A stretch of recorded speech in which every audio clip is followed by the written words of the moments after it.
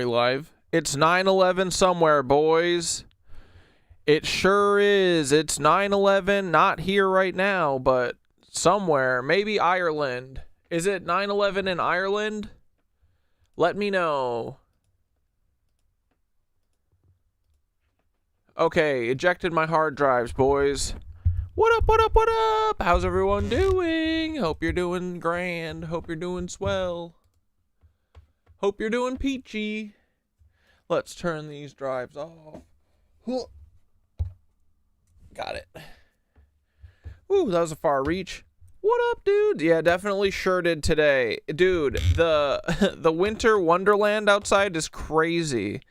But honestly, this snow is better than the last one. It's good, it's fluffy. Shoveling it wasn't too bad.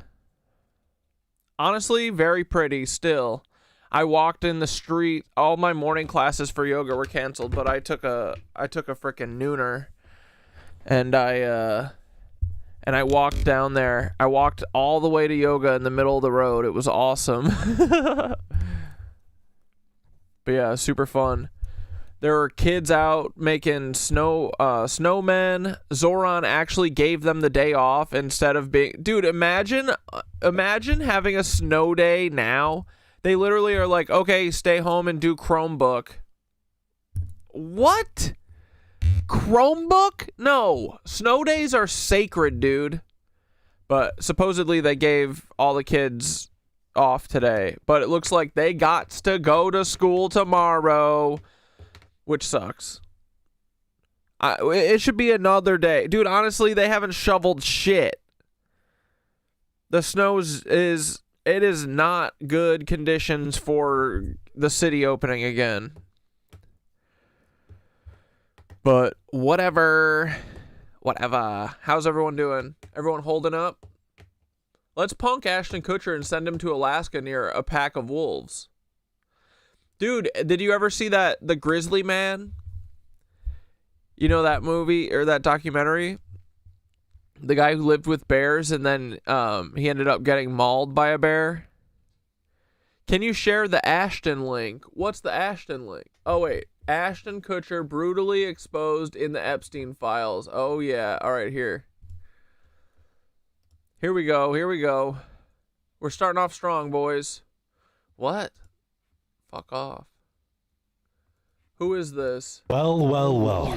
Ashton Kutcher, the man who is meant to be protecting children, the man who, has the charity, but is Thorn. here in... You guys know about Thorn? The child trafficking app? I mean, the child trafficking protection app?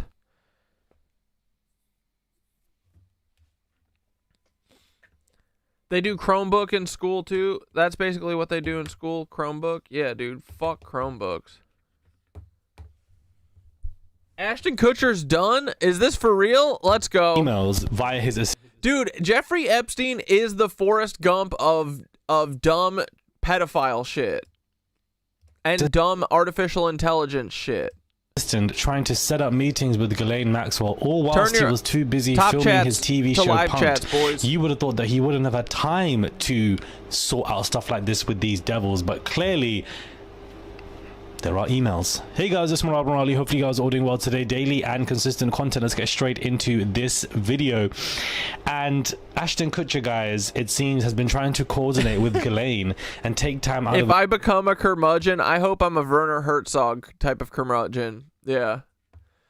I love Werner Herzog talking about chickens.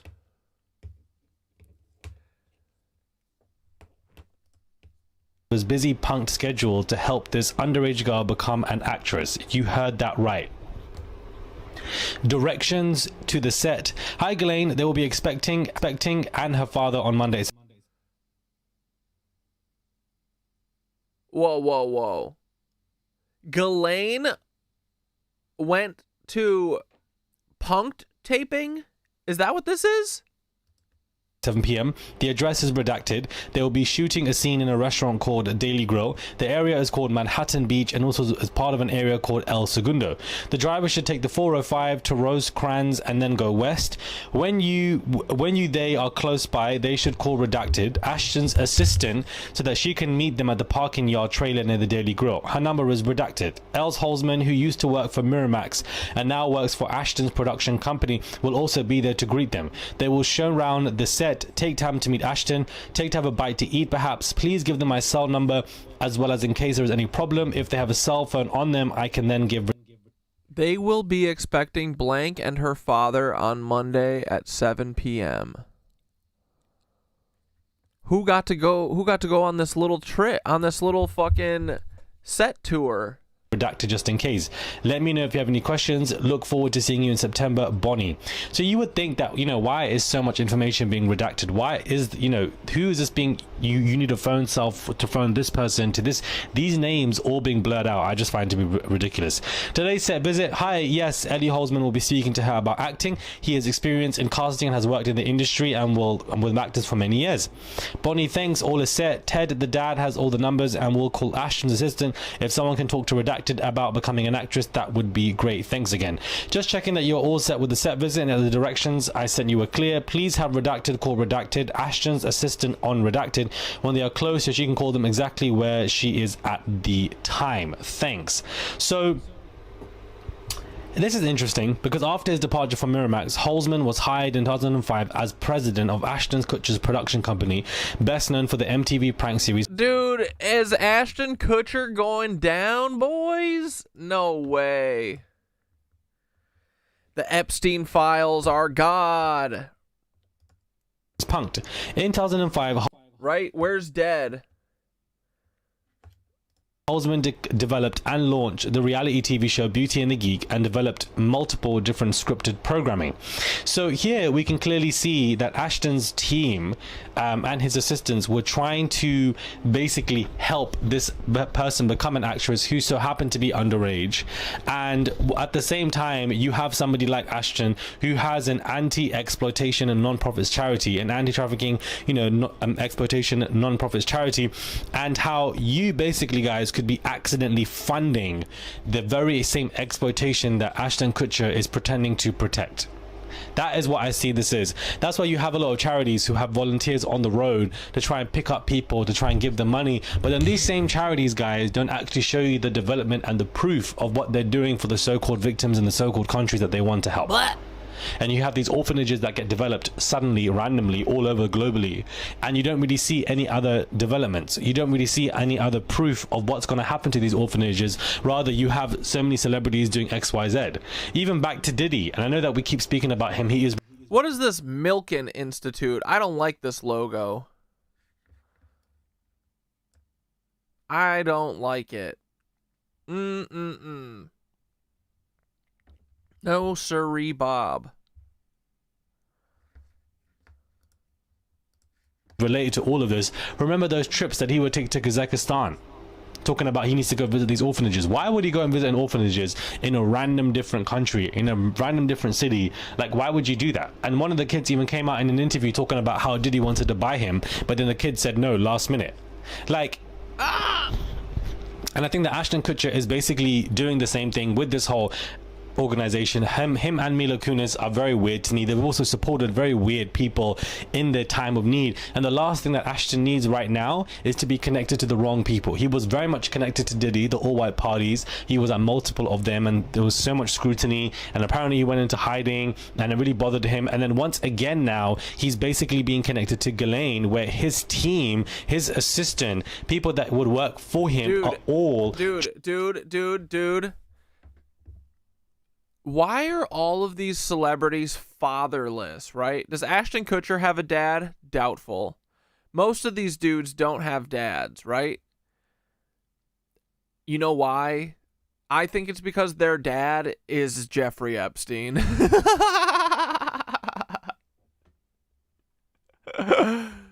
How perfect would it be if we found out that Ashton Kutcher's dad was Jeffrey Epstein? Yeah, we're always right, Sherlock.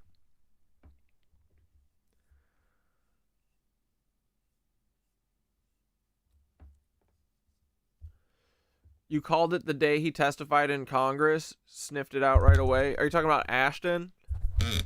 I mean, dude, we can't help but be right. We're just following the hum of the universe. Trying to set up some kind of coordination for this underage girl to become an actress, and they're going to help her. They're going to give her directions. They're going to give her guidance. And I do wonder why she was picked. Poor girl probably thought, you know what, I'm picked because of my own merit, my own talent. But really and truly, there are sharks surrounding her, and Ashton seems to be one of them. So I do feel like the charity that he has is a way to funnel, is a way to try. Yeah, lots of celebs, athletes, musicians born on German bases.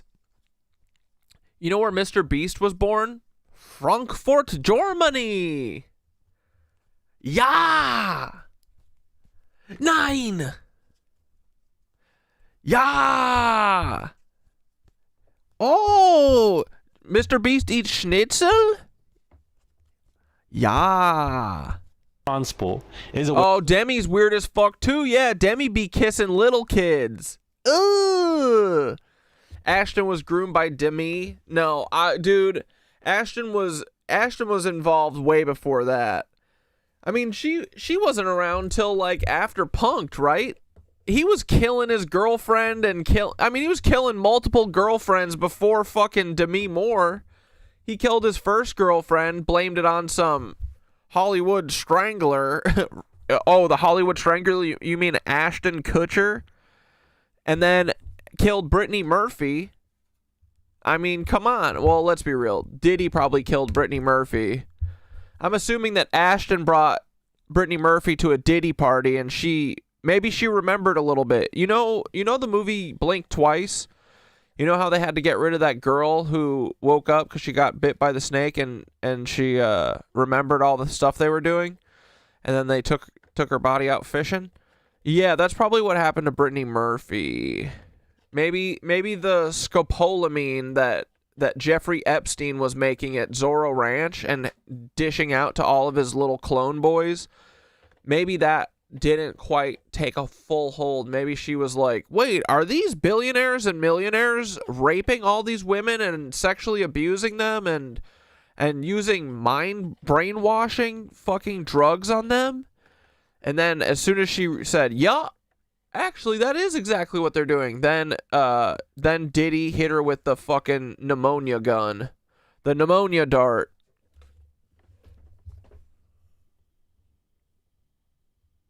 Oh, yeah. Demi Moore taught him the real way.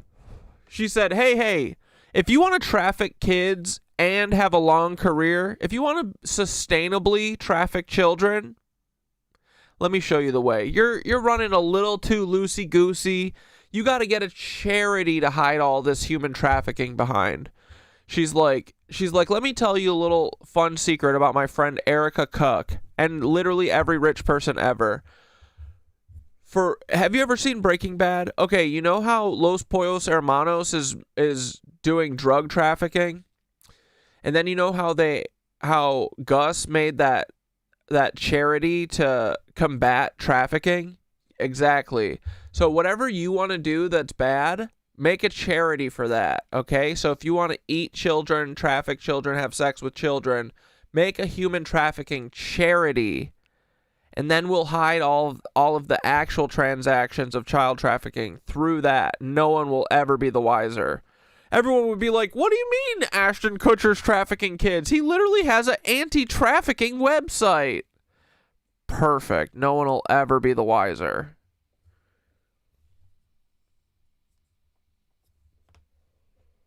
Yeah, Brittany Murphy's place of death was Britney Spears' house. But it was rented, right? Like, she was renting it from her or whatever. But yeah, very interesting. Was it during the conservatorship? Way to clean money is a way to liquidate any accountability, and that nobody would even turn an eye, because good old Ashton Kutcher is somebody who's meant to be using these organizations to help so many children. Poor Ashton Kutcher wouldn't be doing something like this. He wouldn't be in contact with Ghislaine Maxwell. He wouldn't be in this position. It's really, sad.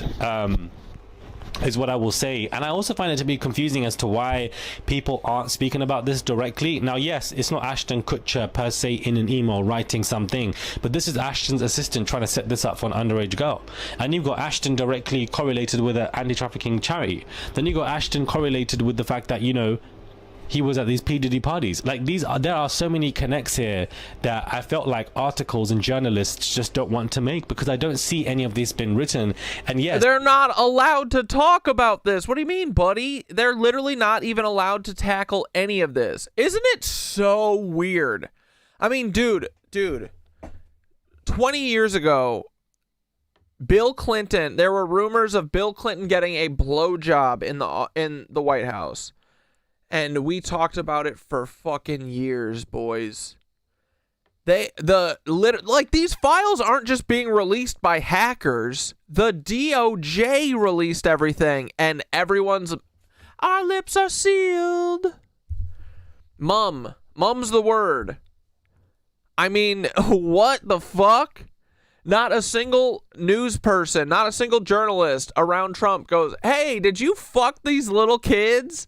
Hey, did you get how in 2 months has no one been like, hey, Trump, we gotta know.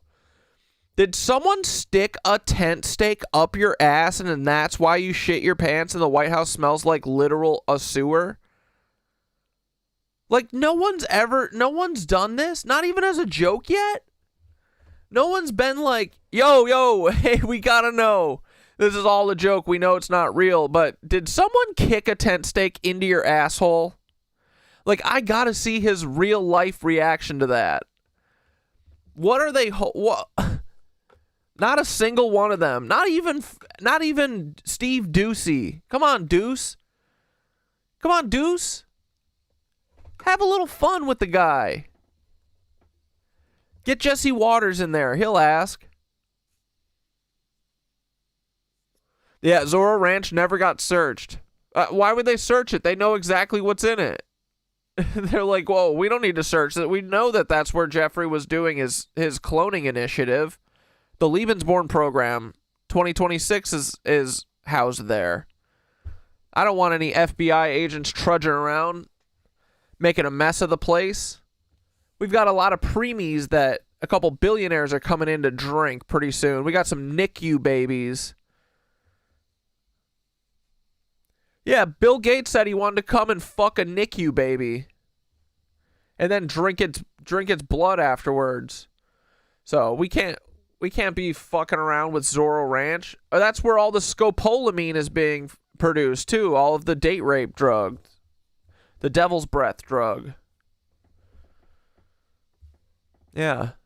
Sorry guys, we're harvesting 35 preemies for Bill Gates on Thursday, so it's really a terrible time for a FBI raid at Zorro Ranch. Okay? We've also got about 600 drums of sulfuric acid we got to bury in the desert. Each one has a body in it, but like, maybe we could reschedule. Paul, do you think maybe your people could come in like 3 months or so? Paul's like, actually, we don't ever have to come visit if you want to just call it. Mark Epstein's like, oh, really? Oh, yeah. I mean, let's just call it then. There's nothing here. And Paul goes, oh, yeah. As long as you say that there's nothing here, we're good. Mark Epstein said, there's nothing here. From the distance, you hear a woman screaming, ah! Ah! Mark's like, plug your ears real quick. Don't mind that. Anyway, there's no direct proof that Ashton is involved, and I'm not. It was a little under 2 years after the start of the conservatorship when Murphy died. Hey guys, quick question. Are there any coincidences at all? Name one. Has there ever been a coincidence? I don't believe in coincidences anymore. I don't think there's ever been a single one ever. Saying that he's directly involved, but I'm saying that that's my hunch, that's what I assume, that's my opinion, and I just felt like, you know, journalists love to write opinion, thought pieces, but I don't really see any of that when it comes to what's going on with these files. I just really don't. They were quick to write it about Diddy, but they're not quick to write it about here, and I do wonder why. They don't want to upset the wrong people as to why they don't want to write these pieces, but I just feel like Ashton has always been a weird one. The man is now slowly trying to get back into Hollywood. He's made investments into Soho House. He's trying to get more into the youth side of things, and I just think that he's really a has-been, boring, and that nobody's really thinking of Ashton. He was back in the day, maybe he was an actor, he had a few cute gigs here and there, but I think that this organization that he created is very, very weird. I feel like Epstein's about to be the the top selling Halloween mask for the next 20 years. Dude, for sure. They found the massage spa parlor in the Isaac Cappy Dead Man Switch video. What's that? Very bizarre, and I just want to talk about it for a minute, because I just felt like nobody really talks about these organizations that these celebrities, you know, create, because they suddenly want to boost their morale and create a great image for themselves, but then low behind the scenes they're running an entire different factory when it comes to this charity. It's the exact opposite of the purpose that they are delivering to us, because they want to do it for whoever, these executives, these people, to please them so that they can prolong their careers. That's what this is basically giving me, and it's just very disgusting. I'm distraught reading these messages and these emails that have come out. People are beginning to speak about it online, and I'm glad that they are, but it's crazy. Ashton Kutcher's VC firm was also co-founded, guys, by Ron Burkle. He was on the flight logs. Ron Burkle is Ron Burkle. He's one of the dude. He's a monster. I've heard some of the stories about Ron Burkle. He's one of the hotel guys. He's a fucking monster, bro. Or no, was Ron Burkle the grocery store guy? Somebody no matter what, Ron Burkle's a monster. On the Epstein flight logs. Ron Burkle is also somebody who was P. Diddy's sugar daddy, and he also is the same person who co-founded Ashton Kutcher's VC firm, which is basically implying that Ashton Kutcher also has sugar daddies as well. This is what I mean. All of this is related. You can clearly make clear spider diagram links to this, and somebody can easily write a hit piece journalist article, but they choose not to, and I just don't understand why, because he's just an odd individual. Very bizarre, always in the wrong, you know, scene, always with the wrong group of people, but yet always given the benefit of the doubt. And I don't understand why people should be given the benefit of the doubt if they're with friends who are basically devils. I don't understand it. Maybe you guys can, but I simply don't. Let me know your thoughts are, guys, when it comes to this video. Do subscribe to the channel, comment down below, and give this video a thumbs up. I would appreciate it. It's just one click to subscribe. That's all you guys need to do. It goes a long way. Ashton, we're on to you. We've been on to you since the P. Diddy files. We are on to you. Yeah, subscribe, you little freak. Give this video a thumbs up for the algorithm, and I'll catch you guys soon for another video. Skeet, skeet. Oh, I forgot about the Mexican cartel war. Oh my God. Everything's coming to a head, boys. All right, what's this Isaac Cappy Dead Man Switch? Let's go. Dude, you want to know something really weird? And again, this is why everything's important, right? Vanderpump Rules, right? You know Tom Sandoval, the guy that everyone hates because he cheated on Ariana Madix, after like 12 years together or whatever. His best friend, he did a music video with, you know who it was? Isaac fucking Cappy. He was on an episode of Vanderpump Rules, and they did this music video called Touch in Public. And the weirdest thing, Tom Sandoval never talked about Isaac Cappy after that. What the fuck?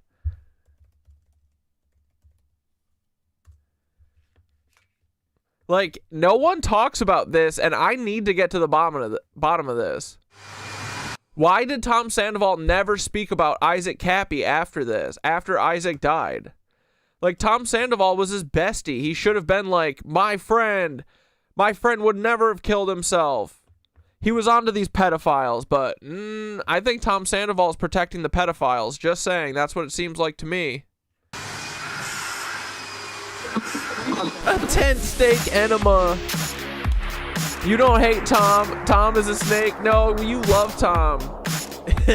She ain't got no selfies on the gram. Oh, so hot, she's got to be discreet. And all these faces around me start to disappear when I catch y'all looking at me. And you can't deny, no, you can't deny our cosmic energy. Incredible. Room is on fire. Standing on fire. An explosion when we meet. Let's touch a bourbon. Get your ass get up, 'cause girl, I wanna bourbon. Hey, let's touch a bourbon. The way your body looks, I wanna be your bourbon. Is that Lala? Bourbon. Hey, let's touch a bourbon.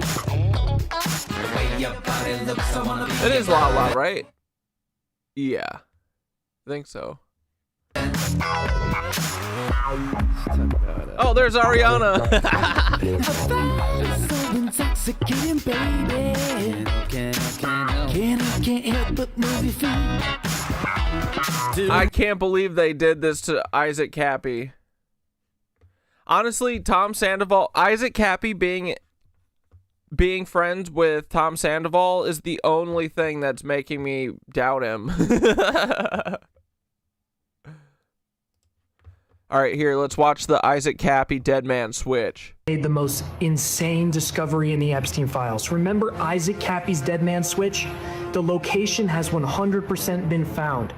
You're not going to see this information anywhere else, and I am not suicidal. Isn't a Dead Man Switch, though, when like, you don't type in the password or whatever, and then an email goes out to all news networks, giving them a bunch of insider information that then they ignore?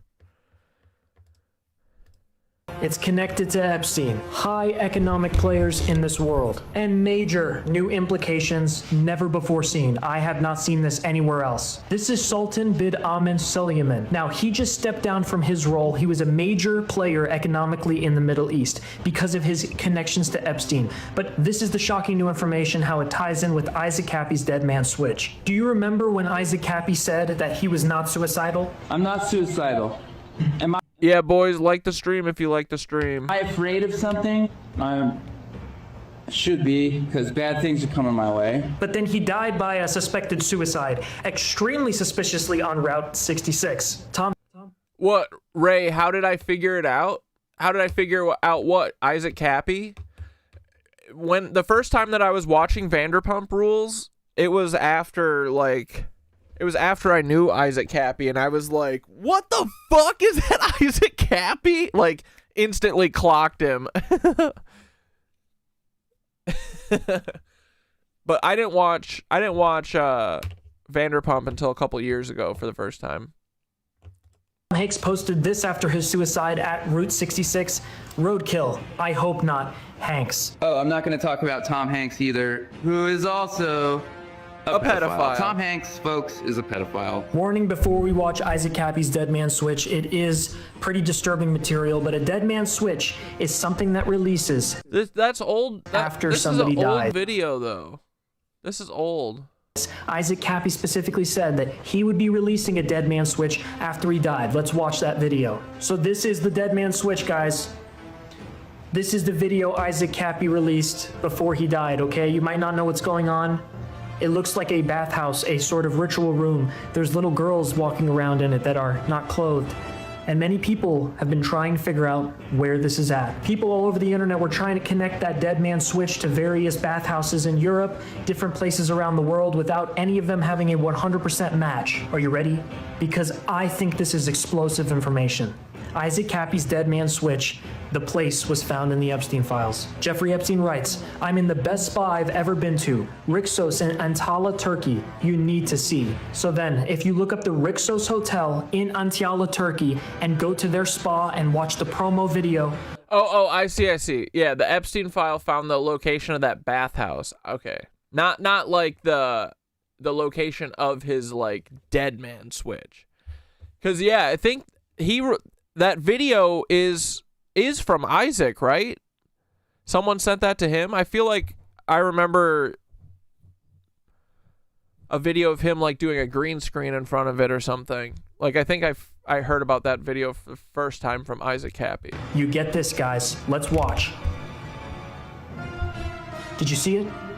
Did you see it? It's a 100% match from Isaac Cappy's Dead Man Switch. This is absolutely unbelievable, guys. You're telling me that in Isaac Cappy's Dead Man Switch, the bathhouse is connected to Jeffrey Epstein and Sultan Suleiman. Epstein was the one providing the little girls to Rixos Hotel. Mr. Epstein, please be assured that we will take good care of both girls and will ensure that their visit serves the purpose.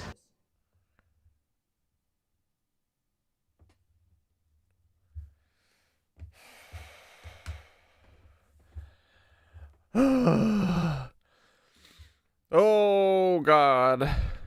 No, what do you mean, guys? Epstein wasn't supplying. This was all Trump's ring. That's what the Clintons want us to know. This was not Epstein's stuff. He's just taking the fall for them. It's Trump.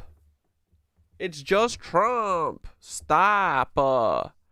And Epstein and Trump wasn't getting these kids for anyone else, just for himself. And Ghislaine Maxwell. Fuck her especially, right? Isn't it so funny that women are the only people... a woman is the only person who's gotten in trouble for all of this.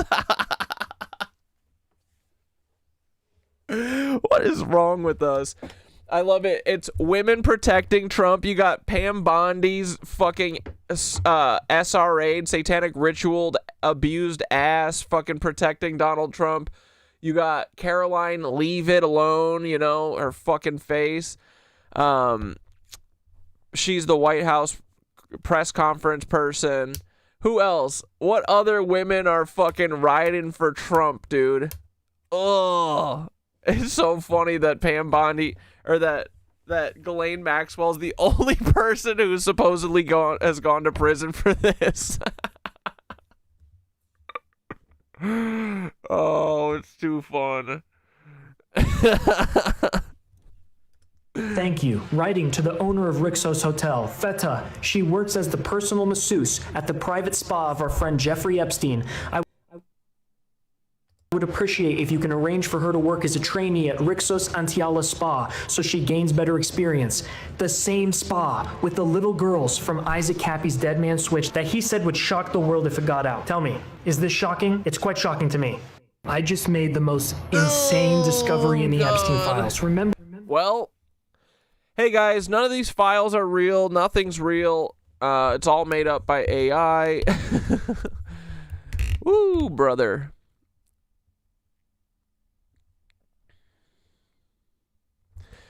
That video was what he leaked before he died. How long before he leaked that, or how long after he leaked that video did he die? I mean, dude, Jeffrey Epstein. I can't wait for that email. Jeffrey Epstein literally calling out all the shots. Jeffrey Epstein's like, hey, what's that guy's name? Who's the psychology guy, or the trainer psychiatrist who tells everyone he's going to put him in zombie mode? Pasternak. He's like, oh, Pasternak, you got to go kill Trevor Moore. He made a fucking hilarious skit about the Illuminati. Got to go take him out. Oh, he was joking about my island.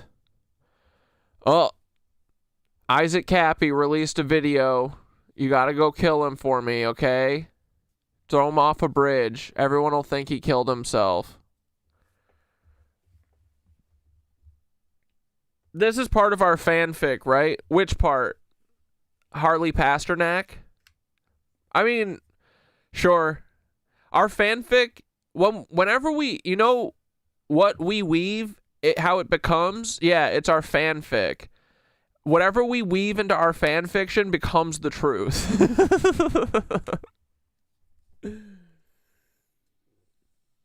Is it Harvey or Harley? Harvey Pasternak?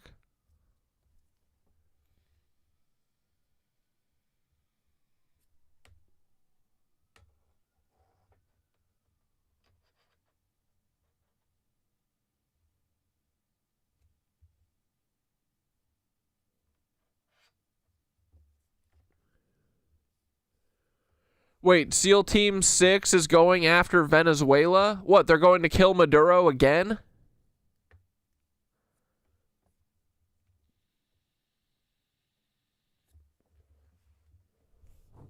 I think the Island Boys might have been their first full-fledged attempt at creating shitty social media influencers, and then they just went full blast on it. Probably.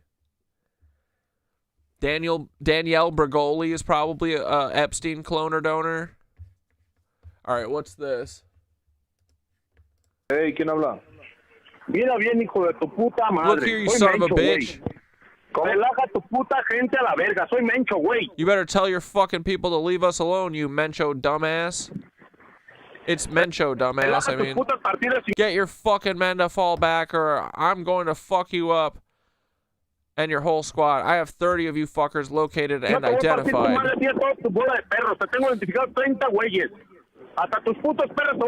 I'll even kill your fucking dogs if you don't chill out, bro. Yeah, so why aren't you killing the police? What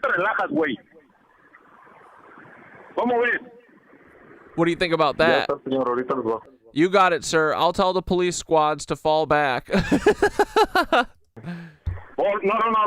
No. You better not hang up, motherfucker. I've got your location right now, dumbass.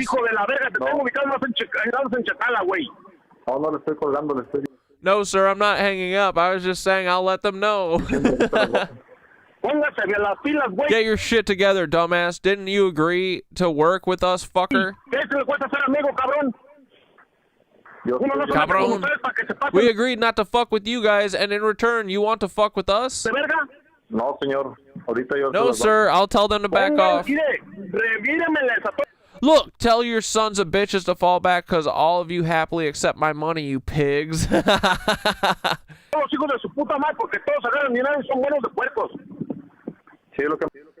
Yeah, why didn't they do the police instead of civilians? Because it's all fucking orchestrated. It's all bullshit.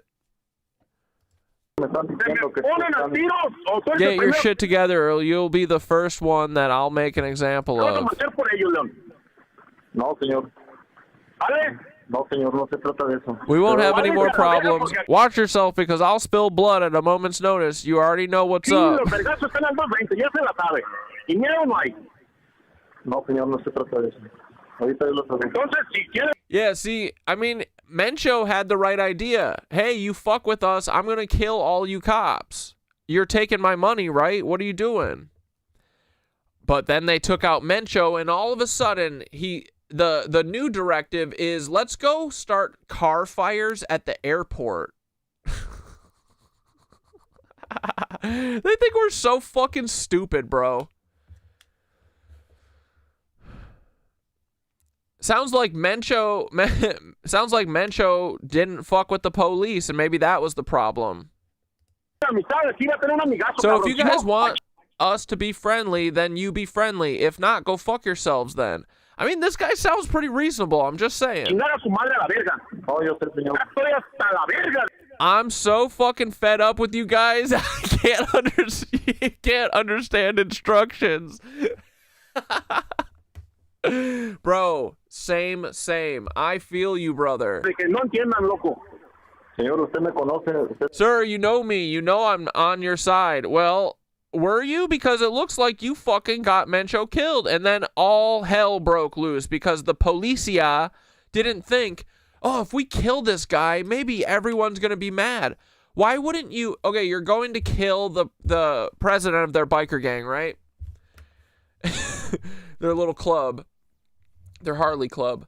Why wouldn't you just put up a bunch of roadblocks outside of their thing so that they can't just go ham on the entire population, right? Doesn't make sense. They don't. Oh, cops can't think that far ahead. No, they do.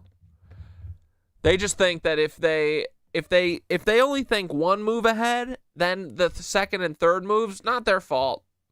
You know, if they pretend to only think one move ahead. Well, that's why I'm so surprised, you fucker. I understand you got people and family to take care of, but get your fucking shit together.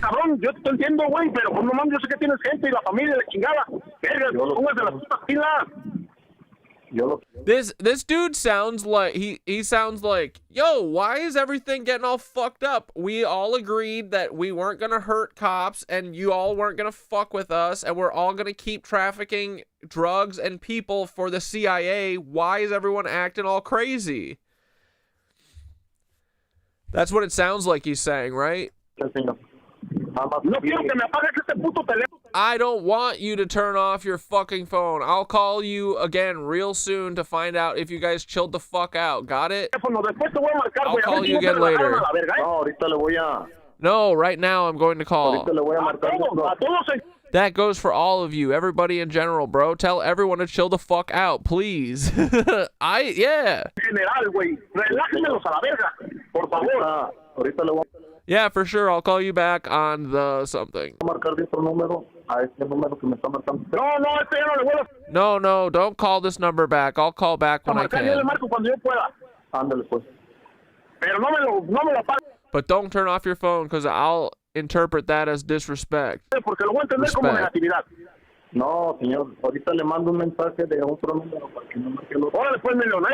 All right, well, that's what I hope, that you guys leave us the fuck alone.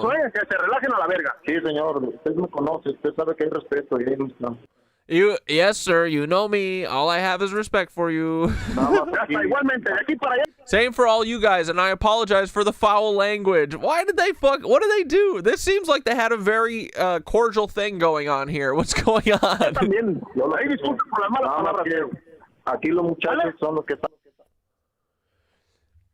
A leaked phone call allegedly involving a CJNG leader shows how authority is enforced behind closed doors through pressure, tone, and intimidation. This doesn't really, I mean, this seems more like, hey, what the fuck is going on? We have an agreement. We're paying you. What is the fucking problem, right? Seems like there's a big confusion. It doesn't really seem like an intimidation thing. This isn't negotiation, it's control. Documentation like this helps explain how criminal power structures actually operate. What? I'm not getting that from this. I got the crew here. I'll send them your regards. All right then. Tell them to fall back, and that it's an order from me. Yeah, because the police work for him. Because he works for the CIA. Hey, ¿quién habla? Delta 1. Yo, is this still going? Yo, who's speaking? Oh, no, this is the beginning of it again?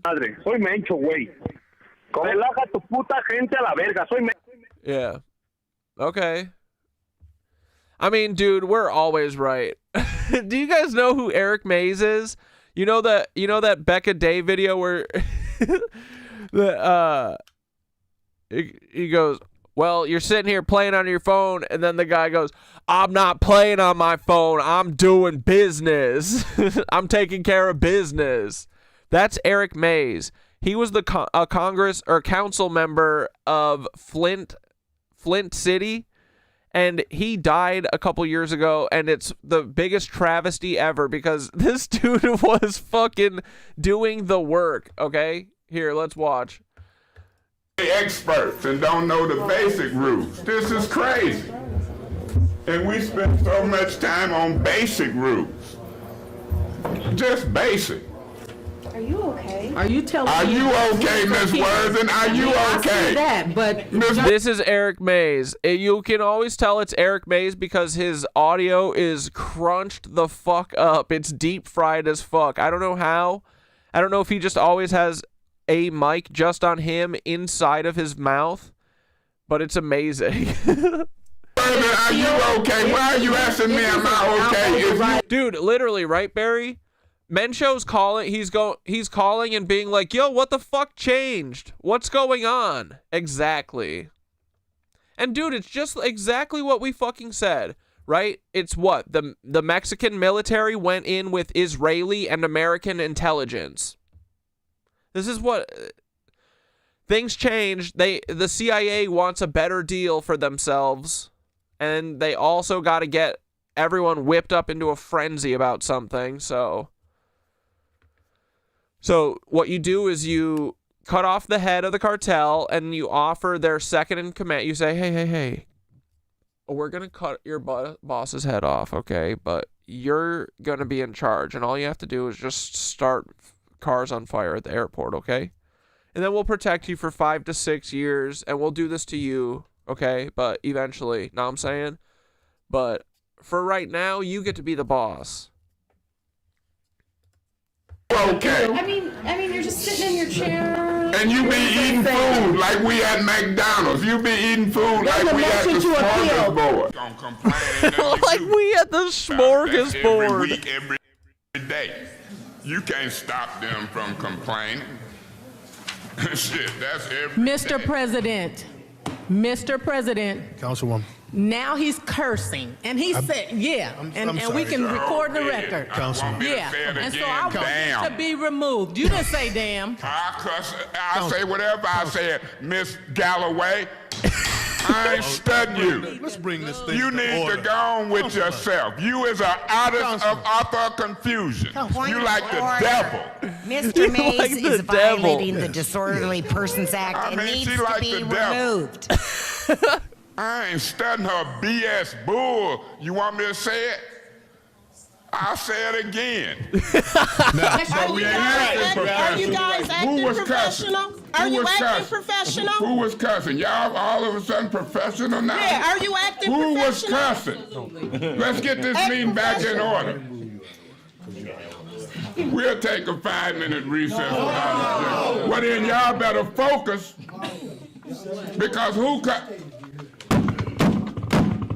I want order.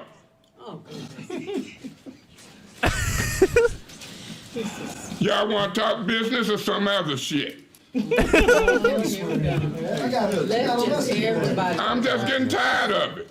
Is this a joke? Who was cussing? I just cussed. But who was you getting up talking about cussing? What's going on down there? Because I said this is bullshit. It is. And so now y'all having cross conversation, and it just ain't been respectful. Did y'all plan this before y'all got here? The 5 of y'all, had y'all had conversation previously? Would you swear to it or no? Because this is ridiculous. You might would, because you honest and fair. But you want to criticize me. I'm not criticizing Ebenezer. you. Man, I ain't studying that. I'm going to continue to call you Ebenezer, because you act like you holier than thou. And you're talking about me. I'm Shiloh. You said you wouldn't. It's way out of hand. Miss Galloway, you're with it. Now, this is where we at.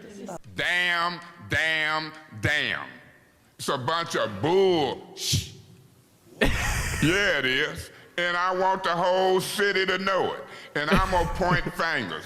Monica Galloway arguing, fussing, and she the main one. Monica Galloway is both mine and Eric May's one of our #1 ops, dude. Yeah, she a bunch of bullshit. He's doing points of orders. He's doing points of information. Mr. President, I want to hear from you. Point of order. Point of order. Yes.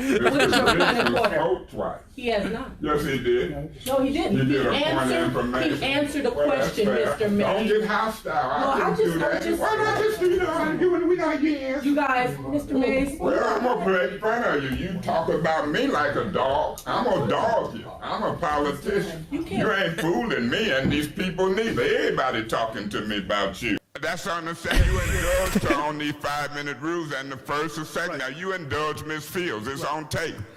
Now she want to nitpick at me. You indulged it, and it kept going in. I called the point of order. You don't remember? What he waving his hand at me like it ain't a damn thing, like I ain't shit. Come on. Either I can have Officer Metcalf escort you from the meeting, or you can leave on your own. I'll take the escort, because I'm gonna sue. You can't remove me outside. Take a 5-minute recess. I'll take the escort. Out of motion. This is outrageous. Madam Chair. This is outrageous. This is outrageous. Mr. Metcalf. Oh, they laugh. Y'all think it's funny that you can remove elected folks out their seat for talking about Democrats, Republicans, old administrations, and new and blight? This is getting ridiculous in front of the city of Flint, across the nation, repeatedly, Gestapo-style tactics. That lady hates Eric Mays more than anyone, too. Having on executive. Oh, audio echo? Sorry. Sorry, Eric Mays be blowing up the fucking audio no matter what. Session for only number 1. So if I can have someone make a motion that we go Madam support and roll call. Point of order. You got discussion on the motion, Madam Chair. Bonita said he's a toddler. Yeah, but you know what? Putting a toddler in to fucking mess with a bunch of politicians is hilarious. And I think that his problem is that he cares about normal people. I think he was he was like an auto worker in Flint. I think he was a union like leader. And then he became a council member or something. Y'all can try to railroad if you want, but when a motion is made and properly said, Madam Chair, you can't change the rules. I don't care if I repeat it again. When it's a motion made and properly second, you got discussion on the motion. Don't argue with me. Continue with the point of order. What is the point? It's been a motion made and properly second. Don't railroad. This lady's always trying to shush him. He only gets louder. Don't ever try and get him to be quiet, dude. This procedure. Now I'm asking for the floor. Roll call, please. Point of order. Mr. Point of order. Ms. Poplar. Point of order. Yes. I appeal the ruling of the chair to call for the vote without a. Yes. What is y'all doing? Point of order, an appeal is on the floor. We out of order. Ms. Galloway? Did anybody support the appeal? He supported the appeal. This is getting ridiculous. You can't railroad this proceeding. Yes, Davina. I'm sorry, can I just point out something? As soon as Angela said the case number, you guys went into discussion. There wasn't a motion on the floor, but you discussed it for the last 7 or 8 minutes. You've been in discussion. We gonna discuss the appeal first. Out of order. The charter gives us authority to put people under oath when we have them before any committee. Point of order, Mr. Davis, you out of order. And I'm gonna ask you to warn him, Ms. Galloway, because sitting here talking next to me, I sat and listened to the mess he was talking about. Hold on, I gotta find the best Eric Mays clip. Dude, this guy is a fucking idiot.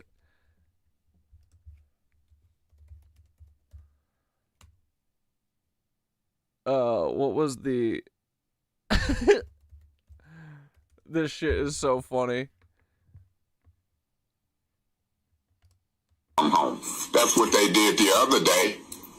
And the cows had came home, left, and then came home again. Point of order, Mr. Mays is not being germane. Yeah, I'm not gonna be Jermaine, Tito, Michael, Jackie, or none of them. But I'm gonna talk about this AECOM contract. Now, ain't that a cheap shot? Here I'm talking about the contract, the time spent on it, and she talking about the Jackson 5.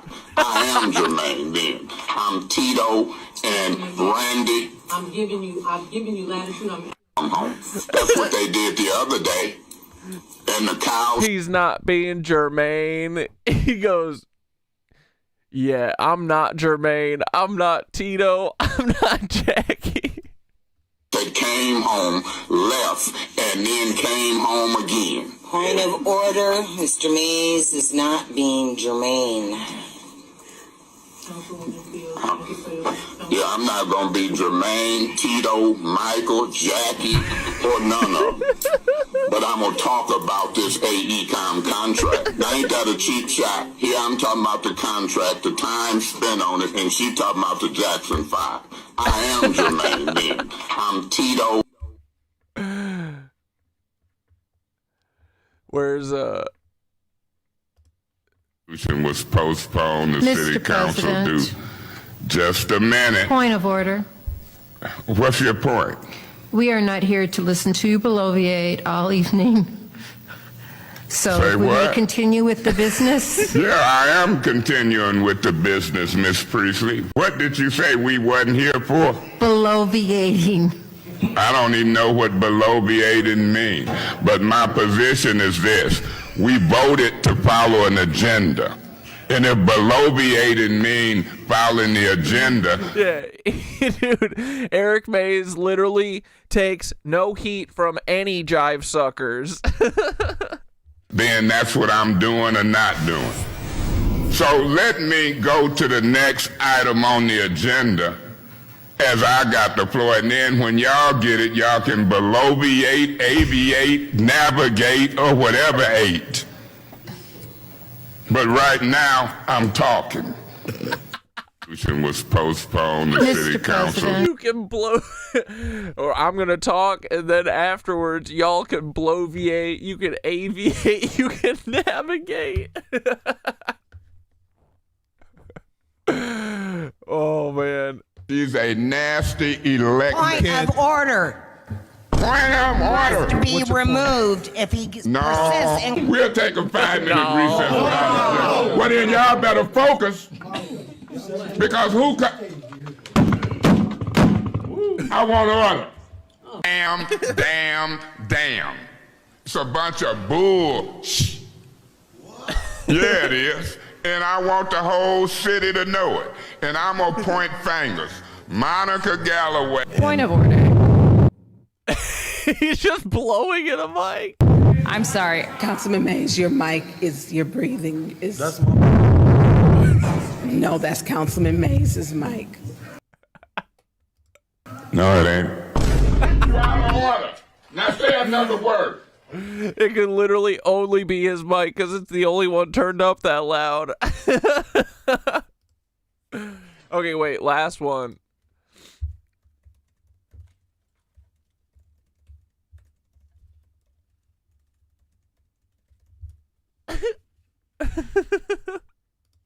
Well, what's the fact is if you can just sit your tail down in the seat, then you know what's going on in the meeting. I ain't got no tail, girl. Mr. Mays, that's improper. You're out of order, Mr. Mays. The entire auditorium laughing at him. I ain't got no tail, girl. Well, what's the fact is if you can just sit your tail down in the seat, then you know what's going on in the meeting. I ain't got no tail, girl. Mr. Mays, that's improper. You're out of order, Mr. Mays. I can't even get a thought out. I can't speak without having someone doing the robot. And overtalk me, point of order, and also make mimicking things like that. I mean, is that an order, Mr. President? Well, what's the fact is if you can just sit your tail down in the seat, then you know what's going on in the meeting. I ain't got no tail, girl. Mr. Mays, that's improper. You're out of... Dude, I can't believe they took Eric Mays from us. We literally can't have anything. We can't have a single fucking thing. We can't have Eric Mays. We can't have Mac Miller. We can't have Anthony Bourdain. We can't have Chester Bennington. We can't have anyone, dude. They take everyone from us.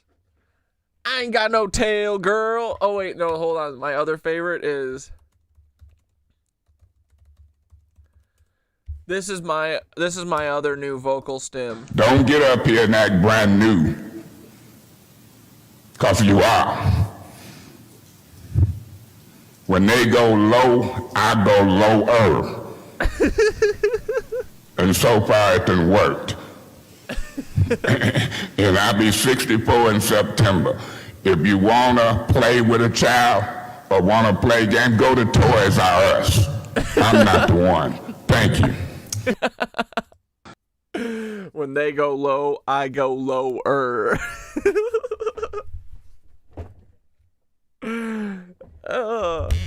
Yeah, it really is true. If you're cool as fuck, you're better off just trying not to be famous. Yeah, not trying to be famous at all.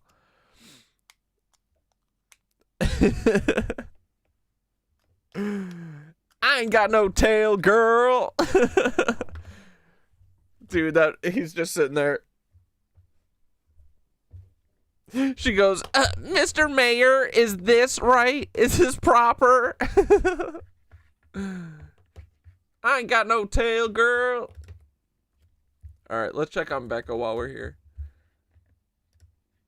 Did she release that video from last night? No, she still didn't. Fucking A. All right, boys. 69 in the chat. Like the stream if you like the stream. I ain't got no tail, girl.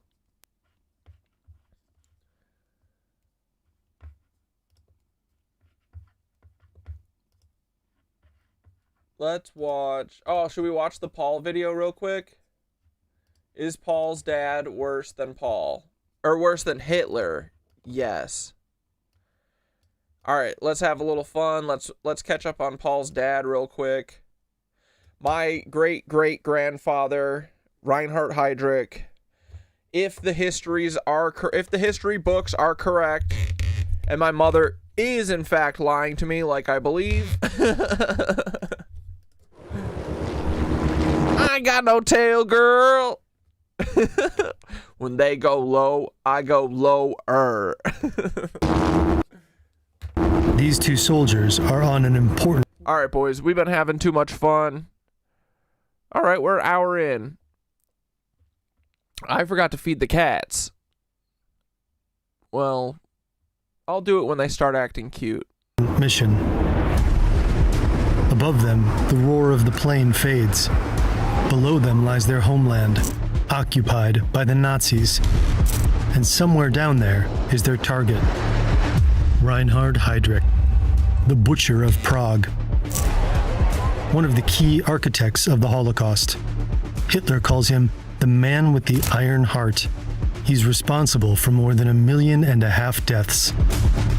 Y'all fucking lied to me too. It's not Harvey Pasternak, it's Harley Pasternak. And he doesn't have the faintest idea they're coming for him. I'm gonna follow him on Instagram and start dragging his ass. Warning. This video includes descriptions of suicide and mass murder committed under the Nazi regime.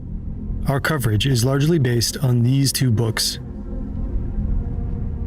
This is a photo of Reinhard Heydrich and his wife Lena. It was taken in May 1942 at the Wallenstein Palais in Prague, where they attended a concert. Reinhard Heydrich loves music. He's the son of a singer and composer. But despite showing musical talent as a child, he chose a very different path for himself. Harley Pasternak doesn't let anyone comment on his shit. He looks like Modest Yahoo too. Ugh, untrustworthy. After graduating from school, he joined the Reichsmarine, the German Navy. Heydrich is tall, blonde, and athletic.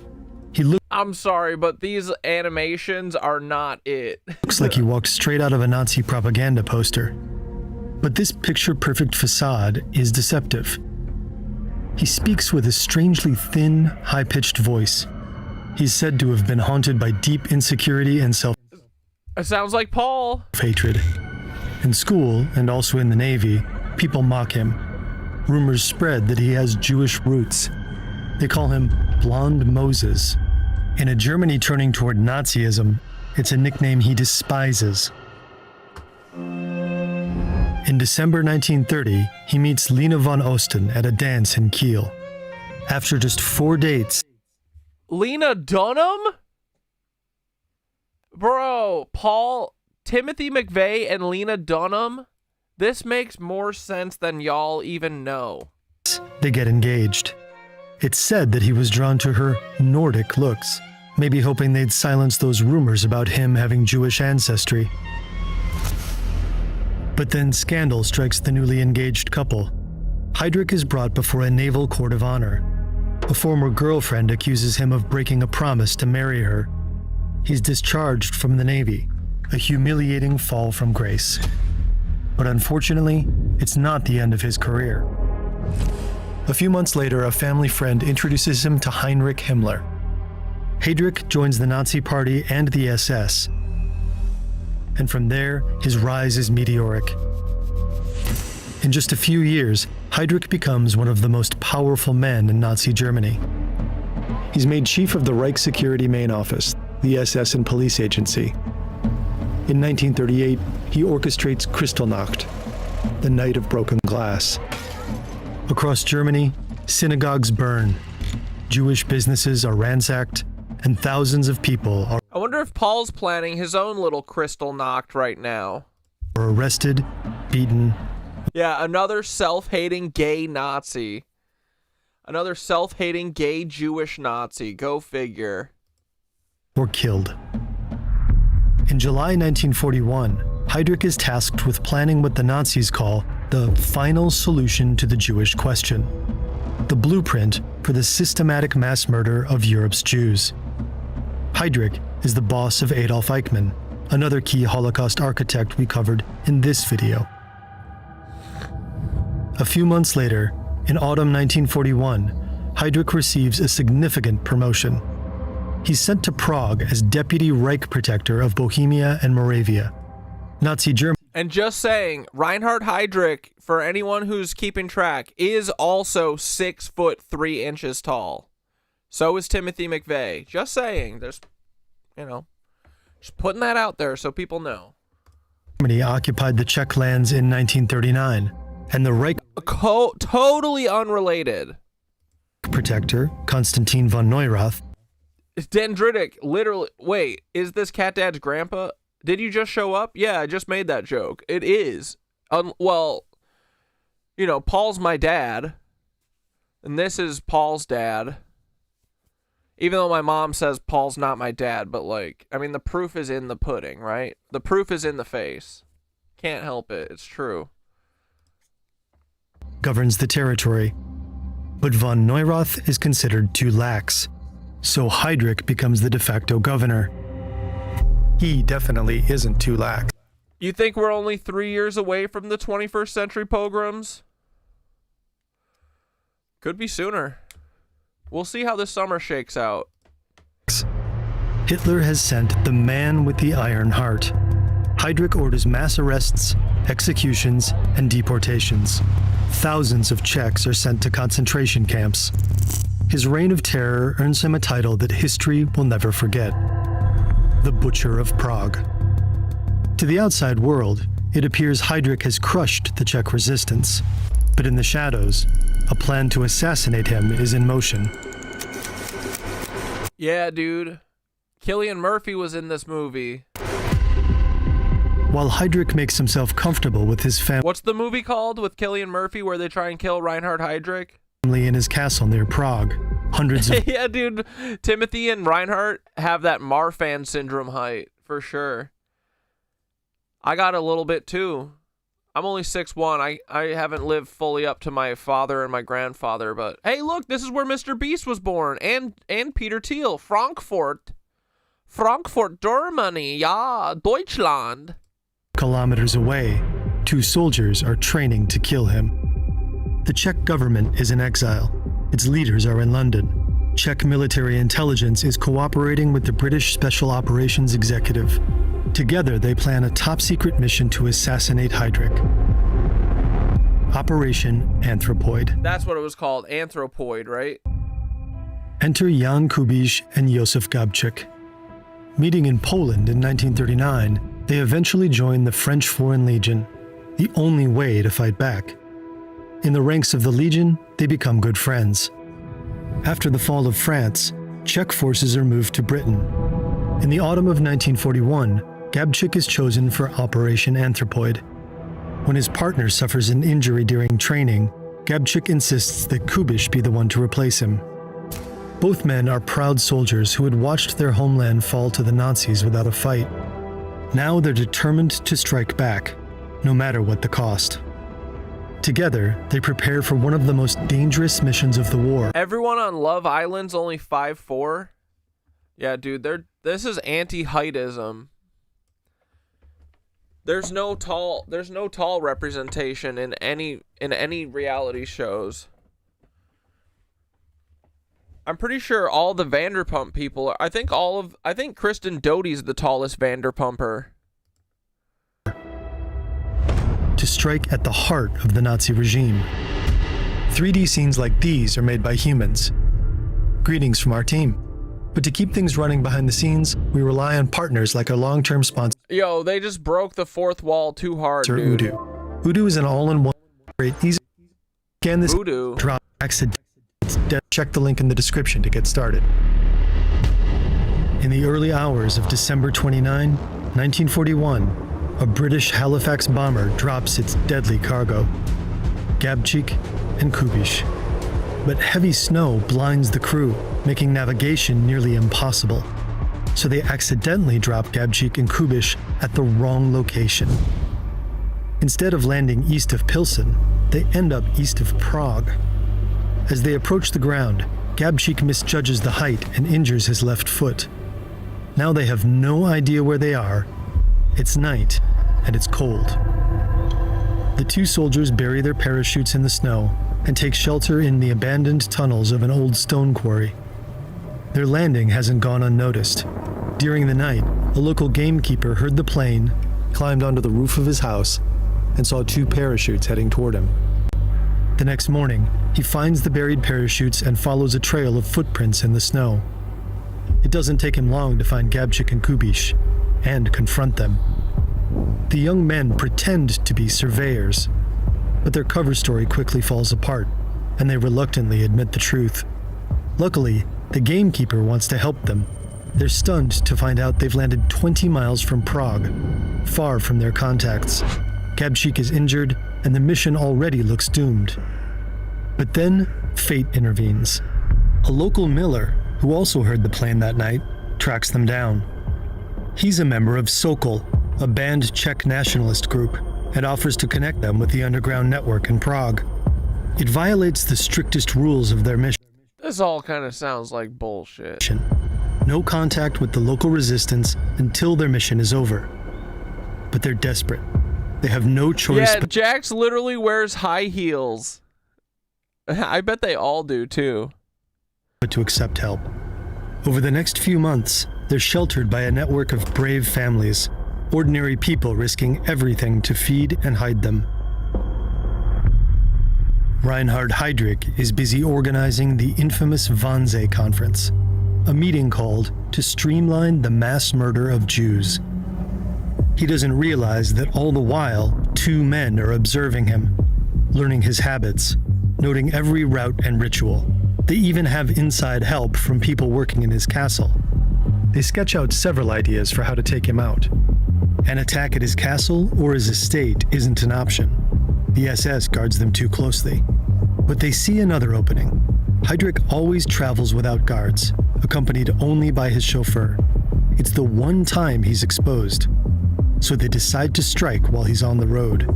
They consider stretching a wire across the street to force his car to slow down, but time is running out. They hear rumors that Heydrich might leave Prague soon. The pressure mounts, and they need to move quickly. May 26, 1942. In a magnificent concert hall, Heydrich and his wife enjoy compositions by his father, Bruno. Not far away, two men finish their final Wait, our great-grandfather was a composer? Interesting. Checks. Yeah, anthropoid sounds like some homunculus golem type shit. Yeah, for real. Tomorrow, they'll attempt to kill the Butcher of Prague. You met Carl from Summer House. He's very tall. It's the same type of animation in the Polar Express. Is Carl the one that was hitting on Stassi in that crossover episode and fumbled it hard? Chick is armed with a British Sten gun. Kubiš holds the explosives. They pack two briefcases. One contains the disassembled Sten gun, while the other holds two bombs. To an observer, the briefcases look ordinary. The weapons are hidden beneath layers of fresh grass. It's the perfect cover. With wartime food shortages, many locals keep rabbits, so carrying grass for feed is a common sight. The next morning, Reinhard Heydrich's day begins peacefully. It's a fresh spring morning. He finishes breakfast and plays with his 3 children. His wife is pregnant with a 4th. At around 10 o'clock, he leaves the safety of his castle with his chauffeur. On a narrow street in the Liebane district on the outskirts of Prague, Gabčík waits. Kubish is positioned here, just a few meters away. Both have stood here for over an hour, tense, silent, ready. Then, finally, Heydrich's Mercedes-Benz pulls up. Not yet. Not yet. Now, Gabchik steps forward, throws off his raincoat, raises the sten, and pulls the trigger. But nothing happens. Months of training for this one moment, and the gun jams. Maybe grass clogged the mechanism. The sten had a reputation for jamming easily. Or maybe it's just bad luck. We'll never know. Heydrich thinks there's only one attacker, so he yells at his driver to stop and draws his pistol. Kubish seizes the moment, but he misjudges his dirty throw. Ass nails. Bro, how are you not going to get it in that back seat? I mean, no one learned from World War I, right? Come on. Heydrich survives. Yeah, this is all Peaky Blinders shit. Kubish scrambles onto his bicycle and disappears down the street. Gabchik is chased by Heydrich's driver and flees into a nearby butcher shop. When the driver bursts in, Gabchik finally makes the sten work, shooting him in the leg and escaping. Both assassins get away, but there's no sense of triumph. The mission failed. They haven't eliminated their target. But Heydrich is critically wounded by the explosion. Bro, imagine if they did. Timothy McVeigh doesn't exist. I don't exist. He's rushed to Belovsa Hospital in a we gotta stop joking about it. passing delivery truck. And on June 4, 1942, 8 days after the attack, Reinhard Heydrich... Oh yeah, it was Kyle. Kyle called Stasi Steve Jobs for wearing a turtleneck swimsuit. succumbs to his wounds. Immediately after the assassination, the Gestapo launches a massive manhunt for the attackers. But they have no real leads. Frustrated, the regime demands blood to avenge the death of the deputy Reich protector. The Nazis choose the village of Lidice, which has 503 residents, for their revenge. They suspect some within the village support the attackers, but there's no real evidence of this. Im Zuge der Fahndungen nach den Mördern des SS-Obergruppenführers Heydrich wurden einwandfreie Hinweise dafür gefunden, dass die Bevölkerung der Ortschaft Lidice bei Kladno dem in Frage kommenden Täterkreis Unterstützung und Hilfe leistete. On June 10, 1942, a few hours after midnight, Nazi troops raid the village. They shoot 173 men on the spot. The women are sent to Ravensbrück. This is just kind of an anthropoid recap. This isn't really about why Reinhard Heydrich is worse than Hitler. Concentration camp. Children under a year old and those selected for re-education through placement in German families remain alive. All other children are killed at the Chelmno extermination camp in Poland. Dude, go figure, the child extermination camp is so close to Chomo, am I right? No, I'm saying. The village's former 503 inhabitants, only 143 women and 17 children survived the war. After murdering or deporting the villagers, the Nazis destroy the entire village. The homes, the church, even... No, I don't... I wasn't interning at the Daily Show when he did the Afghanistan trip. What I remember when I was there is he was working on editing Bassem Youssef's documentary, like After Hours. Pink was the first guest on my first day. And I think that they had just wrapped up the last, like, Stephen Colbert and Jon Stewart, like, I forget what was that big political rally that they used to do in DC? I think they just did that when I started. But no, I think those USO things were earlier. I think I was there in 2012 or 2013. I think 2012. In the cemetery, they film the entire process. By 1943, Only this empty field remains. For the Nazis, the destruction of the town is symbolic of their power. Usually, they would try to hide their war crimes, but this time their brutality is on full display. The bloodbath turned into propaganda. Nachdem die Einwohner dieses Dorfes durch ihre Tätigkeit und durch die Unterstützung der Mörder von SS-Obergruppenführer Heydrich gegen die erlassenen Gesetze schärfstens verstoßen haben, sind die männlichen Erwachsenen erschossen, die Frauen in ein Konzentrationslager überführt und die Kinder einer geeigneten Erziehung zugeführt worden. Die Gebäude des Ortes sind dem Erdboden gleichgemacht und der Name der Gemeinde ist ausgelöscht worden. But even after burning Lidice to the ground and murdering most of its inhabitants, the Nazis aren't done. They want to find the men behind the attack. All the late night hosts came together to raise money to release the files or some shit. Why would they need to raise money for that? Minus John and Trevor? Interesting. Yeah, I used to do like everything in production. I interned at the Daily Show, and then I did like after college from Wisconsin, and then I did then I worked like a bunch of investigation discovery, like true crime shows. And I did a ton of production work for them. Started like PAing, and then from, I would like be like an office PA to set up production, and then when we were in production, I did a bunch of shit, but I had like a little time to like, when we were on set, I would work as like an assistant camera operator. And then one season of a show I did like I wanted to work through like basically every department. But so I did a bunch of production work. I line produced for a while. I did a production coordinator for a while, and then eventually just settled on editing. Like I edited in college and stuff, and then I edit now, for the most part. Sometimes I miss that set grind, but they're trying to kill the industry anyway. So, but yeah, I'm an editor. So they announce an amnesty. Which is also like a good thing, because I think that's, I understand like the way deepfakes are made and AI and the way After Effects is used and stuff. Like, that's why I do kind of like, I go into the AI of it all so much, or like go frame by frame on these videos and shit, because that's like what I'm comfortable with. That's what I know the most.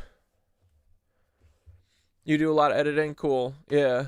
Yeah, I mean, I learned everything on YouTube, honestly. Like, at Madison, they have like a film television thing, but it's literally just like history, essentially. There's like, you take like one production class, and at that time, they didn't even have DSLRs, bro. And it was like 2007 to 2012. Like, not really that early in the DSLR game.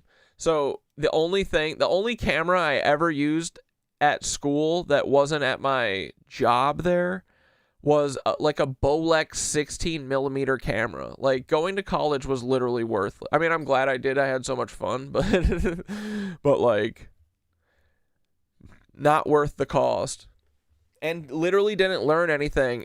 I could have done everything I've ever done just by the education that I gave myself on YouTube. I learned every single thing I've ever learned about video editing from a 6-year-old in India. But yeah. Anyone who comes forward with information will be spared. And there's a reward. 1 million Reichsmarks. One of Gabchik and Kubish's comrades takes the deal. His name is Karl Chugda. His story is similar to theirs. He fled to Poland, joined the French Foreign Legion. Wait, Sherlock, you're saying Jimmy Fallon and Jimmy Kimmel, the Jimmys Fallon and Kimmel, both of whom have Freemason quotes engraved on their studio buildings, worked together to pressure release of the files. What, they got together with Thomas Massey? Are they actually running with this and saying this as a for real story? That's funny.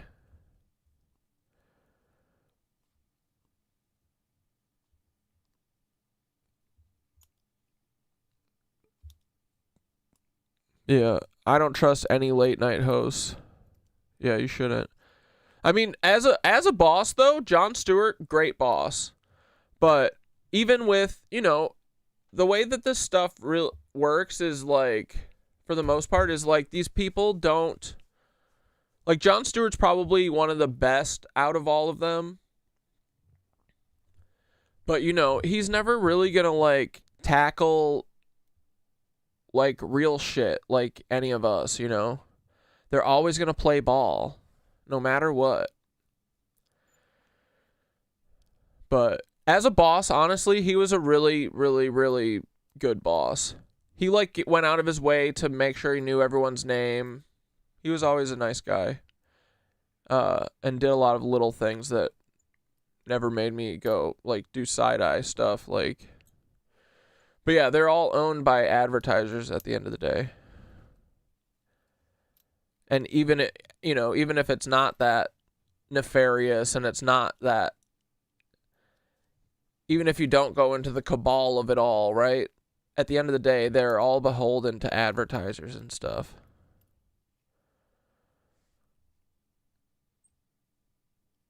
Jon Stewart is the only one is legitimately frustrating. Yeah.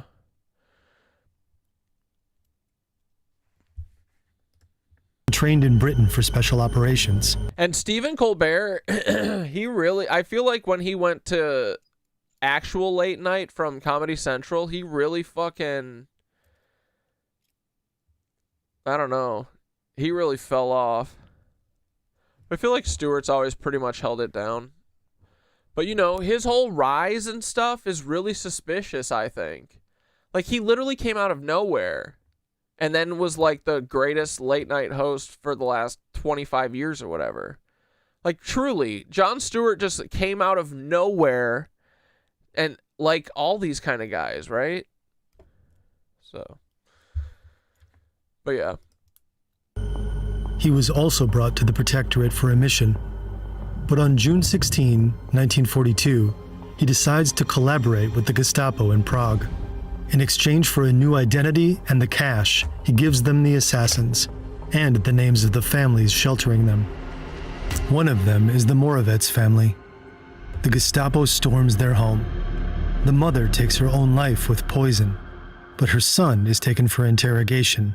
Using truly unspeakable methods, they break him. He eventually tells them what his mother once told him. If you're ever in serious trouble, go... Yeah, I mean, they all have to be feds, too. Letterman, Leno. I mean, Leno's a literal Habsburg. He has to be. Look at that fucking chin, dude.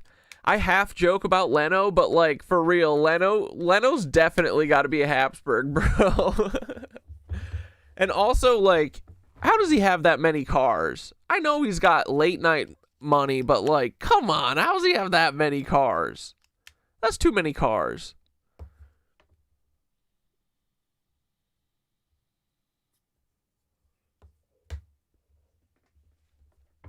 To the Church of St. Cyril and Methodius.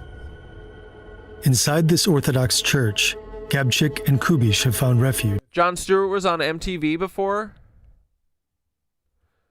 For how long? What was the name of the guy who originally did the Daily Show? Was it Craig Robinson?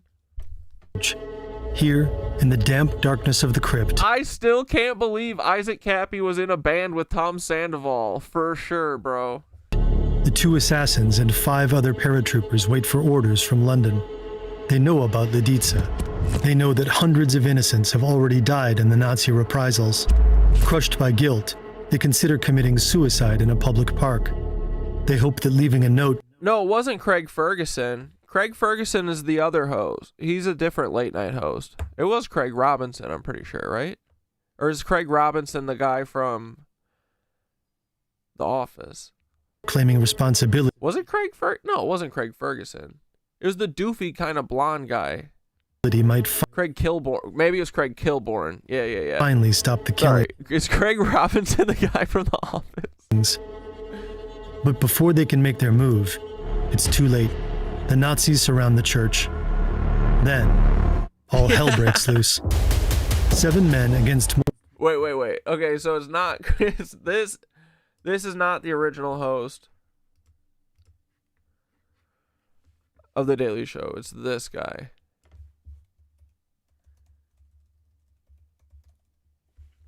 Yeah, him.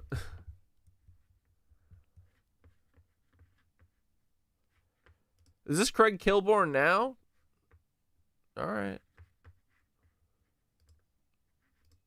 More than 700 SS. Whoops. When the Nazis can't break through their defenses, they flood the crypt. Kubish dies from injuries he suffered in the firefight. Then, one by one, the other paratroopers choose death over capture. Some use cyanide, others their last bullets. In the end, both of Heydrich's assassins are dead.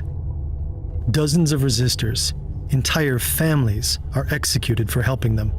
Among them, Bishop Gorazd and other members of the Czech Orthodox Church.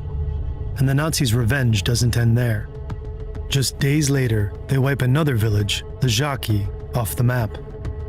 Every adult in the village is executed. Most children are deported and killed, and the village is burned to the ground. Like Lidice, Ležáky simply ceases to exist.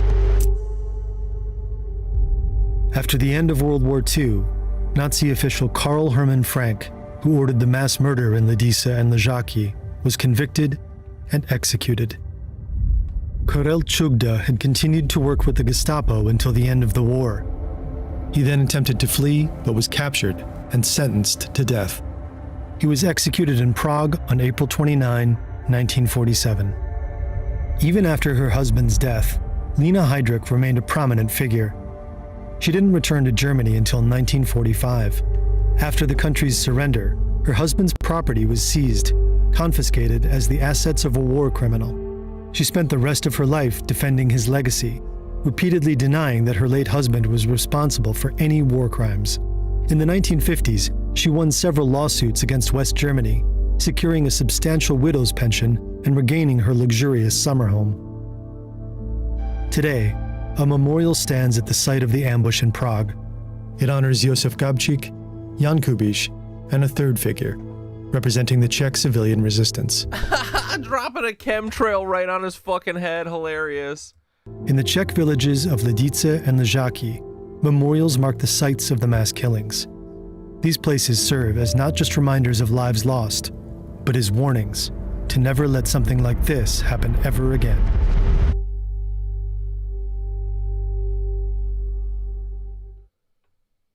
Fuck yeah, dude. Johnny Harris is taking back the internet? Information is power. Which is why information has always been stuck in a tug of war between the elites and the masses. We're in one of those moments right now. Johnny, what side are you on, you little Mormon? What the fuck is on the disco? What do you mean? Oh my goodness.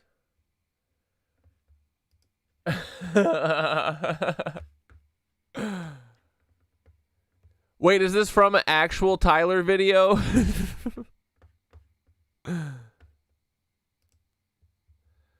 This was a boxing gym next to one of Epstein's places. That's cute. Warhol versus Basquiat. Bro, look at this fucking Sasquatch. Look at him. My dad looks cool when he's strutting. Jesus Christ. Lurch strut. Bro, Tyler. I'm going to find a jean shorts pic for Paul.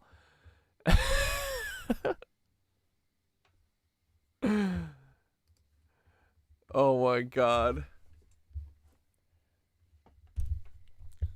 The group pic is incredible.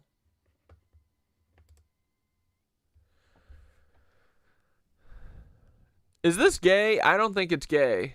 Right, guys? I love that Tyler's shirtless, too. This has got to go in the Miro.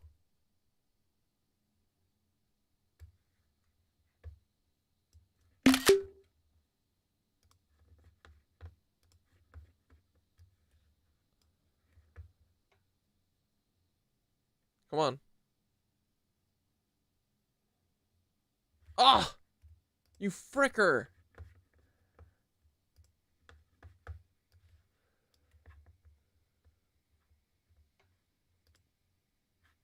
I gotta retake it now. Oh, you frickin' effer.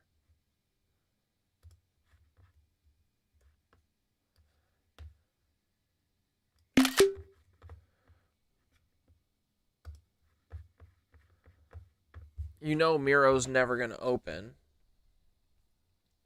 Yeah, Johnny CIA Harris. We love him. There we go.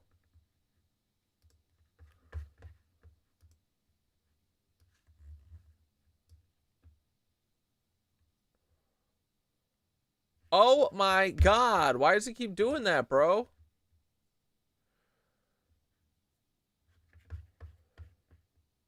Whatever.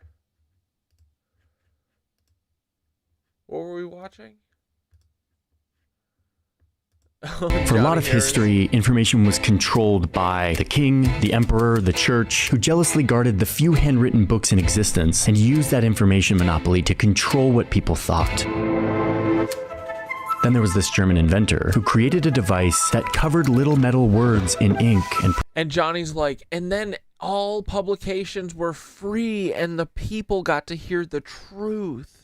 Pressed them onto paper. The power of information was unlocked to the masses. Not just in Europe. China had been doing this printing press thing for a long time. Suddenly the kings and the church were losing control of the narrative, which led people to question the church's story, leading them to new discoveries and creations, an explosion of new ideas, rethinking who should rule them, a revolution brought on by words on a page, recorded and openly passed around. Information is indeed power.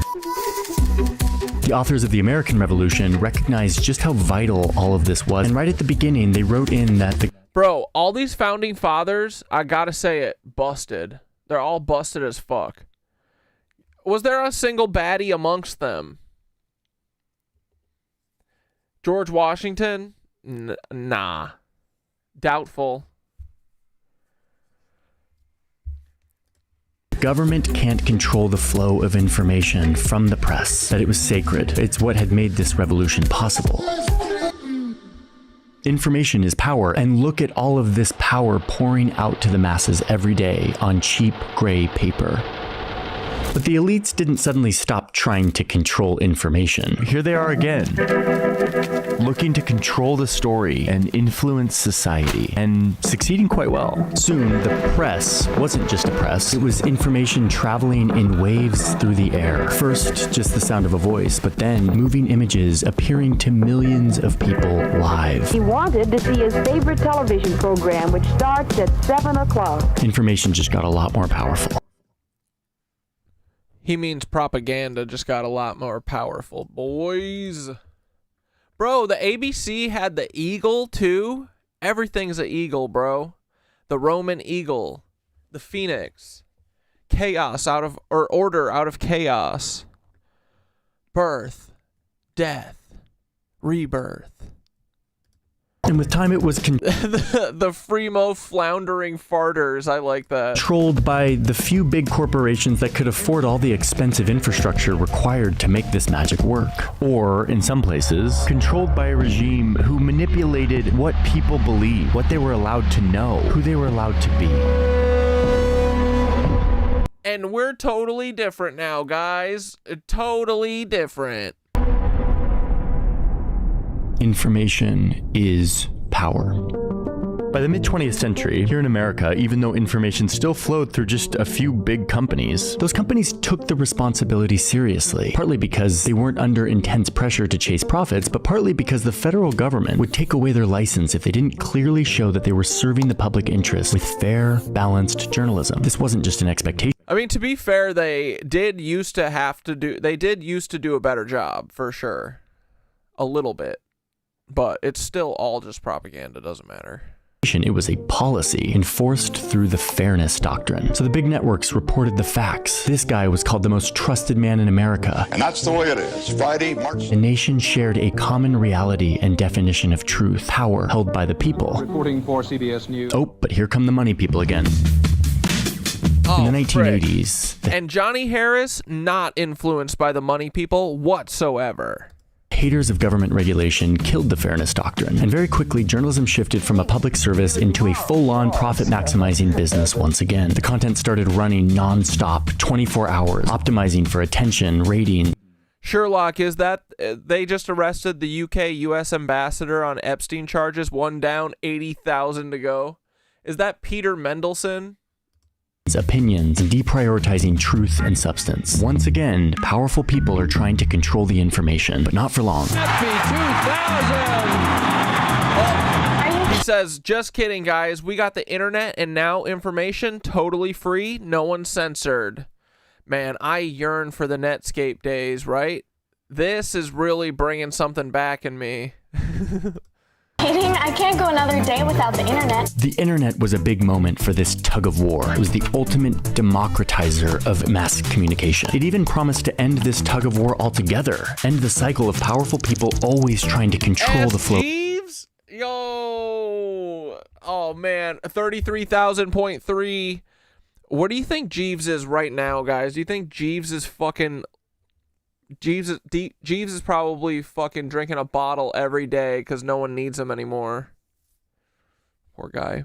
Of information. Kings and priests back then, media moguls and financiers now. This is the most humble day of my life. Was their reign over? You can find anything from planning a vacation to MTV or real-time live audio. The net is fabulous. Journalists at the time observed that, quote, nobody owns the internet. No single organization controls it. This could be the except for the CIA. End of, quote, choking the flow of information because the internet, quote, celebrated the right to speak and be heard. And those predictions start coming true. It's looking like a single video can spark a revolution. Young people huddled around a computer sending 140 characters can lead that revolution. Secrets are exposed. Abuses and corruption are instantly seen by millions. Accountability, transparency, powerful stuff outside the control of the gatekeepers. There was a sense that the internet would lead to this revolution, to a, quote, more rational, less dogmatic approach to politics. For the world's information was being... And how's it going now? Liberated, and so are we. Yeah, I'm sorry, but if your name is Jeff, Peter, or Paul, you are cooked right now. Yeah, dude, everybody's losing their jobs, everybody's going to jail. Everybody, wrap it up, boys, it's over.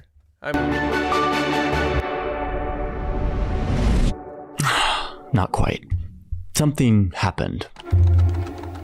Yeah, the cucks bought everything. The internet allows you to connect with your friends really easily. And a programmer in California just invented a little piece of code that can summarize all your friends' updates on a feed, a news feed.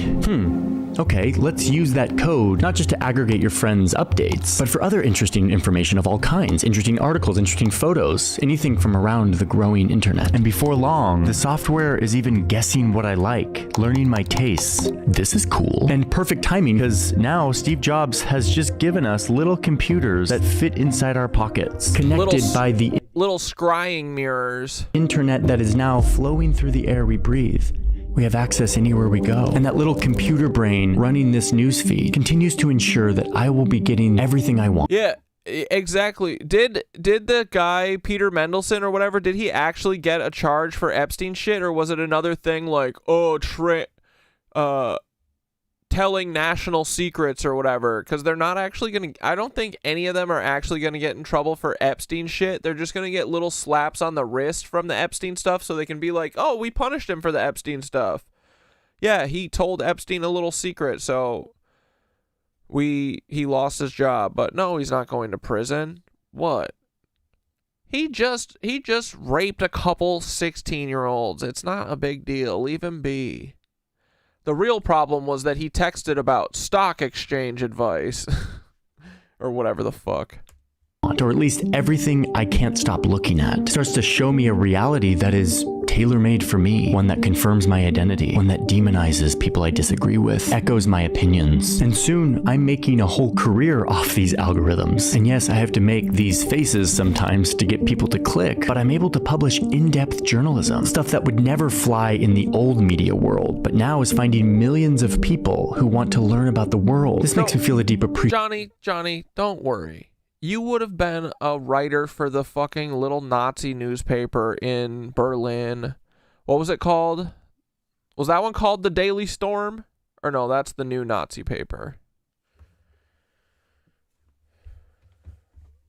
Don't worry, Johnny. Your family would have made sure you could write lies in any form, no matter what generation you're a part of. Appreciation for the internet and the algorithms that helped give me a career. But I also see that we are in one of those moments, once again in the tug of war, where the world's richest men are concentrating control over the pipes through which all of this is running, all of our information. Oh, he was trying to write some hate speech here. F-A. Surprised he didn't put Google here. Am I right? We see, regardless of if it's true or not. Same thing is happening in traditional media that is now centralized around just a few companies and a few really powerful men. And it's only centralizing. Larry Ellison. Who's Philip Anschutz? What is Clarity? Rupert Murdoch. Oh, yeah. Jeff Bezos.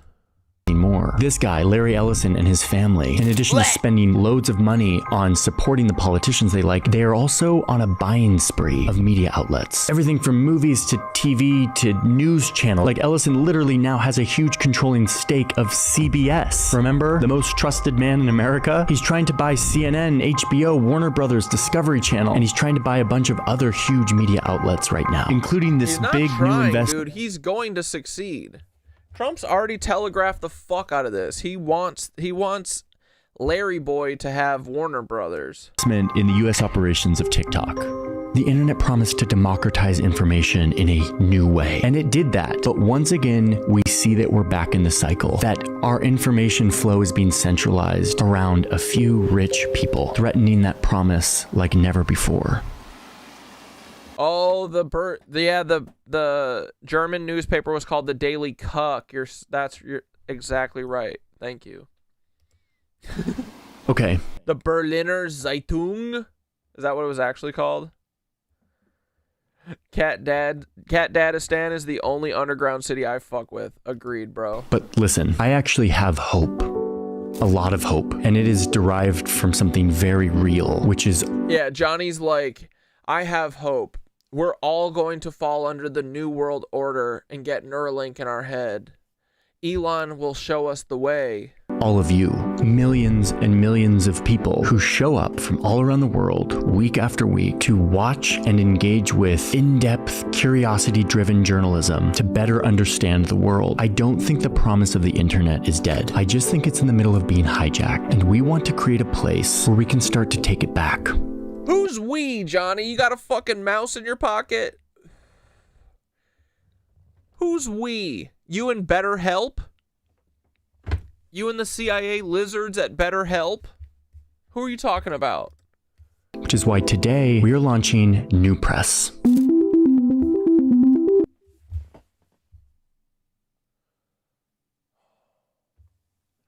This is a CIA ad? It is. New Press? What the fuck is this? New Press isn't just another media channel or media company. It's more of an idea that journalism can be done differently. It can. Can I be a part of it? Do I get to be a part of it? Is it just going to be people that CIA and Johnny Harris pick? Be done with people instead of just at people. New Press is made up of two parts. Part one is the journal. I don't know. Could you guys... I wish we had an underground city. I don't know if I could live in an underground city. I already feel like we live in an underground city and it's already too much. I don't know. I guess I'd have to feel the big light. The big fake sun under the ground. Who are creators like me. We're building a group of journalists who all have their own channels. So we have mine, we have Search Party with Sam Ellis, we have Tunnel Vision with Christoph Halverson. We're launching our fourth with former New York Times columnist Max Fisher. All of these channels are different from one another because they are driven by the personal curiosity and perspective of each creator. But what unites these channels under New Press is our goal of bringing understanding, genuine understanding to important based on looks, and I know that's probably not fair, I don't trust any of these guys. Events around the world. It's not breaking news. It's nourishing, in-depth journalism that teaches you how the world works. Okay, so that's part 1 of New Press. We've been doing that for a couple of years now. Today, we are launching part 2 of that vision, which has a lot more to do with all of you.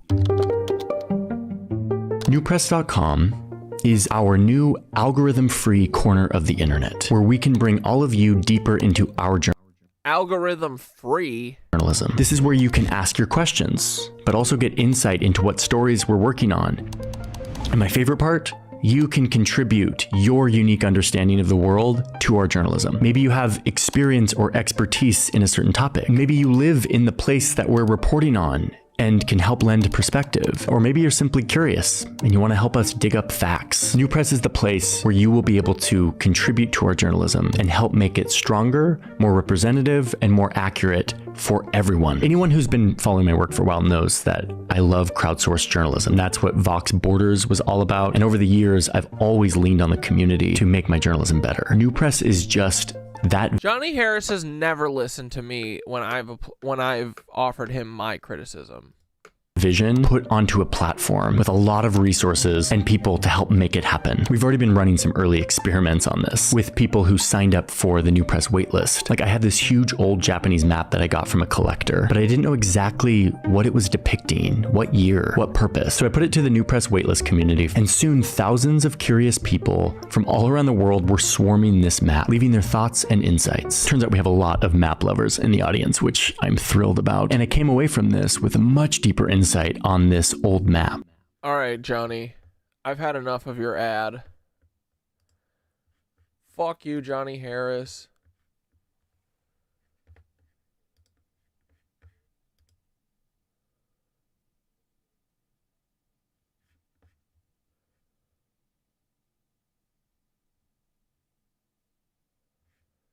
This is a demon? Okay. Say less. So we definitely have some strange things to talk about. All right, I should go feed the cats for real. Here, I'll leave you in Florida Dad's hands for a moment while I go feed the kitties. About today, but first, I do want to go ahead and talk about this. It also takes a lot of energy to I know, dude. I never trust anyone with an ad this put together. All these people, they got fucking teams and shit, bro. Like, same even with Y-Files. I'm like, brother. Y'all got a fucking real set.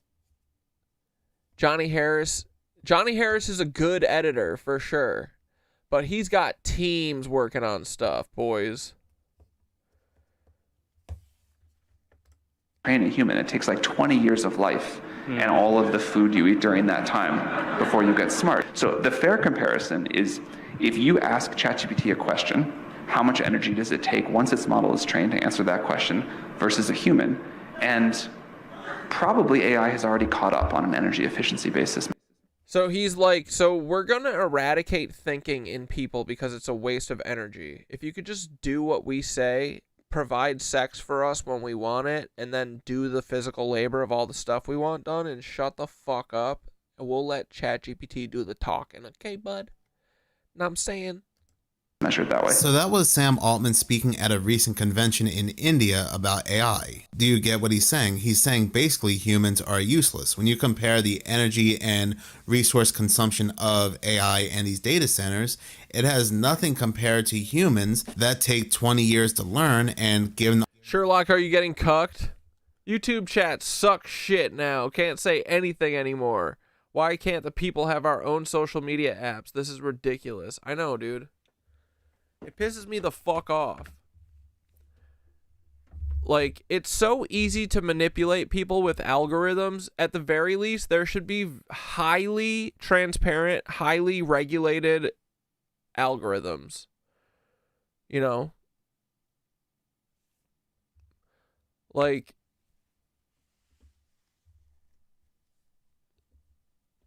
nobody takes it seriously how much these algorithms can actually fucking affect what you think, and it's time we start taking it pretty seriously. Because, yeah, it fucking sucks, dude. Yeah, what were you trying to say? Were you trying to say shit? Like, point of order. All that time, all these resources and energy that humans consume. He also believes the whole water issue involving AI data centers is a fake issue, even though we have seen time and time again people posting videos that they have barely any water living next to these data centers. And not just that, he doesn't even talk about the issue of bills skyrocketing, energy bills, especially electricity, when it comes to the public as well, and the public having to foot the bill. These people laugh along as he tells them to their faces that they're useless and obsolete. But not just that, but we also take up far more resources to something far more superior.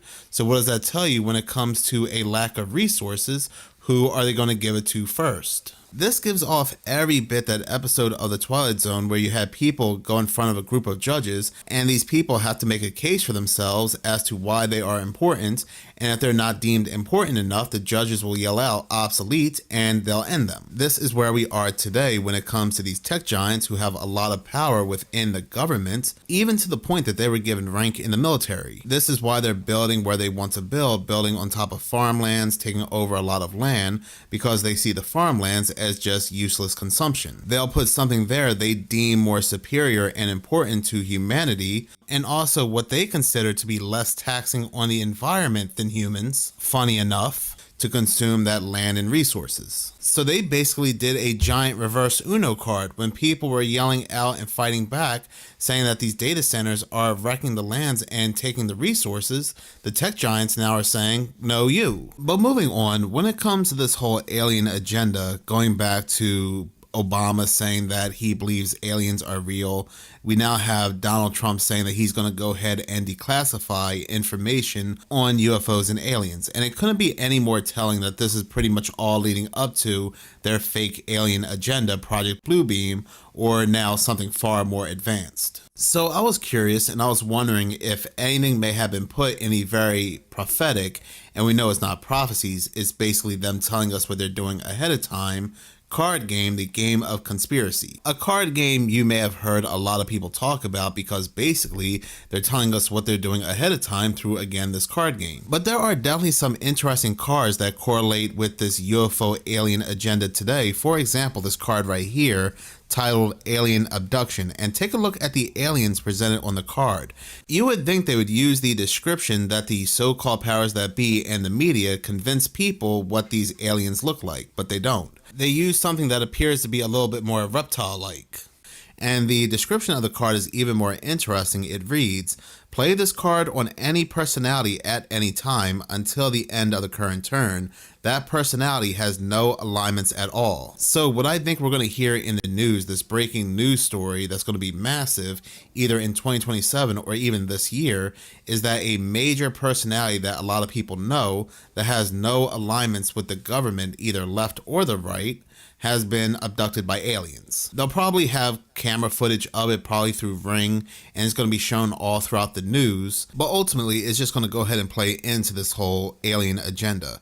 And to correlate to this, news articles recently came out where there are betting odds through Canada, this Canada betting agency, when the next alien abduction will take place and in what state within the United States. Ranking number 1 is New Hampshire, but following closely is Idaho, which also has a card. This card right here, Flying Saucer, that says this vehicle was found buried in a cornfield in Idaho.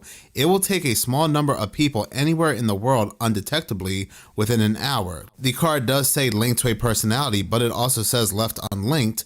As property of the Illuminati, the Flying Saucer lets you make an automatic takeover of one extra resource. One of the steps of Project Bluebeam is that all these discoveries, whether they're ancient relics or technologies of the past, will be made. I just don't know who this individual is right here on front of the alien abduction card.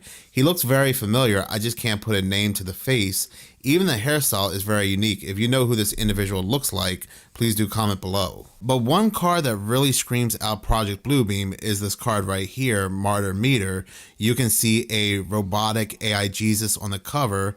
his creator behind him, but behind him, you can see a UFO invasion, which is also another, I believe it's the final step of Project Bluebeam, where during the alien UFO invasion, Jesus Christ will return, wave his hands, and all of it will go away, and all of the people will follow this Jesus. But this Jesus will be the false Jesus, created through AI, robotics, holograms, things like that, by the so-called powers that be. The card even reads, the miraculous yet completely scientific device actually tests for false Jesus, saving the church unaccounted time and resources. You also have to remember too, the first theory of Project Bluebeam started in 1994 by Serge Monast. This card game, specifically this card, was in the 1995 edition of this card game. The concept of Martyr meter. This is Charlie Kirk. This miraculous yet completely scientific device actually tests for false Jesus, saving the church uncounted time and resources.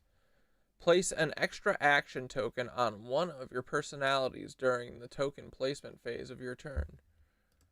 Project Bluebeam really didn't start getting traction until after Serge Monast's very suspicious death that happened in 1996. This card right here too, Church of Middle America, and you can see a church, but above it you can see a bunch of UFOs, and it says they'll never get it even when these saucers are flying overhead. This just tells me that they know that so many people will be fooled by this false stage alien agenda, and they definitely will be. We can even see it today. There are also other cards that I saw that I have never seen before, things that have nothing to do with UFOs and aliens, so I'll go ahead and save that for another video. But it's just so obvious with everything we're seeing through their CIA-run media that we are getting closer to something like Project Bluebeam, just suspiciously right before their 2030. Dude, I'm serious. If we don't actually get Project Bluebeam at the end of all this, I'm gonna feel very fucking ripped off.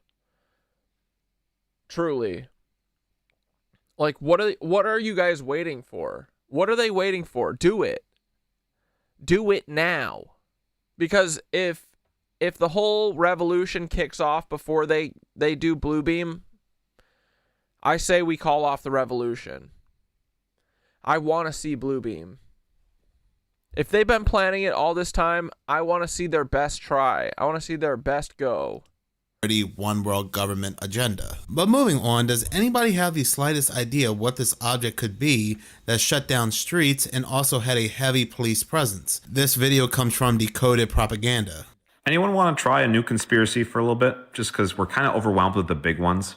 Now, if you're not familiar with Nextdoor, it's basically a social media platform for local communities. So you log in, you prove that you live in this area or whatever. Yeah, exactly. And eternally bumping too. Bots should be fucking illegal. Like, I'm sick of it. And then you can have access to the local news. And by local news, I mean like eyewitness accounts and firsthand experiences and stuff from the community members themselves, not just from the local media source. Anyway, I opened my email tonight, and I have this email from Nextdoor with a headline that caught my attention. It says, anyone have details on the massive police presence downtown? Now, at first, I couldn't even identify that this was an email from Rochester Nextdoor. I thought it could be from my current hometown. And so I was kind of curious, like, is there something going on here? And it wasn't until I logged in that I saw the whole message, which says they have several intersections closed off and many squad cars in the surrounding area, as well as a cop drone. So then someone quickly explains that they were moving equipment to Mayo, the Mayo Clinic. This is the renowned hospital in Minnesota. And for those of you not familiar with Mayo Clinic, it is considered like the #1 hospital in the world. I mean, I used to work outside there in retail, and I had clients that came in from all over the world, including some pretty nasty politicians, by the way. But that's a completely different story. But one of the reasons this hospital is so special is because of its commitment to research and progressive techniques.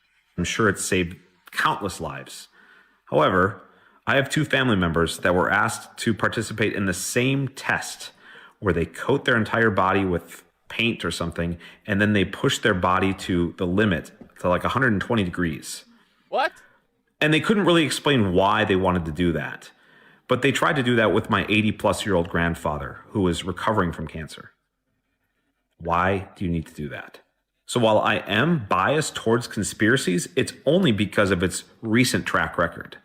And I am particularly uncomfortable with what Mayo Clinic may or may not have been participating in over the last number of decades. And clearly I'm not alone, as someone made a joke here saying, close the streets, deploy drone, bring entire police department, deliver a box nobody will name. Kind of poking fun at the fact that everything's always so hush-hush with Mayo Clinic. And other people were commenting on how they were closing the streets, the strong police presence, and the longest trailers they've ever seen. The local news was preparing people ahead of time, but what's strange about this particular article to me is their closing sentence.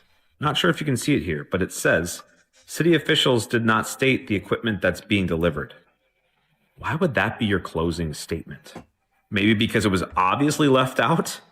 And it's the question everyone that's reading this article wants to know? So, since the news wouldn't tell us, who can identify what this is? By the way, I don't care if it's a completely normal explanation. Like, I prefer that, actually. But does anyone recognize what this is? Excuse me. I've got a video here, too. Hang on. I mean, that is a huge trailer. I understand needing some police presence for traffic control and stuff, but what the crap is that thing? So yeah, does anybody have the slightest idea as to what this could be? People are suggesting anywhere from a UFO for the UFO disclosure to a massive hyperbolic chamber. If this was something normal, and for the Mayo Clinic, why the secrecy as to what they were carrying that, again, shut down streets? But moving on, so finally, the very ritualistic 2026 Winter Olympic Games has come to an end, with Norway winning they're over? Frick. The medal count at 41, but the United States was not that far behind. They came in second with the magical number of 33 medals in total. Now look, sometimes pizza is just pizza, sometimes beef jerky is just beef jerky, and sometimes the number 33 is just a number. But sometimes it is not. Because we do know these words have alternative meanings, these words are also code words for certain things, and also the number 33 is the highest one can be when it comes to the Freemason Society. With the number 33 being the calling card of the Freemasons, we have been seeing the number 33 in the major headlines of these very suspicious news stories a lot since the beginning of last weekend when I did that advanced asana like yoga retreat weekend thing that was just at my studio, but it was like all day. One of the sections that we were doing, we were like talking for like an hour and a half or something about like human anatomy and like walking through the bones and shit. And one of my instructors was like, does anyone know how many vertebrae are in your back? And I was instantly like 33. Everyone was like, whoa, how did you know that? I didn't go into it. Of 2025. But because Freemasons are my mortal enemies and I know everything about them. We knew this year. They're obsessed with the 33 bones in our back and them breaking them on us. They want to break our backs and take our root chakras away. Going to be another. Wait, skull and bones goes to 300. Yeah, the skull and bones goes to 322 vertebrae. Dude, that's what Paul, you know Paul's part of the skull and bones because he's got over 300 vertebrae in his back. Big gooner. Ritual that wasn't a surprise. They literally lit the Baphomet on fire between the Arch of Palmyra. Then not too long after that, they had shown us a male angel seducing a female human, basically the creation of the Nephilim. And on top of all this Olympic Games took place inside Verona's ancient Roman arena. And how many times have we heard that Rome never fell, it just became the United States? For example, we had Elon Musk tweet this out, America is the new Rome, and then we had Netanyahu say this. A moving visit today to the wall. I can't resist repeating this, but I'm going to. I said to the secretary that the last time Pompeo visited Jerusalem didn't end that well. But this is a different time. Rome and Jerusalem clashed over values with a great tragedy for the Jewish people. But the new Rome, the United States, views itself as a new Jerusalem. They also worship the same gods as the ancient Romans, worshiping Saturn worship, which is nothing more than Baal worship. You can see it in the architecture of Washington, D.C. Even this new ballroom looks like the Temple of Baal. So it's very fitting that the United States wins exactly 33 medals inside the ancient Roman arena. Everything is ritualistically scripted. Now, I know some people out there will say they did all this work just to show off a number. Doesn't make much sense, because that is one of the comments I received earlier today. And I replied to that comment, did you completely miss the opening ceremony and how ritualistic it was? Nothing's a lot of work for them, only to us that are looking at all this from the outside. For us normal people, it makes no sense. For us normal people, it's stupid. It seems like they're doing the most, but for them, these things mean everything to them. Symbolism means everything to them. Nothing's too big, nothing's too small for them. This is how they worship. This is why I tell people, do not get emotionally charged, emotionally invested into these events. Whether it's an Olympic game, whether it's some other type of sports game like the NFL, or whether it's seeing somebody popular getting popped on TV. They want us to participate in their rituals with them by being emotionally invested. That's why I go back to saying, yeah, 33 is just a number, but given the fact of how important it is to them, we should always look at it with a cautious eye. People shouldn't have been watching this garbage in the first place. It's another bread and pony show, but as soon as they lit the Baphomet on fire, the bread and pony show, inverted pentagram, people should have been like, nope, I'm turning this off. I also know some people out there will say that, well, dude, literally who watches the Winter Olympics? Is there anyone here watching the Winter Olympics? Why? What possesses you? Come on, tell the truth. Are you? Are you watching the Winter Olympics? The number 33 is connected to the Free Peoples, and supposedly the Catholics do not like the Freemasons, and thus the number 33 has nothing to do with Rome. Except that a lot of the higher ups, not the ones that drive around with the bumper stickers saying I'm a Mason as they go to Publix, but those in the higher degrees like the 33rd degree, they get taught Aleister Pike Kabbalah. Is that Albert Pike? Ugh. Freemasonry. And when it comes to the Kabbalah, Saturn is very important. And when it comes to many of these ancient beliefs like it is today, Saturn is very prevalent. So at the end of the day, it doesn't matter. It's all interconnected in a way. I want to address the idea that the Antichrist will arise from the revived Roman Empire. Now, I tend to agree with this idea. It's just that I believe that the United States is the revived Roman Empire. Please understand, the United States is a nation that has been greatly influenced by Rome in terms of its governmental structure. Its How did Israel do at the Winter Olympics? They probably did great, right? Political institutions, its architecture, its art, symbols, and so forth. For example, there's even a class at Yeah, actually, all right. Figure skating. You can watch figure skating. The big ski jumps are pretty cool. Curling's kind of cool. I'm just kidding. You can watch the Winter Olympics. I haven't watched any of it this year, really, though. Well, not at all. I've just seen a couple clips. I would probably watch figure skating if I had TV. Although that Riz God, dude, everyone, all these young bucks, they let their ego get to them. That one kid who what does he call himself? Quad God. That's what he calls himself. And then he fucking botched didn't he fuck up his big final performance on his quad? Why would you ever do that? Why would you ever tempt fate like that? Calling yourself the Quad God and being like, I'm the only one who can do 7 quadruple axles in one performance, and then you fucking fail epically. You're setting yourself up to fail. That's literally like the Riz God in season 49 of Survivor. These young Gen Z kids, they got way too much ego, bro. They got to get knocked back a few pegs. I'm here for it.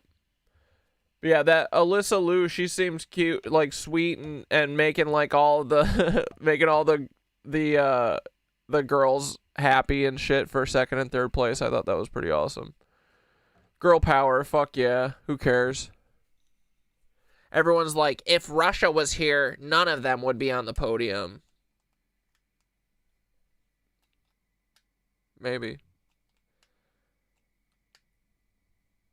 Who knows?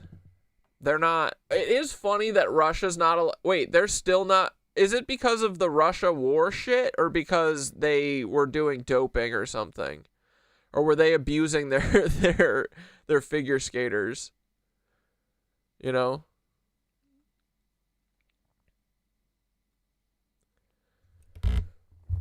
Israel's allowed to compete, but Russia can't. Hilarious.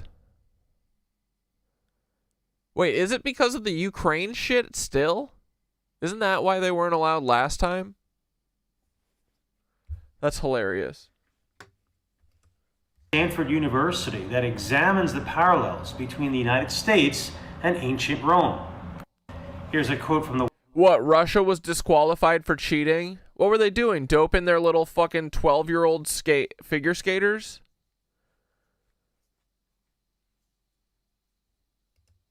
Website that I will put in the chat. Ancient Rome isn't dead. It's alive and well and continues to shape the way we think about our world today, often in subtle ways that we don't see unless we know how and where to look. Now, note how they claim it isn't dead, but it's alive, as if it has been revived. But how exactly has it been revived? Well, it's been revived in the sense of its profound influence on the shaping of the... Israel literally got no medals. Karma. That's funny. United States. As the author goes on to say, many modern societies have borrowed some aspect of ancient Roman thought, but its shaping influence in the United States has been especially profound. The framers of the U.S. Constitution incorporated Roman ideas. I just got a tweet that said, a band of particularly heavy snow is moving into New York City as we speak. Snowfall rates will rapidly increase as this band moves overhead with whiteout conditions expected. Dude, what is the CIA up to, bro? What are these fucking cucks cooking up? That can't be real. Nothing else is talking about that shit. What is this? This sounds like bullshit. Hold on.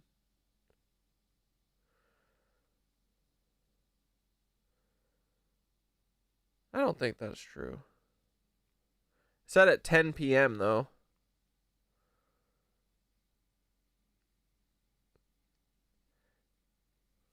Whatever, dude. I ain't scared of no snow. About the separation of powers and the need for a Senate. In addition, I understand that when they were designing the U.S. Capitol in the late 1700s, Thomas Jefferson required that... Oh, wait, I did want to watch that I heard about the USA hockey team was hanging out with Kash Patel. What the literal shit, fuck? What is wrong with these people?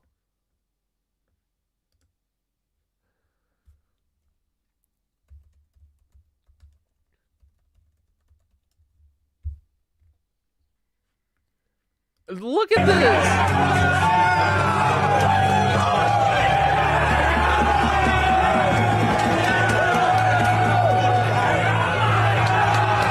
Bro, is this AI? I'm just kidding. It's not. Look at how short he is.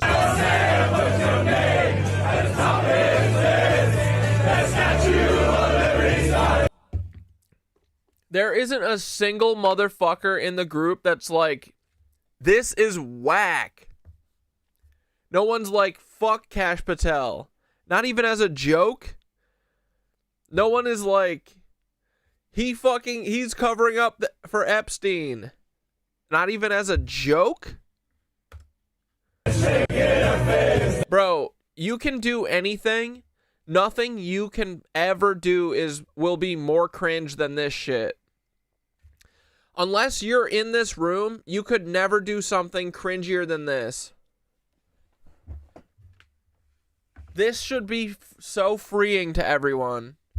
Don't limit yourself. Do anything you've ever thought of and stopped yourself. Just do it. You can do it, dude. They posted this on the internet. Yeah, they do love locker rooms, boys. Just a little, they're going to do a little locker room love with Kash Patel.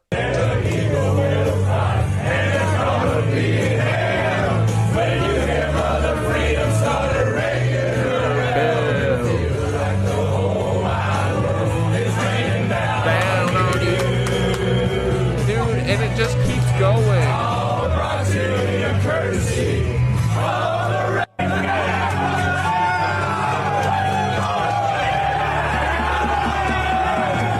Like, why is Kash Patel in this locker room?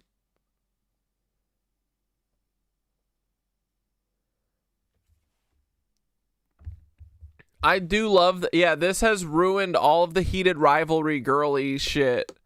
What's up with all of the, have you guys seen, I feel like the last month, there was a massive, like, NHL propaganda PR move going on the algorithm.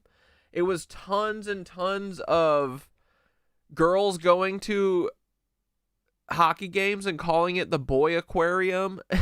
And they were doing, like, a massive, it felt like a PR stunt for men's hockey to, like, get women involved.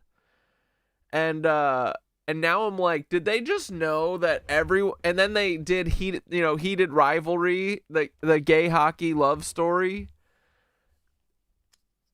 Were they all just prepping us for this? They just knew that the Olympics were coming and the men's hockey team was going to embarrass all of hockey land so much that they needed to preemptively try and, like, PR their way out of this. Oh, Kash is definitely dropping it on this boy behind him. Yeah, he's dropping it hard. He's sitting and spinning, bro. Is that a beer in his hand that he's shaking around? A glass bottle of beer? Dude, this is gay. All of it. Not in a fun way, though. Like, not like heated rivalry. This is like self-hatred gay. Yeah, Sausage Fest. Man. Oh, that's right. His girlfriend's like a Israeli country star, right? Bro, Kash Patel is jumping and still not reaching the height of any of the players around him. It's filled with their cum. Gross.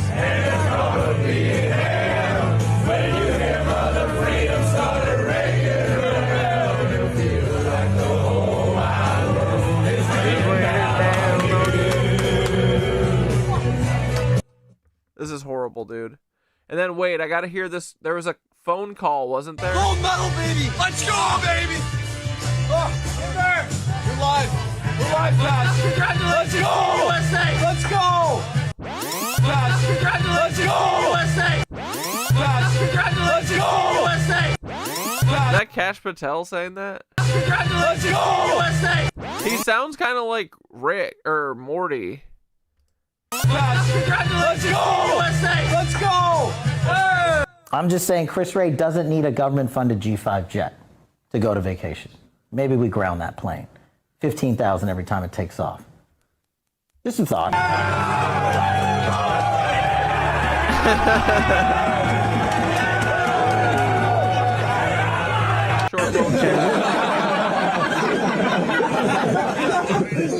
We don't care if it's snowing, if it's the worst blizzard. We sail in through that sugar just like you did on the ice. Thank you, Mr. President.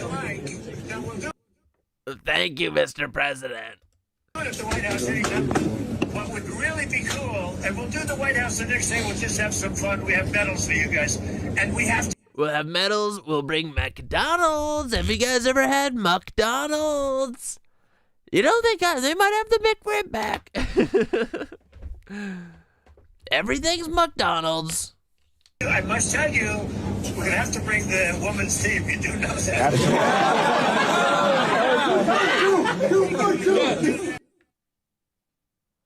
Wait, what's so funny? You do know we're going to have to invite the women's team. They're all like, boo! Then it'll be a gay party. We just want it to be all the man. I do believe I probably would be a beast, okay? I probably would be a beast? We're gonna have to bring the women's team. You do know that.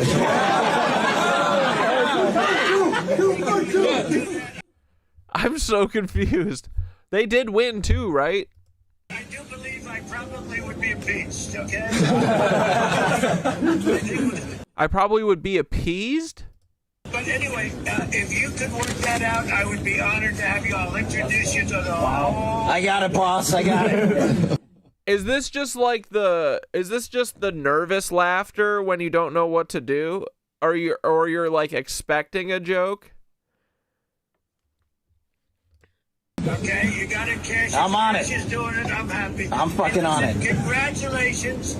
That was an unbelievable game. I don't know if one person that wasn't... Everybody that called me said I'm watching the hockey game. I don't know if anybody that wasn't. And you're going to be proud of that game for 50 years as you grow older. I mean, it was amazing. So we love you guys. Congratulations. And I hope to see you, Cash, Tuesday night. And I want to shake hands. I'm going to shake hands with everybody, but I got to shake hands with that goalie. This man got a tent stake kicked up his ass. That's why you're going to smell his shit. You're literally going to smell Trump's bowels when you're going and eating McDonald's in his shit-filled fucking White House. You're going to have the muck rib and a bunch of Filet-O-Fishes while literally smelling Trump's fucking colon, dude.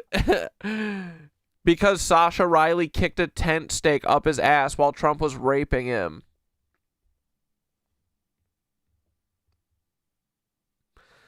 I'm not going to that White House. No, sirree, Bob. Jeffrey Epstein went there, bitch. No, I'm not going there. What the fuck?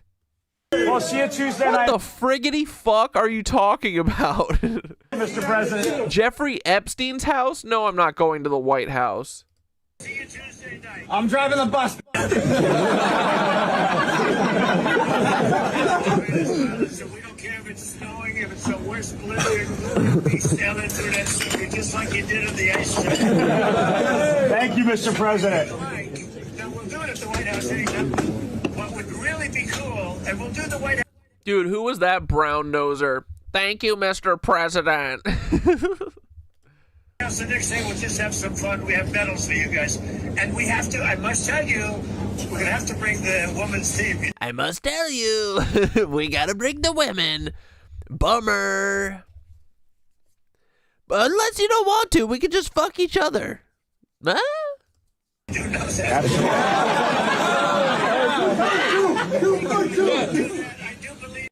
What is that guy yelling in the background? 2 for 2? Is he counting the jokes? He's like, that was a good one too. I probably would be a beast, okay? But anyway. Yeah, did he say impeached? I probably would be impeached.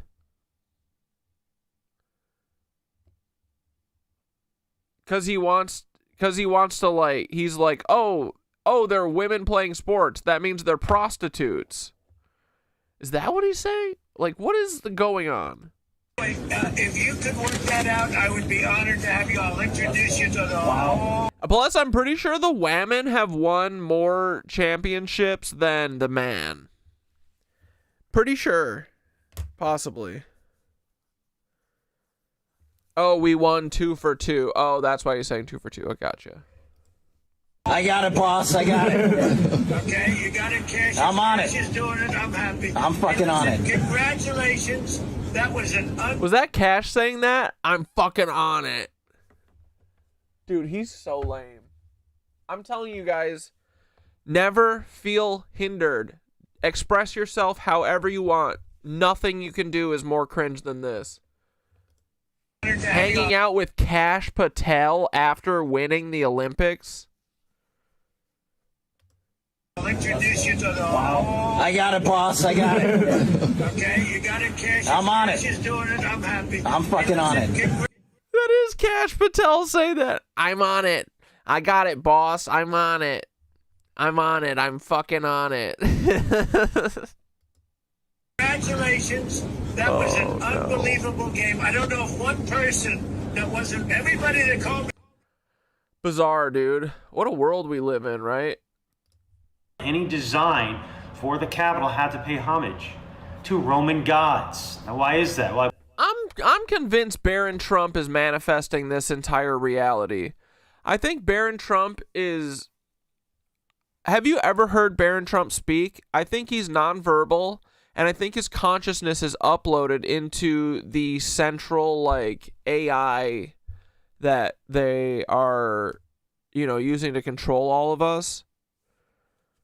It's like the head boss computer that, like, dictates how all the AIs act. I think it's Barron Trump's consciousness that's running it. I don't know. Let me know what you think about that. I believe because men such as Jefferson, who's possibly under the influence of demonic entities, understood that if the U.S. was going to be the rebirth of the Roman Empire, it was essential that the Capitol honored the very same 30-minute warning gods that were over Rome. So that not only would the U.S. be influenced by and imitate Rome in terms of its government, its laws, its political institutions and architecture and so forth, but it would also be influenced by the same fallen angelic entities that influenced and guided Rome. The evidence strongly suggests that the United States is the revived Roman Empire. Well, something bizarre just... Wait, Ray, you know local kids that play soccer with Barron Trump? What the hell? He's not nonverbal? I've never heard him speak. I need proof, honestly. Have we ever heard Barron say a word? I would play soccer with Barron too. I'd fucking smoke his ass. No, I'd rather play tennis. I feel like I have a real confidence that I could beat Barron Trump at tennis. We are mere depictions in Barron Trump's godhead. That's kind of what I'm thinking, dude. Happened over the skies of Hawaii, and of course not one word from the mainstream media. You see, right now people are getting injured. In fact, there's been over 11 injured. Wait, how did he call 911 then? Yeah, wait, what's that story again? Who did he call 911 for? He called 911 and had his he got Jeffrey Epstein gifted to Godfather Jeffrey gifted Barron Trump Stephen Hawking's computer to talk for him after they killed Stephen Hawking. That's how I assumed Barron Trump spoke, but I'll believe it if I hear proof of Barron Trump speaking. I've never heard him say a word.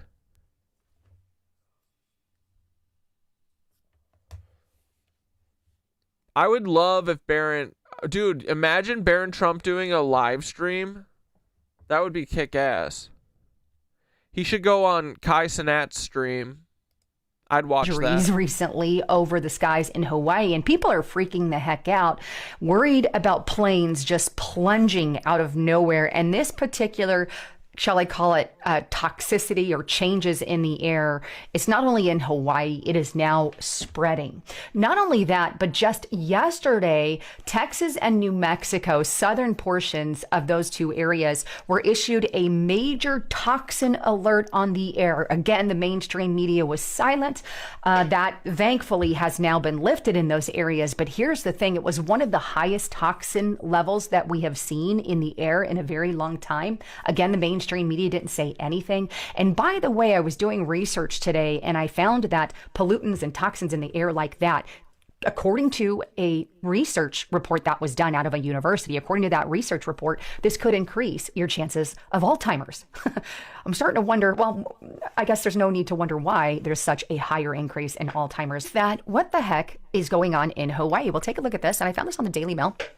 And it's headlined, "Strange Changes to the Air Over Hawaii Spark Fears of Deadly Plane Plunges, and Danger is Spreading to More Vacation Hotspots. Traveling to island paradises is said to become slower and even more dangerous due to invisible disruptions along busy flight routes," experts have warned. Incidents of extreme turbulence are feared to rise as the air around Hawaii and other tropical destinations heats up, creating the possibility of planes suddenly plunging hundreds of feet. So yeah, this video comes from Lisa Haven News, and this goes hand in hand with the the videos I was talking about on my other channel, Mental Horror, how there is this toxic air alert that they are saying can cause heart attacks and all sorts of things. News and media, they're not really talking about it. And now what's happening is that planes are plunging in certain locations, like for example over in Hawaii. But I can't help but feel they're spraying so many chemicals in the skies. We see how it's impacting the animals, the bees and the birds. They're just fading away. They're dropping. They can't stay in the air any longer. So now it's getting to the point that it's even impacting technology. All right, check this out. So 2 Harvard students show how Meta's Ray-Ban smart glasses combined with facial recognition software can turn a fashion accessory into a serious privacy threat. Here's how it all works. The glasses basically live stream video. The AI scans the faces and it could pull. Dude, you know what the cartel should be doing? Hey, cartel, you want to win over everyone? Start blowing up these chemtrail planes. I'm sure you guys can figure out where the fuck they're coming from, right? Can't you just go do if you're gonna do a airport terrorism, go do it at one of their fucking chemtrail facilities. Please. We're begging you. Come on. Be cool, cartel. Don't make the cat dad cartel come after your fucking asses. I swear to God, I will. I'll sick all the nitwitches on the entire Mexican cartel. I will do it. I'm not scared of anyone. I'm not scared of a single cartel except for the nitwitch cartel. That's the only cartel I would not fuck with. But MS-13, all these other bitch-ass cartels that can't even fucking get rid of the military who keeps taking them out. Pussies! I'm saying, right? Tell me I'm wrong. Cartel looking like a bunch of bitches right now is all I'm saying. Not mean? Yeah, we're the cool tell. Imagine at the end of all this, I get taken out by the cartel for saying they're a bunch of bitches. That'd be so funny. Yeah, Cartel Del Gato. Exactly, dude. Names, documents, addresses, even MS-13 has nothing on the Cartel Del Gato. You ever heard of them? phone numbers. That's right, even phone numbers. But the scariest part is not all of that. It's that you can't stop it. The cat tell. MS-13 down. CD69 yes. You can ban it, you can try to regulate it, but once the tech exists, someone will always find a way to use it and manipulate it. So the students just made this demo in order to raise awareness, not to release any code or anything like that, but it's just proof of how exposed we all are. So you got to see this video. Check it out. To use it, you just put the glasses on, then as you walk by people, the glasses will detect when somebody's face is in frame. This photo is used to analyze them, and after a few seconds, their personal information pops up on your phone. Dude, I don't like this. Oh, hi, ma'am. Wait, are you Betsy? Yes. Oh, okay. I think I met you through like the Cambridge Community Foundation, right? Yeah. Yeah. It's great to meet you. I'm Kane. Dude, anyone with these big ass meta glasses, just bop them right in the nose. Oh wait. Like, dude, if you're recording, it should have a light on it, right? Like, I don't feel like this is cool to just be like surveilling everyone all the time. I don't know. Like, it's legal to record people on the streets and sidewalks and stuff, but like, you have to be like filming them, you know? Like, you gotta be like, people gotta have an option to opt out. I don't know. It's kind of weird to like just be running around filming people. Like, they have all these weird Israeli influencers doing like food reviews with these things. Yeah, they're glass holes, dude. You kind of wanted some?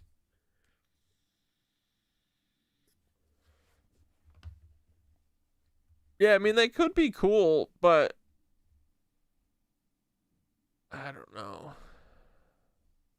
I don't know if there's a way to do it that isn't like very weird.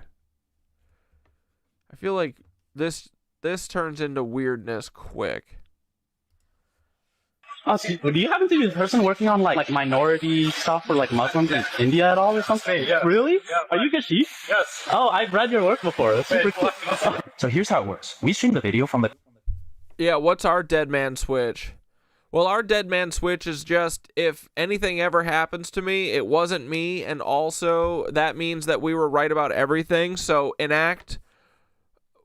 Ooh, what's our secret plan? You know, the secret plan that we've been planning behind all these feds' backs, that's going to be their legit downfall. What's it called in Project Mayhem?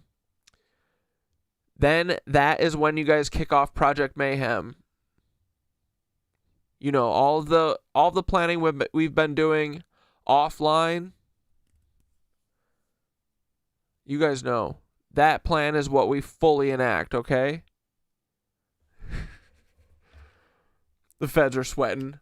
Whoa, whoa. What is Cat Dad Project Mayhem? Yo, yo, yo, yo. They've been meeting offline? Glasses straight to Instagram and have a computer program monitor the stream. We use a... Yeah, it was 100% Paul or Peter. If anything ever happens, Paul's first on the list, Peter's second. Take them both out just in case, okay? That's just if something happens to me. Take Paul out, take Peter out. Project DMB, yeah. AI to detect when we're looking at someone's face. Then we scour the internet to find more pictures Mission Impossible of that person. Finally, we use data sources like online articles and voter registration databases to figure out their name, phone number, home address, and relatives' names. And it's all fed back to an app we wrote on our phone. Is your Project Meowham address? Fort Valley? Atlanta, Georgia? 303. Oh yeah, our Dead Man Switch is this War Boner album. His name was Robert Paulson. Oh my... Get it? Because I'm Paul's son? Yes. That's scary. Also attended Yale's Young That is Summer insane. Really? Yeah, these are me in like middle school. Oh my god. What about John and Susan? Are they your Those are my parents. Okay. Wow. So crazy. This is like, they're unsettling, dude. Geniuses and criminal at the same time. Like, that is nuts. Wow. So just be careful with what you're posting out there on social media or anywhere for that matter, because you don't know who's using that data. And if it gets in the wrong hands, I mean, everything goes south, right? So just be careful with what you're putting out there. So I saw this video clip off Barry Stepp's channel, and he asked the question, what is the purpose behind this technology? And it's very... Yeah, actually, honestly, the person who will actually do the hit, if anything ever happens, the person that Paul will have do it will be Mike/Theodore. Yeah, his name was Corey Paulson. Very true, because the only thing I can see people are gaining from this is doxing other people and invading their privacy. This is when tech goes way too far, and what happens if something like this starts ending up in the wrong hands and we start hearing some horrific news stories or even some psyops. But in any case, thank you so much for watching. If you like this channel and you want to see more, please subscribe. We fucking love you, Minutes of Horror. Alright, wait, this is about Peter Thiel connection to Epstein and clavicular. Hold on, let's take a peep at this. There are some very we'll change it if it sucks. Disturbing individuals controlling society right now, okay? We heard from... Oh, he's British? The Epstein files, all these... We'll try it. We'll give it a second.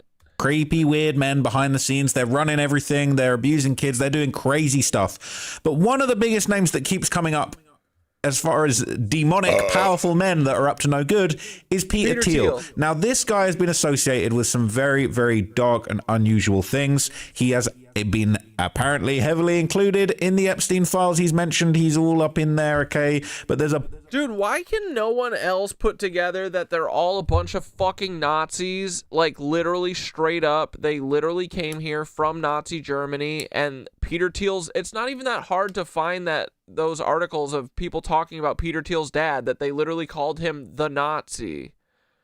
They called him the fucking Nazi. Because he was. And he was working in South Africa for a fucking Israeli mine. Why would a Nazi be working at an Israeli mine? Huh? Tell me. Please make it make sense, dude. all I want is for it all to make sense. But I don't know, dude. Bunch of other things that have been going viral with him lately that are very strange, and I'm going to talk to you about them in this video. Namely, the suspicious death of his boyfriend in 2023 and his connections to the streamer Defenestrated Clavicular, where people are saying that he's actually bankrolling him. So first off, he is, dude. I fucking said that. Clavicular seems like the most blood boy of all time, dude. He has no swagger. He has no riz. I bet he's a Peter Thiel or Jeffrey Epstein clone. Just to give you some context of Peter Thiel, I want to show you just a little bit of background from this video from James Lee. He did a really good kind of breakdown of Peter Thiel's background and who he is. I'm going to show you this to give you the context. I kind of think James Lee's Peter Thiel back too. This is all just Peter Thiel on Peter Thiel violence. And then I'm going to show you some of the disturbing plans that Peter Thiel and Epstein were allegedly coordinating together, as exposed by the Epstein files. You would prefer the human race to endure, right? You're hesitating. Yeah, well, yes? I don't know. I would. This is a long hesitation. This is a long hesitation. This is dark, right? It's saying you would like the human race to endure. He's like, the answer for any good human non-reptilian would be Flavor Flav is inviting the U.S. women's hockey team to Vegas to celebrate. Dude, that's cute. I will say, when I worked at the in college I did all of the food service for all of the athletes. I will say the men's hockey players were probably the rudest and the most dogly of all of the athletes. Surprisingly, the football players were mostly well behaved at the cafeteria mostly. Basketball was usually pretty there was a couple dudes on the basketball team that were like nice and kind of friendly. But then all of the women's teams were all really nice to deal with and stuff. So I don't know. These men, they gotta start acting right. But yeah, I would go to Flavor Flav's party. I would the most baller thing in the world would be the women's team not going. How cool would that be? They literally shouldn't go. That would be cool as fuck, dude. And single out the men's team for making them look make them look even cringer. Is that possible to look even cringier than they do? Literally glucking the president. The best thing in the world is the women go, honestly, we're good. And then go do like night at the museum or something. Or yeah, just go to Flavor Flav's. Hockey players here are the biggest dickheads for sure. Yeah, they are pretty big dickheads. The women's team did decline Trump's invite. Good. That's baller, dude. Fuck yeah. They should make a big show of doing something else, that's actually fun or cool. Absolutely. I want the human race to prosper and persist. There's no version of this where you hesitate on that. I don't care what his justification is going to be. You want the human race to endure, right? Right? So many questions implicit in this. Should the human race survive? Yes, the guy who is not so sure whether or not humans should exist. Now, some background on Thiel. He was the... Look at them fucking teeth. Oh, you guys remember? There's that meme. I just remember that it was making fun of a poor kid's teeth, though. I just remember the shark. Look at that thing's teeth. Co-founder of PayPal alongside Elon Musk. He was also the first major investor in Facebook. Coincidentally, I don't know if you know this, founded on the same day, DARPA ended their LifeLog program, which was a program sought to, quote, trace the threads of an individual's life in terms of events, states, and relationship. That sounds kind of familiar, doesn't it?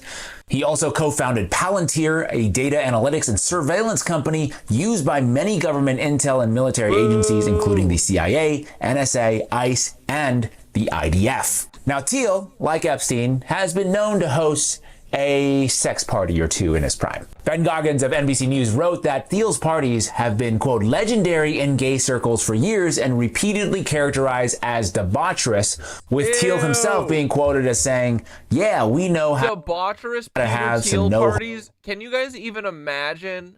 Yuck. Ugh. What do you think they're doing there? holds barred gay fun. Now look, I got no problem with anyone doing And what. it's not because he's gay. It's because he's Peter Thiel with his little chicken legs. They want to do, you know what I'm saying, sexuality. I accept whatever anybody wants to do, especially in the privacy of their own lair. But that is pretty hilarious. Yeah, we know how to have some no holds barred gay fun. I don't know if maybe some of those holds should have been Wait, I missed that quote. That's really funny. barred. I don't know if some holds should be barred, but hey, you have all the gay fun you want. I'm in favor of that. But this guy's definitely dark. Thiel has also been working on building his own island in the French Polynesia to basically establish a kind of a non-governmental colony. Always with the islands, right? These rich billionaires with their strange plans. Always with the islands. Now, just to be clear, there's no... Peter Thiel is an island boy. Yes, he is. Record that implicates Thiel in Epstein's illegal underage sex trafficking operation. But what has been well documented now are their ties in academics and business. You know, nobody is talking about this. Peter Thiel, it's obvious to me that he fits in on that academic side of the Jeffrey Epstein operation. He worked. Yeah, dude, I think Peter Thiel very much took over a bunch of Epstein's shit, his day-to-day. With all of these people, and he held academic symposiums at Little St. James, at the island. But what's so crazy about this that I don't think a lot of people are focused on is that there are many survivors that have come out now in the last 5 years saying that they 9-minute warning, boys. 9-minute warning. weren't just sexually abused. I woke up in a laboratory there one night, but there were scientists there, you know, and I woke up one night in a laboratory, paralyzed and naked on a table. They did something to me, and they don't want anyone knowing about it. And I came back from there, I was hospitalized 10 times with panic attacks. And I'd been a very, very healthy, happy girl before I was taken. That, by the way, was a clip from a new podcast. Peter's not even gay. He's just that narcissistic, for sure. That I'm co-hosting called Today-ish. Everybody should subscribe if you haven't done so yet. And we get into some pretty interesting things, including things that the mainstream won't talk about, as you just saw there, which I think also begs the question, what else were these guys up to on that? Wait, have you guys ever heard that Leonardo DiCaprio always has headphones on while he's having sex with his, like, teenage model girlfriends? What the fuck's up with that? What do you guys think he's blasting in his Bluetooth?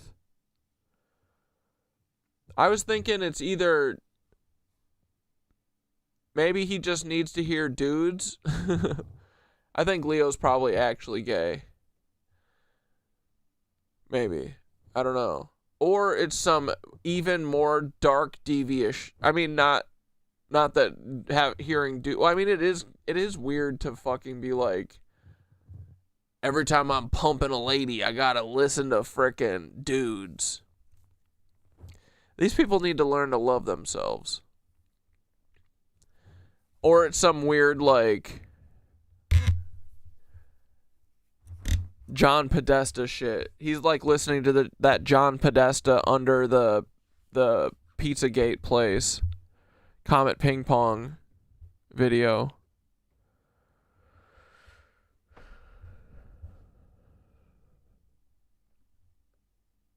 Yeah, probably the sounds of children being eaten.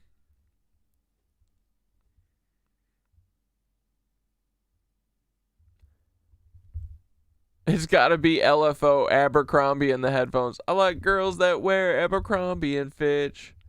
Take her if I had one wish. But she's been gone since that summer. Summertime, it is going on. Island, right? It has been widely reported that Peter Thiel has been injecting himself for years with young people's blood. Bryn says same way, probably the same way I have to imagine boobs when I'm with guys. Let's go. That's true. Allegedly, he's been spending $40,000 a quarter on regular transfusions from 18-year-olds. Yeah, is it starting to make sense now? His transhumanist vision. This makes a lot of sense too, because Brian Johnson is his buddy, and he's literally had a kid. He's drinking his own son's blood. Freak. And why he can't give a straightforward answer on whether or not he thinks humans should exist. Because I think if it isn't evident yet, it should be now that his vision for the future is clearly aimed at achieving some kind of post-human state where... Wait, that LFO song is about a girl going missing? Oh, wait. She's been gone since that summer. It is about her going missing. Wait a second. Hold on.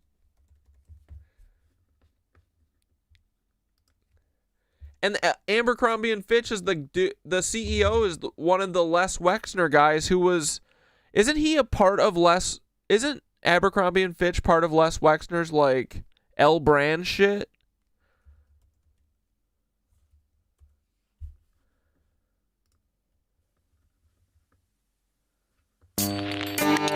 I better not get in trouble for this shit. I like it when the girls stop by in the summer. Do you remember? 69 in the chat, boys. Smash that like if you love LFO Summer Girls. When we met that summer, new kids on the block had a bunch of hits. Chinese food makes me sick, and I think it's fly when girls stop by for the summer. I like girls that wear Abercrombie and Fitch. I take her if I had one wish. But she's been gone since that summer. Hip hop mama. Wait, is it about her actually going missing or just she's gone? This song taught me how to rap. They spick and span. Met you one summer and it all began.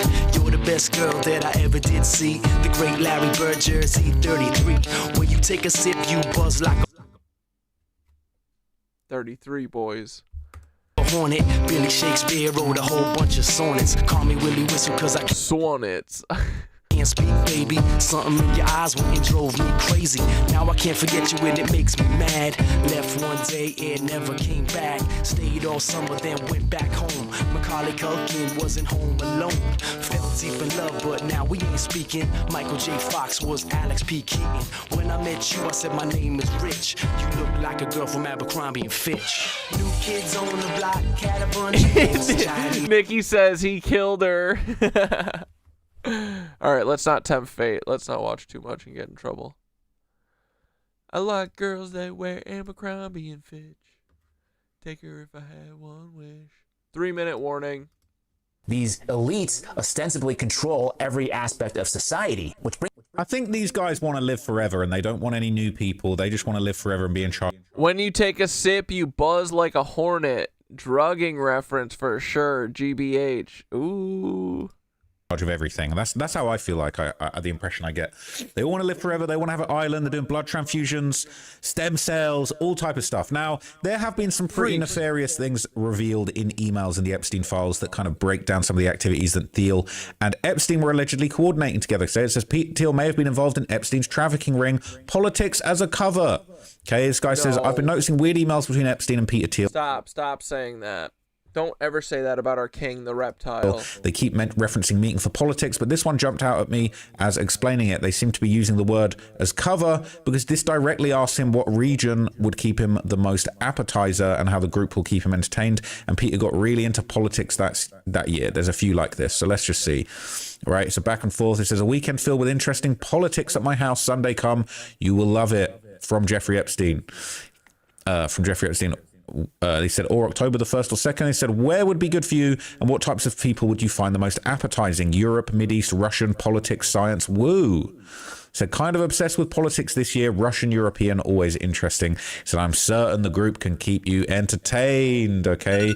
People are saying it 1 minute appears warning. they had a very big need for blonde Eastern European Russian girls, although isn't Thiel gay. So I'm 100% sure that Epstein catered to whatever his sick group of friends wanted. There are others involved who knowingly went for boys or men, like Kevin Spacey. Yeah. Says one statement from a child said the younger girls got more money or were worth more. There is, these things are just vile, all right? So I said this months ago, and the response was he didn't go because he's gay. Little boys were being trafficked too. Said he groomed JD Vance for years. True. So people are saying that he's compromised, and there's other sort of weird emails between Thiel and Epstein that have come up. Says Jeffrey Epstein and Palantir's Peter Thiel planned how to destabilize. Compromised Russian asset. What the fuck are you talking about, dude? Peter Thiel's not Russian asset. He's from Frankfurt, Germany. Yeah. Iraq, Iran, Libya, Syria, Palestine, Lebanon, and Egypt. The more of a mess with just lots of bad guys on different sides, the less we will do. Every Middle Eastern war was for Israel. Happy 9/11 to you. Happy 9/11 to all of us. It's our 9/11, oh boys. Happy 9/11 to us. Smoke it up if you got it. If I told you Tennessee was postponed. Black Death, I'm gonna get you this soon. Fuck the FBI, wizards of propaganda. And that's word to all the charred corpses at Waco, Texas. Before I was even questioned, you already got your answer. I was charged for having a voice like a payphone message. It's all respect, but a great loss of love till it's bounty on your head. Paper towel to stop the blood, might as well arrest Congress too. It's all fucked, they don't respect the Constitution. They look for loopholes and chop it up. If you want something deviled, you gotta break a couple of eggs. I'ma see how much chaos I can fit inside this truck bed. Till it's 168 dead, 19 kids who truly lives. I'm the baby held by the dead mother at Ruby Bridge. I'm losing it, and the proofs and the hallucinogens. Follow the white rabbit now, let loose from the loony bin. Oh, H, you can puff again. Let's go. Like karma coming for anyone trying to give truth a spin. Who is Tim? Who is Tim? Who is Tim, bitch? Who is Tim? Who is Tim, bitch? Who is Timmy McVeigh? Who is Tim, bitch? Who is Tim? Who is Tim, bitch? Who is Timmy McVeigh? Who is Tim? Who is Tim? Ooh. Who is Tim, bitch? Who is Timmy McVeigh? Who is Tim, bitch? Who is Tim? Who is Timmy? Who is Timmy? Who is Timmy McVeigh? Yo, everything was so much simpler back in the day before the internet came and started having its way, before these pesky ass hooligan kids tweeting and twitting exposed the whole plot of us FBI bitches. If you only knew what I was capable of, the lives I've destroyed and the buildings I've turned to dust. You call me God or the devil or maybe Yahweh. You can call me any name you want except Timmy McVeigh. Bitch. You can't call me Timmy McVeigh. No. Never forget. You can call me any name except Timmy McVeigh. 9/11, boys. Just don't call me Timmy McVeigh. Please. Don't point out the obvious and call me Timmy McVeigh. If I told you Tennessee was Paul, would you tell me I'm wrong, or would you hear the truth? Stop saying that. If I told you Timothy might be Paul. He's not. Don't listen to him. It's a new theory I have. It's not true. Paul is not Timothy. Stop saying that. Yeah. I do think, I am starting to think that Paul is Timothy McVeigh. It's just a little feeling I get in my tum-tum. So it says, I keep hearing your intentionality argument. Imagine if this messes what Obama really wanted. Yeah, we could watch a short episode of Fall of the Cabal. Where do we leave off? Like episode 4 or something? Iraq, Iran, Libya, Syria, Palestine, Lebanon, Egypt. We would have to admit a strategy brilliantly executed. That was from Epstein to Peter Thiel. And Thiel replied, the intentionality argument would center on making sure the US gets less involved with the rest of the world. I think that's the plan. The more of a mess with just lots of bad guys on different sides, the less we will do. So they're saying if we make a big old mess over there, we haven't really got to do much. Just let them destroy themselves and we can scoop up the profits. Okay. It says every day I'm getting blown away by new information coming out. It is terrifying. Have any of you guys noticed these complete effing knuckleheads can't write a proper email that's more than 2 paragraphs long, and somehow they're running the world in an international PDF ring and I can't get a proper job that makes use of my abilities with 2 degrees and an MA? It's unfortunate. They're saying Epstein had dyslexia. He was good at math but couldn't spell to save his life. I know a lot of geniuses who are just autistic guys who are good at math. Fair enough. Okay, still waiting for the 9/11 emails. I don't think they're that smart. Well, there's a whole bunch of 2001 emails that are missing, funnily enough. But that's conversation for another day. I need the 9/11, free the 9/11 emails. The last Epstein and Thiel connection here says Jeffrey Epstein and Peter Thiel discussing how returning culture back to tribalism will let them collapse the worldwide economy so they can buy everything at a bargain price. Shit, that is what they want to do. They just want to do what we want to do. Fuck. These guys just want everything for themselves, all right? So this is a message from Jeffrey Epstein to Peter Thiel. It says, Brexit, just the beginning. Thiel said, of what? And Jeffrey said, return to tribalism, counter to globalization, amazing new alliances. You and I both agreed 0 interest rates were too high. And as I said in your office, finding things on their way to the collapse was much easier than finding the next bargain. They want to buy everything at a discount. Okay, they want to buy all your stuff. They want to buy your home. All right, they want to buy absolutely everything you got going on. So people are in the comments saying, what's the point of growing your wealth when you're already a billionaire at the cost of others' lives? People are saying it's just a mental illness, just one approved by society. So Brexit and anti-globalism were the real conspiracy all along. Okay, very, very interesting. The logic behind this is as follows. I keep my network safe while I crush yours. I keep you at bay in small island-like local communities. I control the network connecting the isolated islands. You hate your neighbor, you hate the network. I move freely from island to island, and you lose control over the system I rule. Okay, they're saying this was Charles Manson's logic when he was running around with his family murdering people. They wanted to start a race war, then come out from hiding to, at the end. Ryan, what's the lady's name again who made that series? To rule. Thiel is just reading from Ayn Rand's draft of the same script, not realizing his bodyguards will have him hogtied in the broom closet of his bunker on day 2 of the apocalypse that he aims to bring about. That's crazy.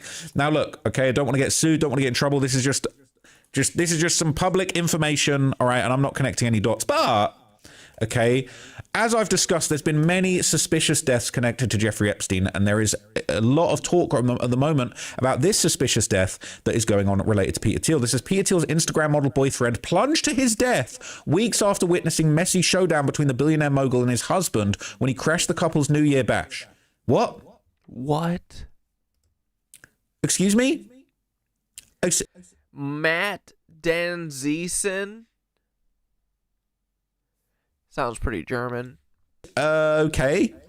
Another person plunging to their death. So basically, okay, it says married billionaire mogul Peter Thiel, whose male model boyfriend Jeff Thomas died after plunging.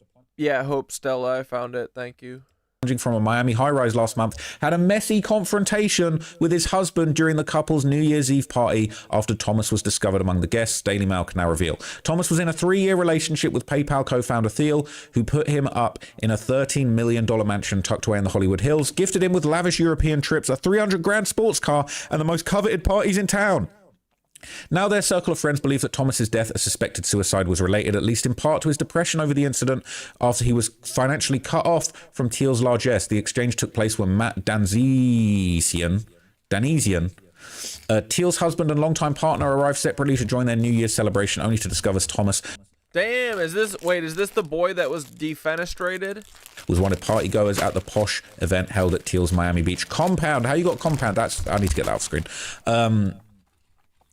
So Danziesen, 56, was enraged that Thomas was among the attendees and started a verbal confrontation with Thiel in front of a room full of guests. Apparently, the romance between the 55-year-old Thiel and the 35-year-old Thomas, 20 years his junior, was an open secret in elite gay circles, particularly LA. Thomas knew Thiel was married, but whether or not Danziesen was aware of the relationship is uncertain. But during the confrontation, Danziesen was heard asking Thiel, why is he here? Thomas showed up to the party because he had been Thiel's kept lover for years, though he wasn't on the official guest list approved by Danziesen. He went to the New Year's event anyway, a yearly event that the power couple are known and are famous for throwing.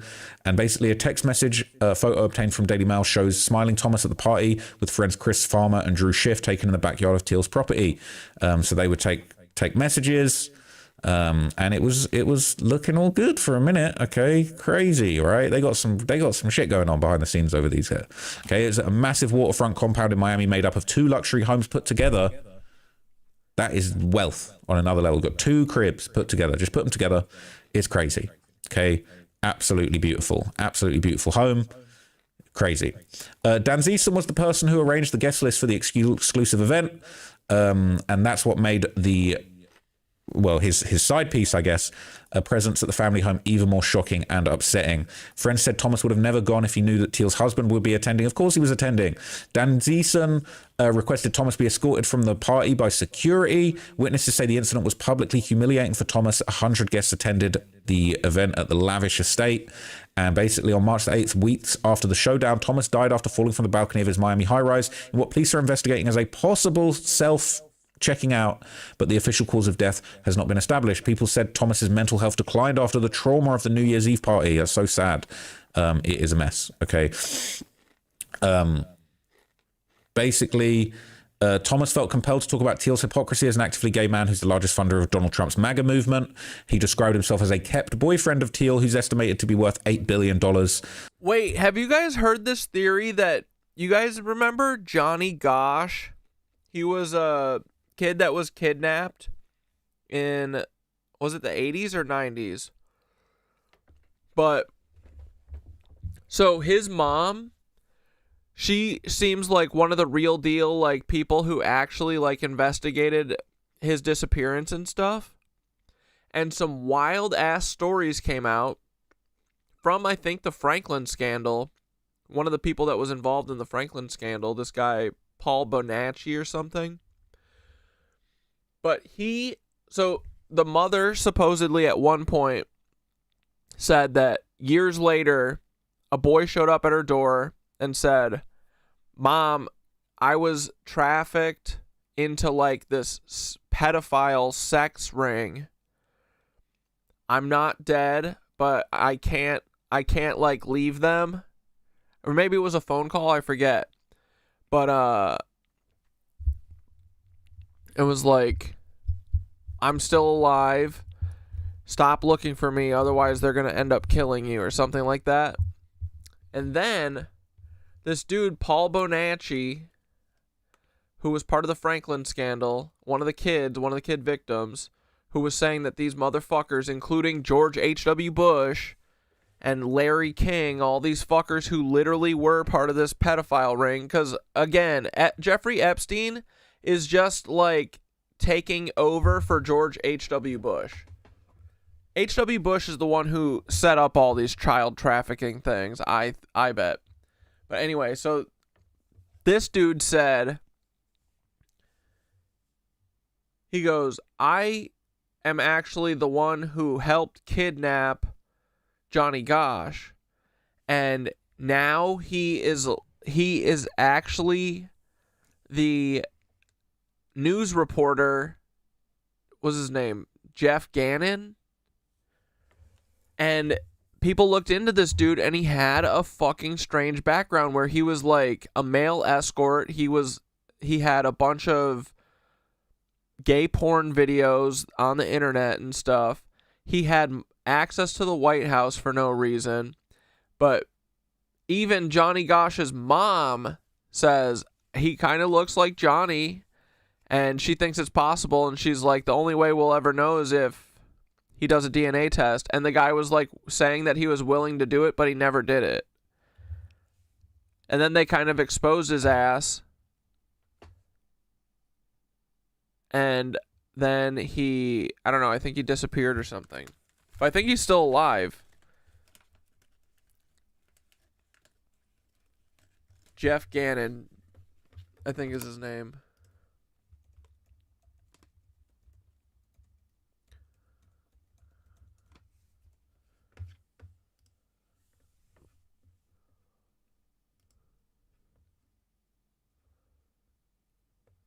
Sources in the U.S. Attorney's Office. Oh my God, this is the full interview. No.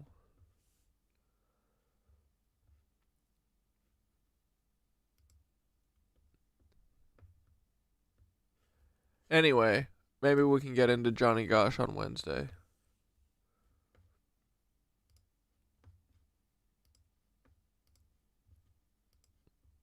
Where the fuck was I? They apparently got romantically involved in late 2019 before COVID. Basically, they're saying the stunning model provided intimacy in exchange for financial support and stability. Oh, you already heard about the $13 million crib, the $300,000 car. He was living the lap of luxury. But after the New Year's Eve incident, he was cut off by Teal. Thomas violated the terms of his non-disclosure agreement after he spoke to the media, and that's when their relationship began to fray. Now, that is a scary detail. Okay, he would open up about his struggles with mental health. He posted selfies of himself in a lot of places. He had a friendship. Oh, and another part of the Johnny Gosh thing is that Paul Bonacci, the guy who kind of told, I think he told the mom, because he was like, there's something weird going on with the dad too, because he was like totally checked out, didn't really care about the investigation until the day that people found out that Paul Bonacci was like, I helped kidnap him. But supposedly maybe the dad sold Johnny Gosh into slavery, you know, pedophile slavery, because he was probably a pedophile or something and got caught. Check the Bonacci pic in the disco.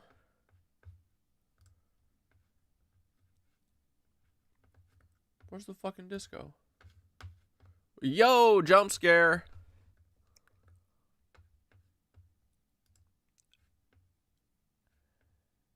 Paul Bonacci and Charlie Kirk. Oh my God, they're all cloners. Lou Pearlman. Oh, we love him.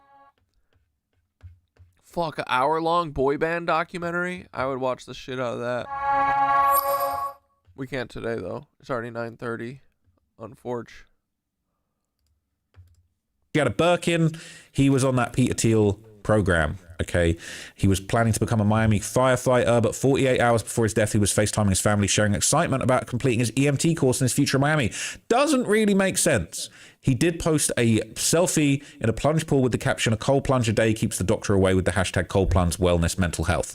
Now, that doesn't sound like somebody that would want to check out, but hey, stranger things have happened. Okay, it is quite scary. It just makes you wonder what was really going on with these guys, right?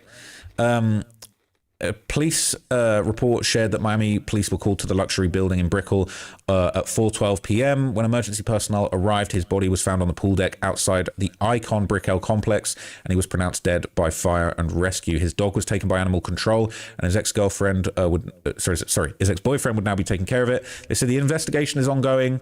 Okay, the detectives had been in contact with Thiel and planned to interview him as part of the probe, but there's no suggestion of any wrongdoing by Thiel, right? And I'm not suggesting there's any wrongdoing by Thiel, but it is a bit strange. Okay, it is a little bit strange. They're saying, I did wonder why he was at Peter's party for New Year's when Matt had no idea who he was. That might make sense then.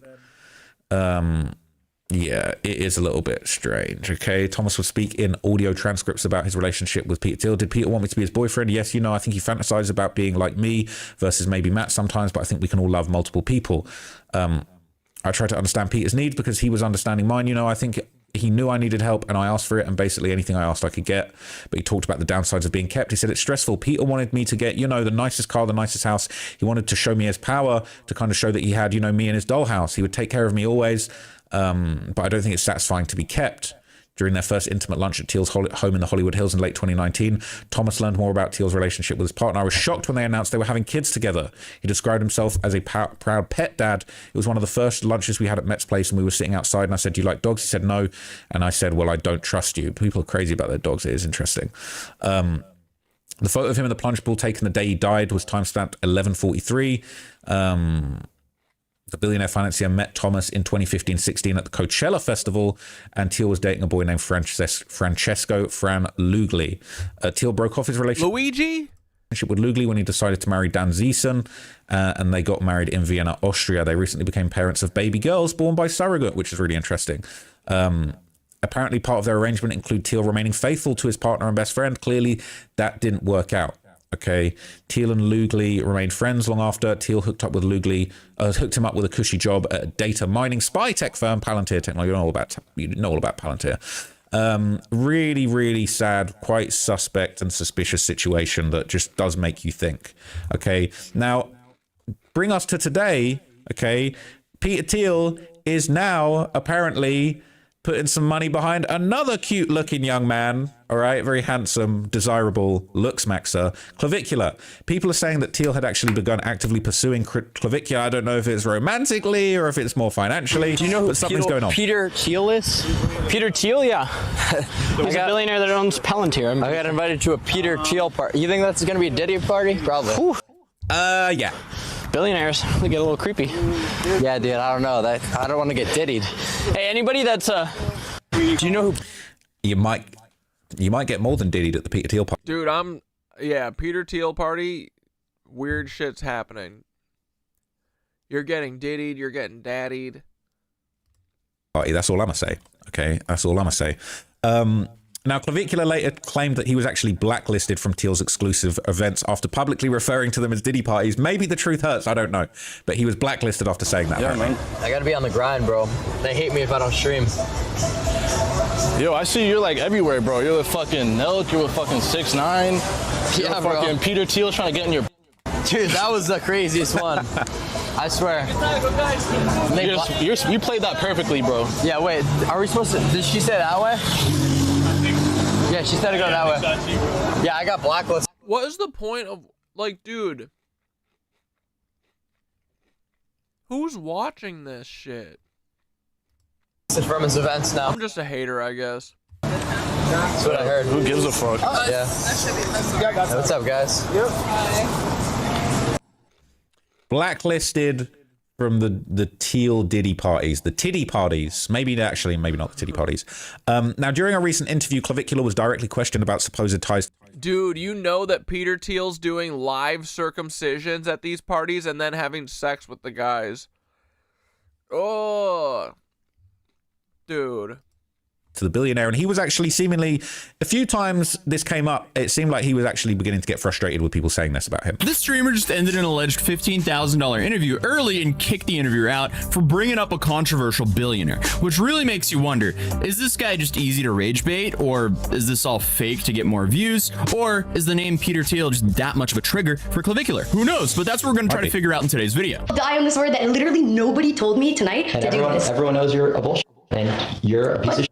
Okay. But this is like, and you tried to come reverse. here. You tried to come here and do this, hit piece journalism all the time. But at the end of the day, turning that around on you, I got my 15,000. It's not. And you could get the fuck out. It's not. It's a good hit piece, but like. So I'm gonna wait. Are we live on your channel, right? Yeah. Okay, let's hold up. I can't believe that the lore right now is that I'm Peter Thiel funded. This is nuts. You literally are. You guys, like I have all the confirmation from my. What is that thing where you deny, accuse?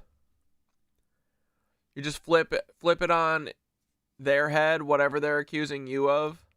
Team, and it's like, but show me the. So what happened here? Well, Clavicular, who we've covered a couple times on this channel now, he was sitting down for what was supposed to be a 30-minute interview with another controversial content creator by the name of Michaela Lawless, who goes by Mika. According to her, she paid $15,000 for a 30-minute interview, which is crazy. Bro is not worth 15 grand for 30 minutes, especially not for her. I'm obviously. It kind of makes sense because he's got the motion right now. But anyway, the last thing I'm going to leave you with, this is one of my favorite channels that's been coming up recently, Trap University. Okay, this guy is legendary when it comes to talking about. Fuck paying people for interviews. Paul, I will never pay you. I won't pay you shit for your interview. You better just show up, bitch. Come correct. Crime, hip-hop music, gangster rap, various gangs from all around the world. And he's been looking into Peter Thiel. He's been looking into Epstein. He's covered this in a few videos recently. And he basically investigated the interviewer's background and suggested that maybe she's the one with ties to Peter Thiel. This was a really interesting reverso card pull. Than ever. But in my opinion, this woman, Micah, is who raises the most questions. So I had never heard of her, and somehow she had $15,000 to pay Clavicular for an interview. And out of everything she could have talked about, she chose to ask him about Palantir and Peter Thiel, which is completely outside of the world Clavicular lives in. This guy isn't involved in politics. If she was paid by Palantir and Peter Thiel, why would she bring up Palantir and Peter Thiel? And fundraising. He walks around Miami and Arizona trying to have sex with women. Out of every influencer Peter Thiel could be associated with, I just feel... I don't know. These boys are very, very concerned with boy looks. They just care about how the boys look. I don't know if they're trying to have sex with women. Just saying. To see why this guy would be one of them. So I did some research, and this woman is Michaela LaLuz. I hope I said her last name right. And she doesn't even have 30,000 followers on Instagram, and she has less than 100,000 on TikTok. So if anything, it would appear that someone was funding her. And I'm just being fair, because even though I don't agree with everything this guy does, I won't pretend that this narrative makes sense. I'll admit that I was suspicious when he got upset about her asking him about Peter Thiel, but then I had to question, who is this girl? And who gave her $15,000 to pay someone for an interview, especially in this era where everyone has a podcast? But apparently, she didn't just come out of nowhere, and she has a public LinkedIn profile that makes me very suspicious. She claims to work for a company in the private office of a... Yeah, this is probably just Peter Thiel on Peter Thiel violence. Dubai prince, which right there shows that whatever she says needs to be analyzed, because it's well known that to be an influencer in the UAE, there are certain things you have to agree to say and not say. And despite going to college in Canada, she's been working in the UAE since at least 2022. And before that, it says she was a NFT collector? What the fuck am I reading? So it appears that she is funded. Steiny's from Nelk is the son of a super rich Israeli lawyer. I mean, obviously. They all are, dude. Literally all of them. About the royal family of Dubai, which I only say because she works as an advisor in the Sheikh's private office. But how does someone get in a position like this? It's clear that she already had money before 2022 if she was collecting NFTs, and she appears to have been a manager and actress in some type of children's series. But before that, in 2017, she was also some kind of host, interviewing very prominent people, as she even provided pictures of herself with the former president of Poland, which is something that she was apparently doing while she was a student at Ryerson University. So does the UAE want people to think that this random kick streamer was funded by Peter Thiel? Or does she truly believe this accusation for some unknown reason? Who gave her this information? Now, I will say, it's very interesting that Peter Thiel has this bro running more offense for Peter Thiel made some pretty big investments clavicular in the UAE, which would fit with Clab's accusation that Michaela is being funded by Peter Thiel. But her being funded by Peter Thiel would only make sense. I promise you this. Peter Thiel would never work with a woman. Ever. If maybe Peter was trying to give back at Clavicular for turning down his party invitation. Now that's a really interesting theory. I could see Peter Thiel wanting to get back at Clavicular for turning down the party invitation. I've heard Peter Thiel is pretty... No. That whole him turning down Peter Thiel thing, that's the part that's orchestrated. Peter Thiel's whole thing is the contrarian. He knows that he can get some clavicular points, and it'll help distance him from Peter Thiel. This dude is literally he's a clone of Peter Thiel, bro. Vindictive. I believe he single-handedly brought down Gorka for exposing him, which actually was pretty interesting. But look, I don't have no problems with Peter Thiel. I don't want to have issues with Peter Thiel, but I do think all of this stuff connected to him is pretty dark, and I do think... I'm sorry, what? I don't have a problem with Peter Thiel. I don't want any issues from Peter Thiel. Peter Thiel, I want to strike you down, brother. Biblically. I want Peter Thiel to looks max himself with a hammer right here. Stop. Hey, clavicular, stop bouncing on your cheekbones. Do one big, strong looks max right here. Hadunk. With the claw hammer. Do the claw side. Teach Peter how to do it before you go. You guys should both do it at the same time. Him basically saying that he... If we have wishes, you know. If you're granting wishes, that's my wish. Doesn't want humanity to continue was one of the most chilling things I've ever seen. They call him the Antichrist on South Park. He is definitely not having some great PR. Very suspect things going on around him. But let me know what you guys think of Peter Thiel, man. Am I barking up the wrong tree? Am I messing with the wrong person? Palantir gonna be on my ass. I might have to buy some shares. I don't know. But listen, man, let me know what you guys thought of this. I think Peter Thiel is a very interesting character. I could dig into him more if you find this interesting. Pause. But yeah, let me know what you think, man. I'll be back with some more videos. I'm gonna take a little break now and come back with some more topics this afternoon. But thank you for supporting. Thank you for watching. Very, very strange times we're living in. And I'm out for now. Thanks for watching. Peace. Alrighty. Here we go. Ready? Fall of the Cabal, Part 3. And then it'll probably be about bedtime.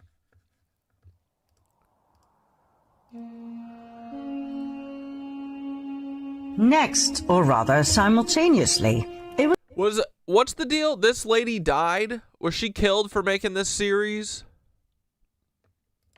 was time for the cabal to take revenge on Russia once again. Financed by their partner in crime, the Rothschilds, they started the Russian Revolution. Fuckers. Their pawn and frontman, Lenin. His real name, Vladimir Ilyich Ulyanov. Every historian will agree on the fact that Lenin was heavily influenced by Karl Marx, the founder of communism. But Marx wasn't Russian, he was German. Lenin was Russian, but as he spent many years in exile in Finland, Switzerland, England and Germany, he had become almost a stranger to Russia at the time the first part of the Russian Revolution broke out in February 1917. He was completely westernized. Marx had inspired him massively with his 1848 pamphlet, The Communist Manifesto. Lenin wasn't just inspired by Marxist communism, but also by his Jesuit background. Marx was trained in Germany at a Jesuit school, and after that, he was tutored by Jesuits in the British Museum on the tenets of communism, as confirmed by ex-Jesuit priest Alberto Rivera. Another source of Marx being a Jesuit coadjutor, an assistant bishop, is Otto von Bismarck, who wrote in the North German Gazette that Marx was under control of the Jesuit priest Peter Becks, then Superior General of the Society of Jesus. And there was more Jesuit influence on Lenin. His right-hand man, Felix Dzerzhinsky, who was the head of the Soviet secret police, was a great admirer of the Jesuits.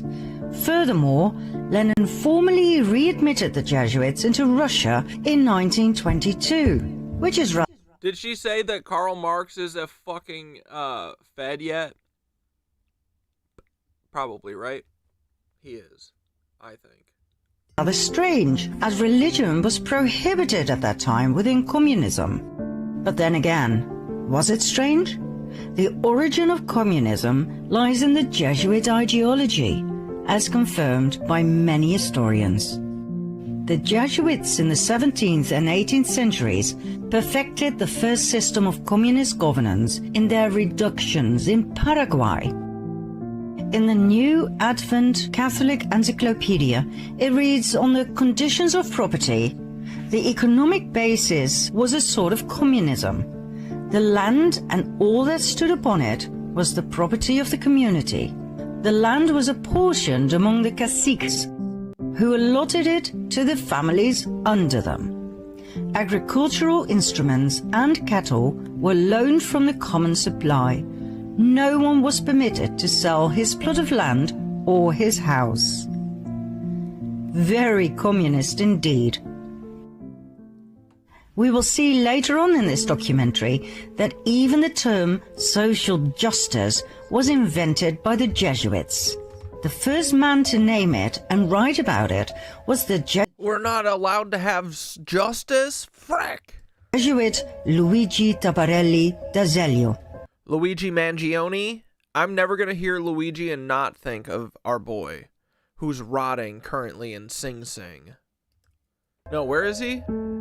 Lenin was a Jesuit puppet who was pushed forward by the cabal to destabilize and destroy the country. He hated Russia and the Russians. Some of his most famous quotes are, "I spit on Russia. While the state exists, there can be no freedom. When there is freedom, there will be no state." And, "May 90% of the Russians die and let the other 10% live under communism." The Russian Revolution. How would actual commune living help usher in permanent psyop fascism? Is that what she was saying? Seems kind of unlikely. Was a Jesuit attack. Some people get, like, I always get confused about people being so scared of communism when really it's the fascism and the capitalism that's ruining everything. You know? But yeah, I didn't quite hear. I was doing a frickin' 10-1. On the country. Their motive? Revenge. Their pawn? Lenin. Their tool? The Bolshevists. This is part 3. They were the equivalent. What are you saying? Watch a different one now? What, part 4? Of the Jacobins. Did we already watch this? During the French Revolution.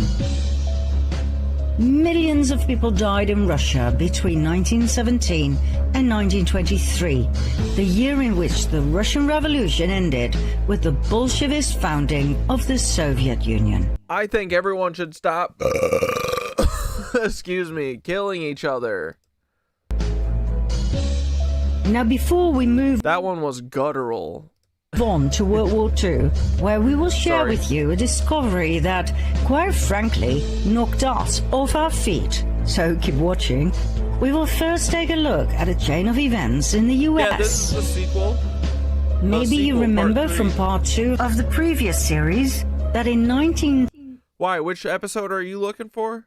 the US Federal Reserve Bank was founded, the mother of all banks, owned by several cabal families, among which the Rothschilds. Remember what happened to the 3 wealthiest and most influential opponents of the Fed? They conveniently died when the Titanic sank. Less than a year later, the Fed was a done deal. In the US at that time, about 21,000 banks did not yet fall under the jurisdiction of the Fed. That was, and still is, an absolute lethal thing to do. One might as well commit suicide, as history has proven over and over again, worldwide. In 1914, World War I started, 1 year after the establishment of the Federal Reserve. Between 1914 and 1919, the Fed doubled the money supply, causing a nationwide increase in lending. In 1920, it shrank the money supply, and 5,500 competitor banks went bankrupt. They were bought by the Fed for next to nothing. Bro, that's literally What a Wonderful World. Between 1921 and 1929, the Fed... Or is it It's a Wonderful Life? What a wonderful... I think it's a Wonderful Life, the movie. Increased the money supply again. Loans were everywhere. But on October 23, 1929, 2.6 million shares were sold in a frenzy. By whom? Not that hard to guess. The next day, on October 24 at 9 a.m., Wall Street was closed, and the moneymakers who had gathered outside slowly started to realize in a state of shock what had happened. Loans were called in. Investors were forced to sell their shares. This event became known in history as the Wall Street crash.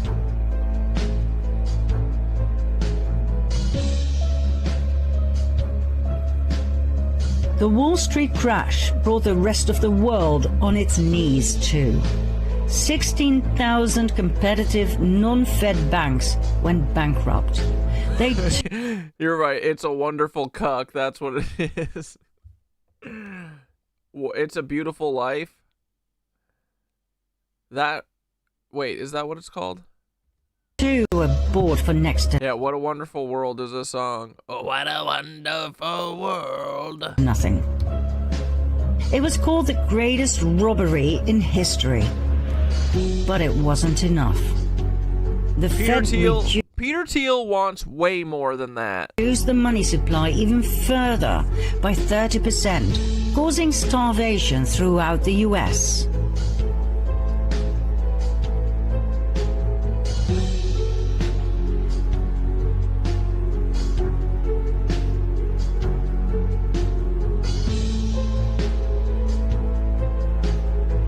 The Rothschilds had done what they had successfully been doing since the French Revolution, manipulating the stock market at the expense of the people to further increase their wealth and power. Congressman McFadden was so horrified he began impeachment proceedings against the bankers who owned the Federal Reserve. Like I said, he might as well have committed suicide straight away. He was poisoned at a banquet, and the impeachment was abandoned. One simply does not get in the way of the Khazarian cabal. 4 years after the Wall Street crash in 1933, on the pretext of getting out of the Depression, the banks persuaded the government to carry out a national gold seizure on penalty of imprisonment for 10 years. That's right. Under pressure of the Fed, President Roosevelt signed Executive Order 6102 to make the impoverished American people give up their gold. They had nothing left. With the gold standard gone, the cabal had no more limitations on how they could manipulate the money supply. This meant absolute dominance. On top of everything else, income tax was created in 1913 to cover the huge amounts of money the government was paying the Federal Reserve. Like we said in part 2 of the previous series, income tax is illegal.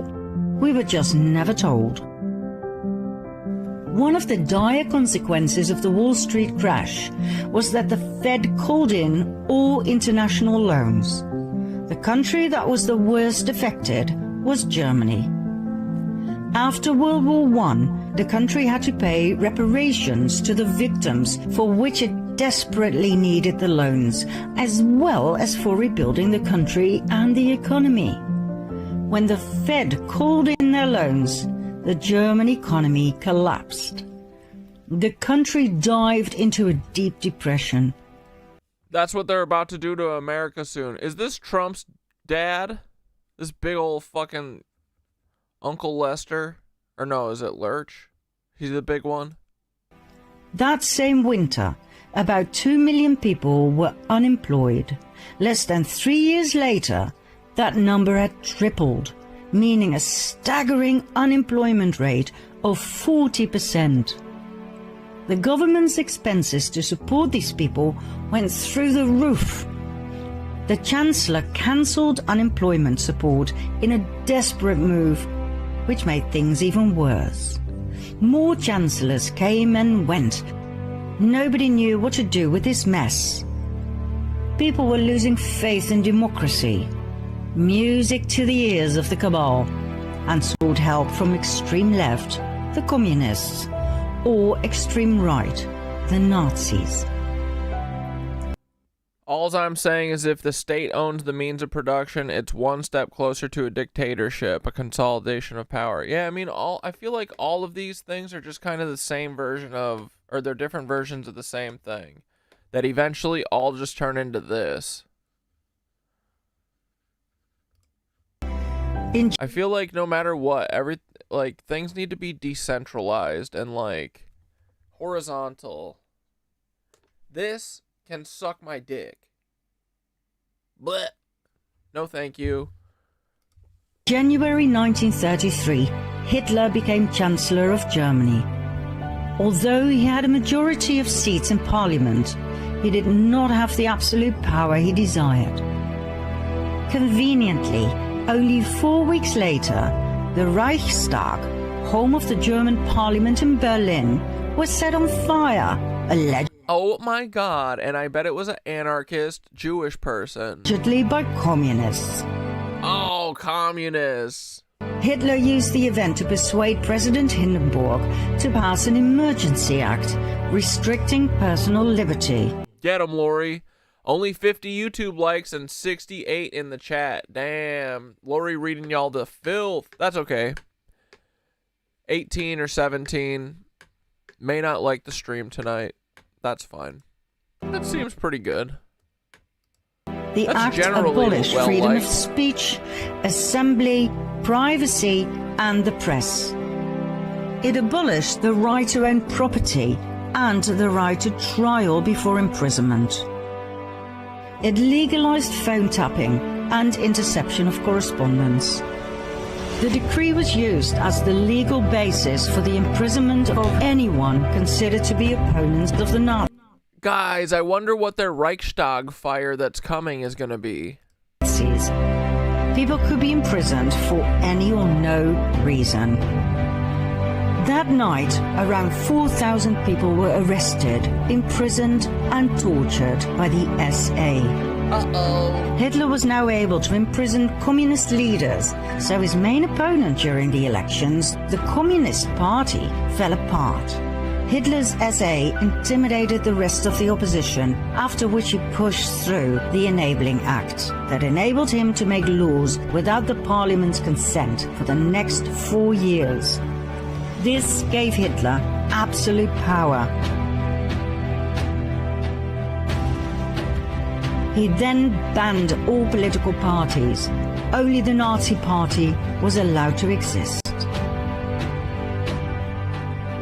The final obstruction to absolute dictatorship was dealt with on June 30, 1934, called the Night of the Long Knives, when 400 SA members who were making demands were slaughtered by Hitler's SS. 1.5 months later, Hitler was in absolute control of Germany. He had become the Führer, meaning he was president, chancellor, and head of the army. Members Yeah, but you know what? He's still ugly. of the armed forces had to swear a personal oath of allegiance, not to Germany, but to Hitler, which is so Jesuit. Remember the oath of absolute subservience and obedience to the Supreme General? Who was Hitler, really? Look at his little pantaloons, dude. Do you think Hitler had an egg-shaped penis? I bet so. Hitler came from an interesting family.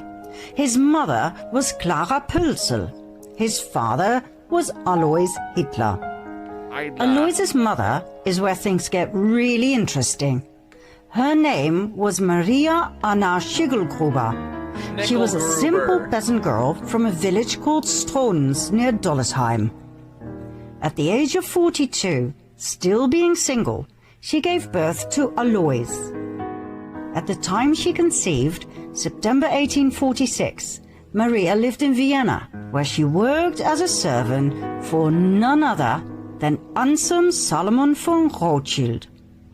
As soon as the family discovered her pregnancy, she was sent back home, where Alois was born. Maria refused to tell who the father was. It must have been someone with power, for she kept it a secret for the rest of her life, and the father did not feel the need to marry her. When Alois was 5 years of age, Maria married Johann Georg Hitler.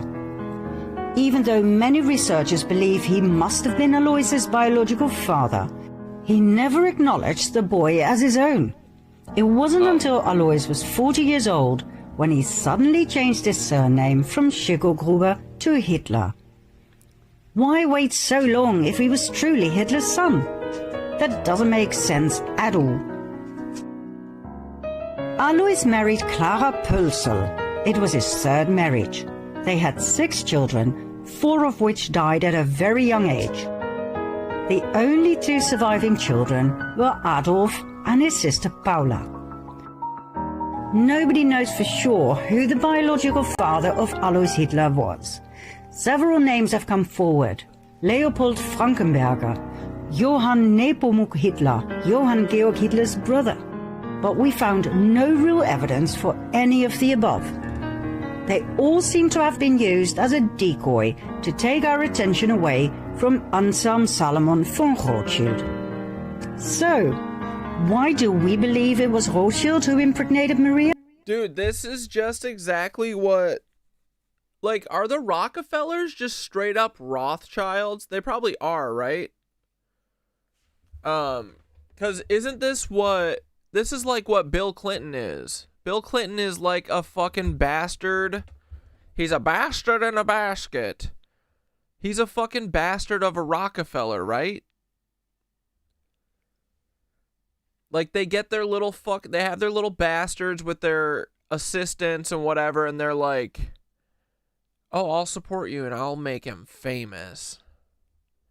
And then it's like someone who is their blood, right? But not part of their family, like their official family. I don't know. Kind of feels like same to me. Because of several indicators. First of all, 9 months before Alois's birth takes us to September 1836. According to the Rothschild archives in London, Maria worked as a maid for Anselm Salomon von Rothschild. Now there are two possible suspects of the rape of Maria. One, Anselm, who was 33 years old at the time. Two, his father, Salomon Meyer von Rothschild, who was 72 at that time. Now the Rothschild archives contain... Yeah, they've got spares everywhere. In handwritten correspondence between the son, Anselm, and the London Rothschild Bank, which proves he was in Vienna at the time of the conceived pregnancy. His father, on the other hand, was in Paris. That narrows it down, don't you think? Paris. Secondly, in 1876, when Alois was 40 years old, he suddenly inherited a large sum of money. From whom? There wasn't any money in the family. Anselm Salomon von Rothschild died a year and a half prior, the time needed to pass an estate through the probate court. It was the same time Alois suddenly changed his name to Hitler, remember? Was that just a coincidence, or was it a demand by the Rothschilds in order to receive the inheritance, so that he would not be traced back to the Rothschild bloodline? Now please bear in mind that officially the Rothschilds were Jewish. They were the Babylonian Khazars who converted to the Jewish faith under pressure of the Russian king. Call them fake Jews if you like, but to the outside world, Adolf Hitler's father was half Jewish. If this ever came to light, it would be one hell of a scandal. And so, all traces of the Führer Adolf Hitler leading to the Rothschilds had to be erased. In 1921, the Munich Post intercepted a... These boys always do be self-hating, right? It do be making sense, dog. Pamphlet that circulated among the early members of Hitler's Nazi party, the NSDAP. The pamphlet's title was Adolf Hitler, Traitor. The NSDAP? Shitty name. It dealt with the alleged Jewish blood in Hitler's veins. It accused Hitler of fronting for Jewish finances and for yeah, dude, red shields. They should be just called flesh shields. acting like a Jew himself. The Munich Post decided to publish the pamphlet. On the very day that Hitler became Chancellor, the Munich Post was ransacked and its editors and writers were sent off to concentration camps, where they were never heard from again. The Austrian Chancellor Dollfuss investigated Hitler's family origins on 2 occasions. The first investigation, published in 1932, determined that Hitler's father was illegitimate, born to a 42-year-old unmarried woman and an unknown father. The second investigation determined that Hitler's mother was employed as a domestic servant in the residence of Baron Rothschild of Vienna. Shortly after, Hitler ordered the assassination of Dollfuss in 1934.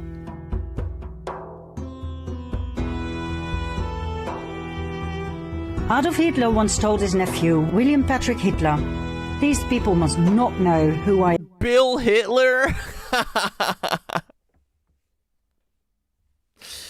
That's awesome, dude. What an idiot. You must not know where I come from and which family I'm from.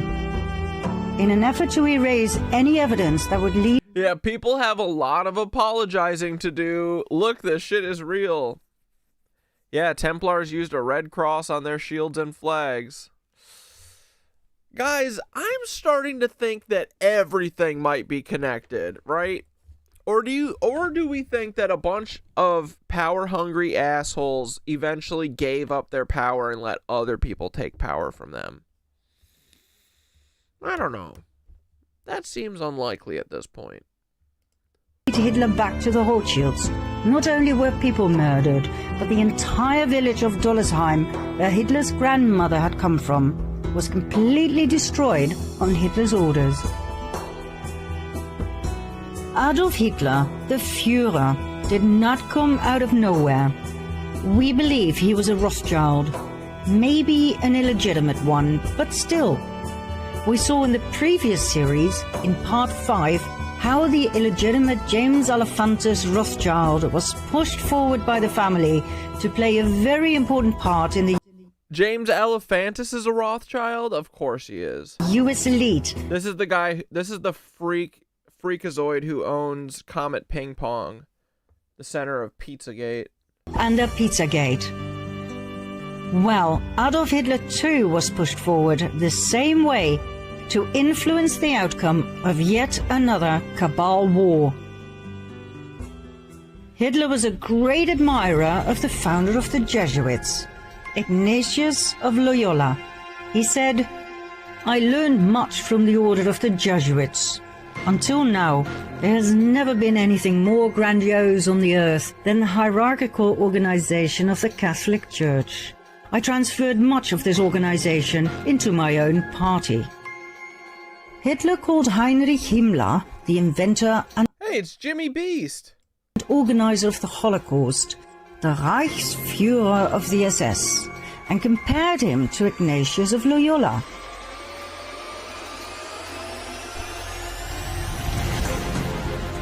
The SS organization has been constituted by Himmler according to the principles of the Jesuit order. The regulations and the spiritual exercises prescribed by Ignatius of Loyola were the model Himmler tried to copy exactly. Himmler's title as Supreme Chief of the SS was to be the equivalent to the Jesuit general, and the whole structure and direction was a close imitation of the Catholic Church's hierarchical order. Absolute obedience was the supreme rule. Every order had to be executed without comment. Hitler presented himself as the solution to all problems. He offered jobs in the war and weapon industry. He got rid I think she's just talking about the previous part of this. It's like a 10-part series. of everyone he blamed for Germany's problems. The Jews, This is part 3, so it would be part 2. the Gypsies, the communists, the disabled, the homosexuals, and he confiscated all of their money. Hitler was supported by a highly efficient propaganda machine led by SSer Joseph Goebbels, who brainwashed the German people into believing that Hitler was some sort of a messiah and that the Jews were the cause of all evil. Well, we all know what Trump is our new messiah, boys. happened. 85 million people died in World War II.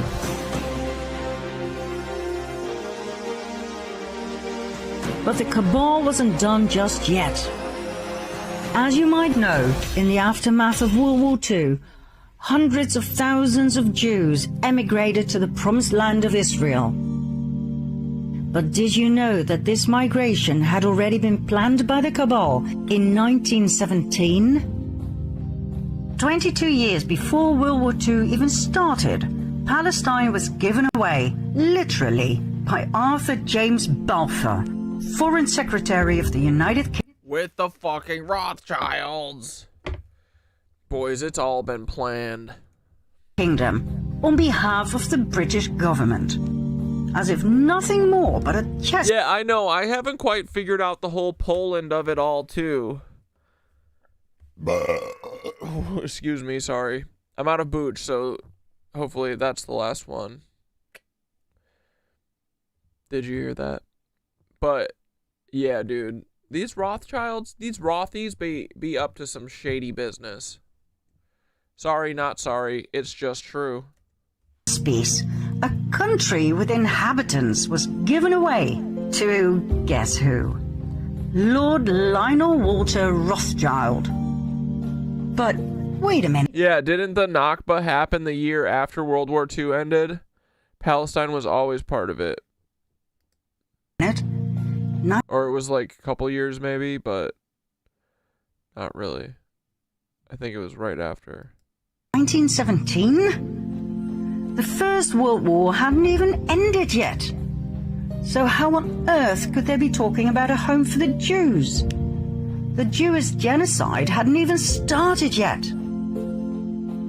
We're talking about the Balfour Declaration, signed by Balfour himself on the 2nd of November, 1917. Dear Lord Rothschild, I have much pleasure in conveying to you, on behalf of His Majesty's government, the following declaration of sympathy with Jewish Zionist aspirations, which has been submitted to and approved by the Cabinet.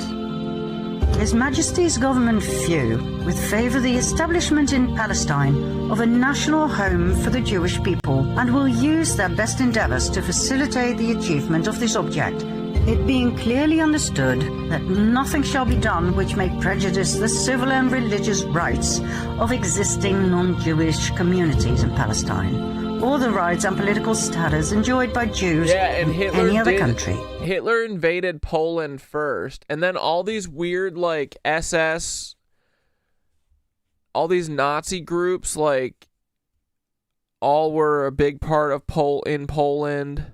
What was going on there? That's where that dude that was in Canada that got that standing ovation, even though he was a Nazi, he was like an SS Poland type beat. I should be grateful if you would bring this declaration to the knowledge of the Zionist Federation. Arthur James Balfour.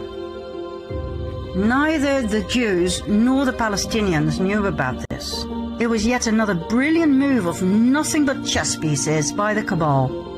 What was presented as a benign action in favor of the Jews was, once again, a divide and conquer strategy. It could only end in yet another war, this time between... Wait, also I've noticed a lot of false Idaho 4 info coming from, quote, a CIA agent located in Poland. Always thought that was weird. Why the fuck? What the fuck? How are you getting information in Poland? It's probably just that dude, John Karakia, you know, that idiot who's always on TikTok.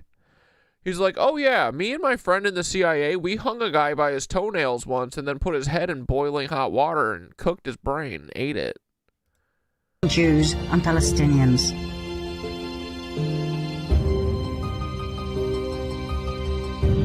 The Jewish people were willingly and knowingly murdered 22 years after the Balfour Declaration was signed. Why? Because the Rothschilds and the other cabal families had but one focus: Jerusalem. It's not by chance that so many family members have Solomon in their name. The Temple of Solomon, Temple Mount, and therefore the land of Israel was their main priority. So do the Rothschilds, do they claim, like, do they pretend like they're Noah's kids or something? Is that, like, what their whole shtick is? Or they're like, it's all rightfully ours because we are Noah's children. We can steal everything whenever. Like, right, there's got to be some actual logical fucking drive to this. They have their hearts and minds set on taking this shit. We will soon tell you why and expose their deepest and darkest secret. For now, millions of Jewish people were sacrificed in order to get there. There were many more wars to follow, like the Vietnam War, the Cold War. All were instigated and financed on both sides by the cabal. Word. That's how people across the world were kept in fear.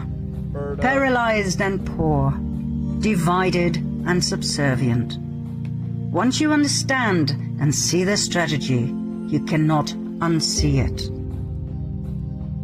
But the worst was yet to come, for times were changing and the Cabal adapted their strategy as time went along. Key words in their everlasting plan to conquer the world: hatred, revenge, disdain. These three words were perfectly combined in one document: the Protocols of the Learned Elders of Zion. Cogs.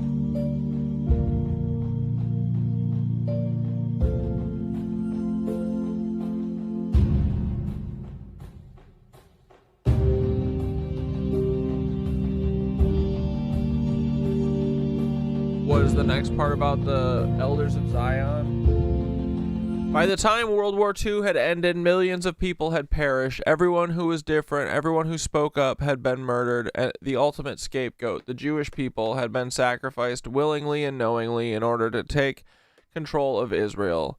From that moment on, the Zionists took over. The Palestinian people who had lived in Israel since the beginning of time were subdued in yet another Cabal war. True.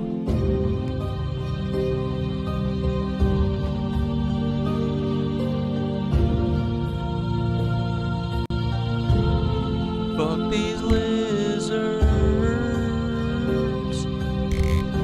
They're a bunch of lizard cucks and I don't like them. The parallels between Nazi Germany and the current state of affairs in many European countries are uncanny. Hitler started off with the Emergency Act, now in effect in most European countries. He then pushed through the Enabling Act, giving him complete control to become the dictator he was.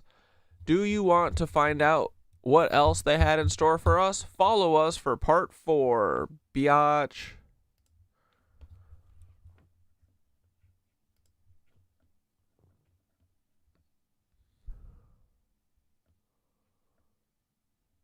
Can't see the titles. Fool me, can't fool me again. Alright, we'll load this up for next stream.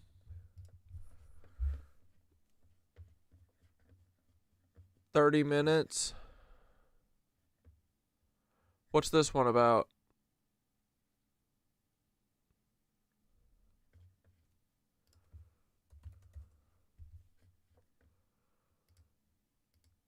I like girls who wear Abercrombie and Fitch. I'd take her if I had one wish. But she's been gone since that summer.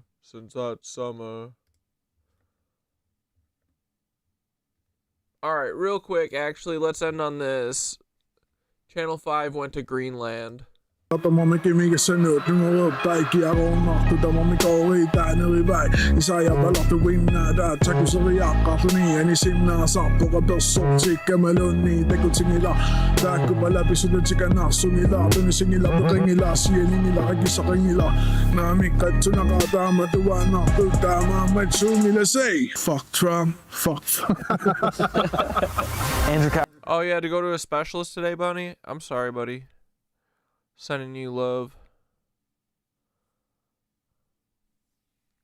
Hope everything's good.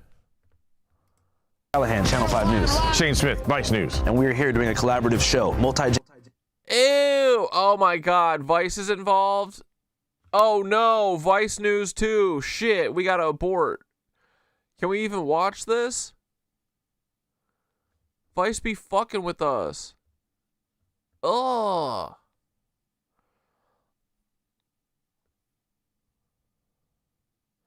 Peter, Cash, and Paul in a boy band would be fire. I'd watch that documentary. Oh, this worries me.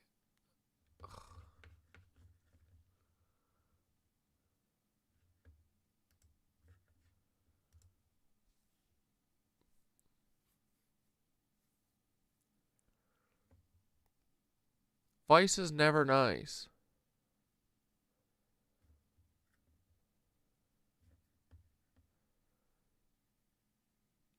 All right, here, we're going to watch a short My Lunch Break. It's 20 minutes. That means that it'll have 6 minutes of content. Who's compromised? Minutes or My Lunch Break?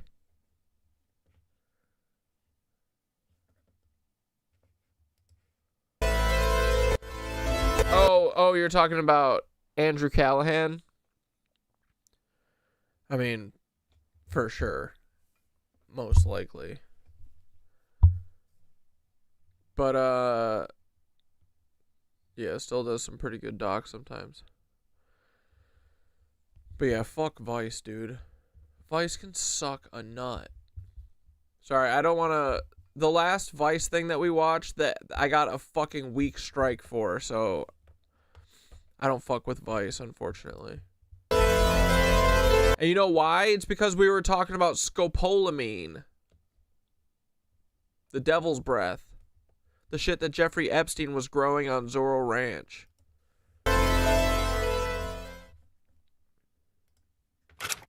Alright, after this, we're going to bed.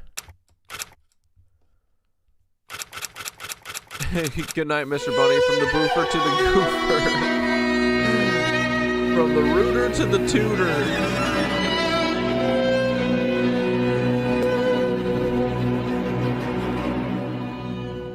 What were the Nephilim doing here? And why were they erased from the history books instead of being remembered? We've shown their remains underneath cathedrals, under palaces, underneath the churches. Wait, we think the catacombs were Nephilim?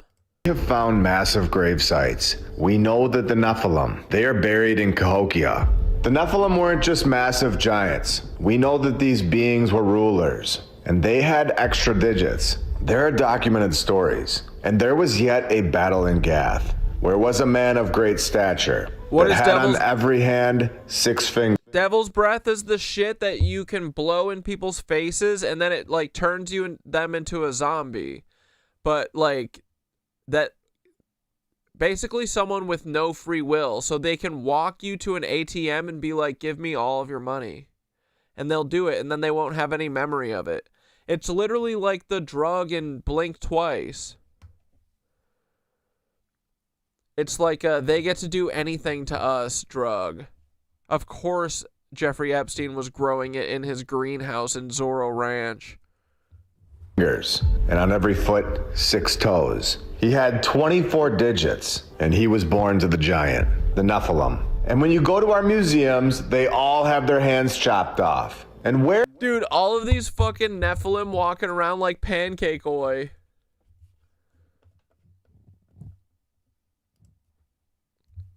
"27 toes. Yeah, look, right here, Pancake Oi. Paddlefoot. Well,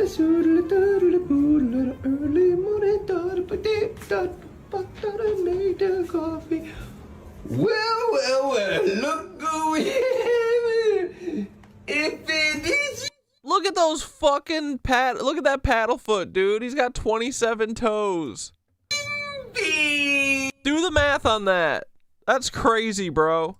Get going. Guess what? It's Monday morning, big. You know what we say? We say, I hope you have a good day today.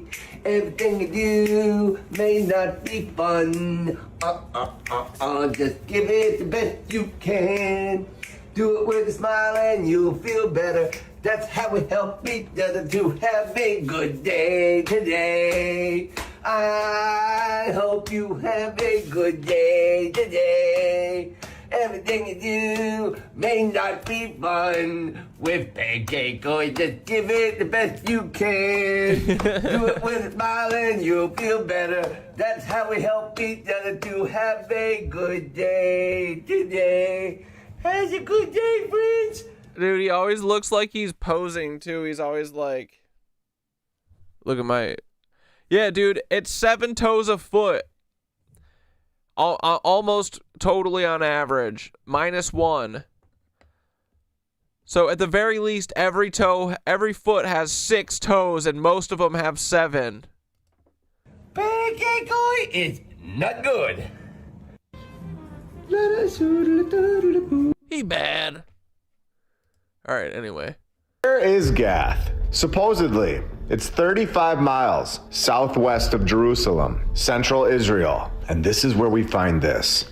A massive melted structure. We all know at this point that these are not caves. It's completely melted. Massive entrances, and we all know that it goes down much further than we can see. It's all just covered with grass, weeds, and dirt, just like we see right here. Take a look at this. I guarantee you, if somebody was to go there and remove all of the grass, this would be a massive structure that you would be able to enter into, with another huge opening over here. They found this location and excavated it in the 1990s. Oh God, this is in fucking Tel Aviv? Never mind. Which is of course our timeline yet again. And they found pottery, of course, because the only thing that the people of the past knew how to do was just make a bunch of pottery. It's a complete joke. And this is all over the world. Even in Nevada, the Seataka Caves, where many Native American tribes, their history. These are not legends like we're all told. They're not myths. This is what the Native Americans tell us that their history really is. They tell us all about the red-haired giants and how their ancestors, they literally fought wars against these giants. In my opinion, this was within the last 500 years, not 15,000. And this is based on all the research that we've seen to this point. We even see that the Aztecs and the Mayans recorded their encounters with a race of giants, with the giants or the Nephilim being discovered on almost every single continent in the world, including Virginia, New York, Michigan, Tennessee, Arizona, Nevada, and we know Illinois. And we're gonna be coming back to all these states later on and what they found. But in Nevada, at Lovelock Cave, we see something shocking. We see that they actually found the red-haired giants. Two very large skeletons were found. One being 8.5 feet tall. The other one was almost 10 feet tall. In 1911, James Hart located these giants, a finder that was mining and unexpectedly found massive humans.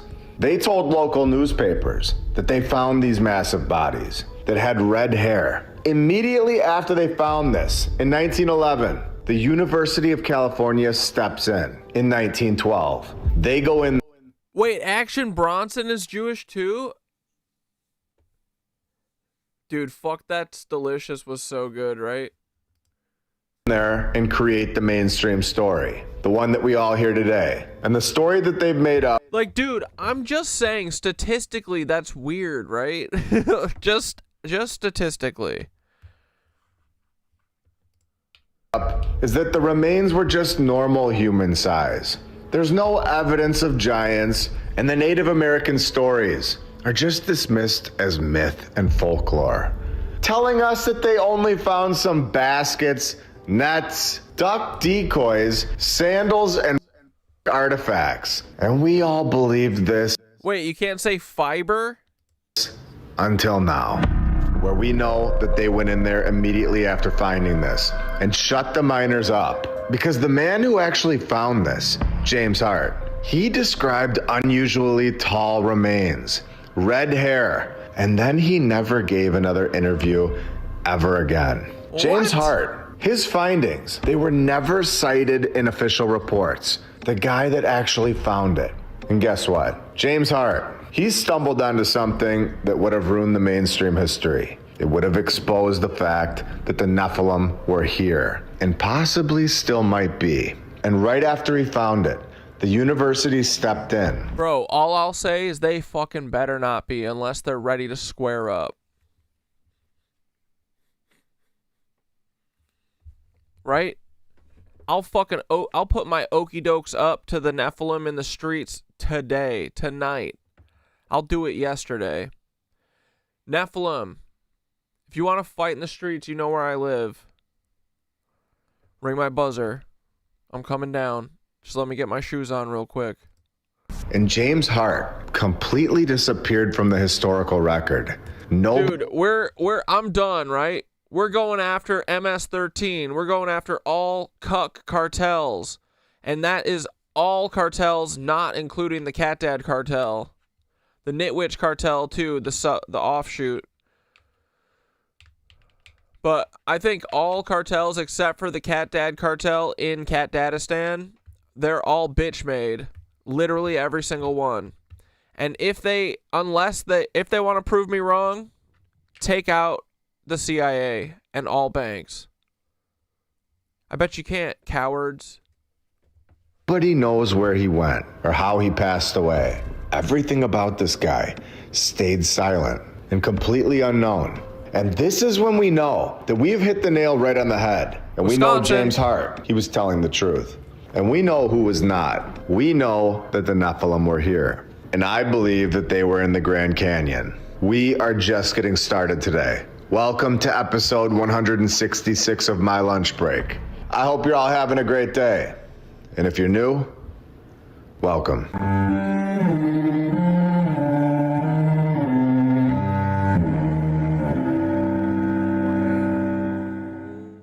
Cahokia. Thank all of our sponsors over on Patreon. Thank you to Flat Earth Dave. I love Flat Earth Dave. Laurel L. Burnett. This channel. Channel out a lot. Now they didn't just find sand in Tartaria. Beacon of Truth, Cashman 451, Mandy, Lucy, Tibba Shaba in the Darkness. You guys are all awesome and helping this channel out a lot. Now they didn't just find sandals and rope. We all know this. These were giants, and I bet you they found a lot more of them in there. Because when you look at the dimensions of this place in Nevada, they're shocking. A massive entrance that's 40 feet wide, 150 feet long. Interior tunnels that are 15 feet wide and go on for 500 feet, connecting chambers and passageways. This was not done by one or two people. Look at the inside of this place.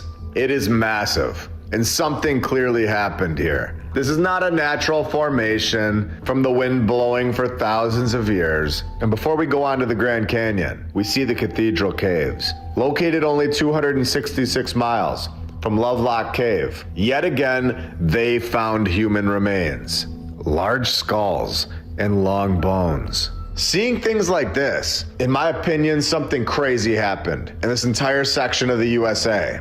Dude, that looked like Boner Rock. Hold on. Large skulls and long bones. Seeing things like this.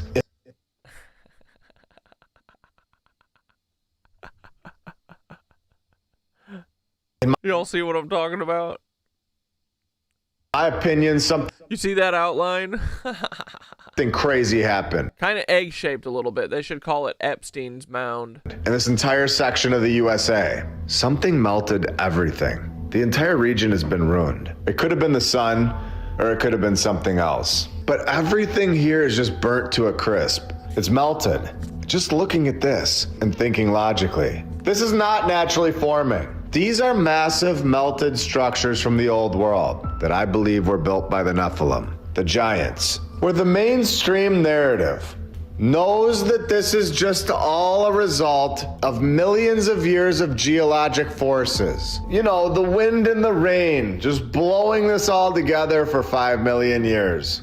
Not 4 million and not 6 million, but exactly 5 million years ago, water filled the area and formed a freshwater lake. And all of this was done. His voice kind of sounds like The Rock, right? Oh my God. Documented by the local snake. He was just busy documenting all of this in the sand 5 million years ago. He was journaling for fun and telling all these idiots from the 1900s all about the year -5 million. These kind of do look like statue people standing there, like,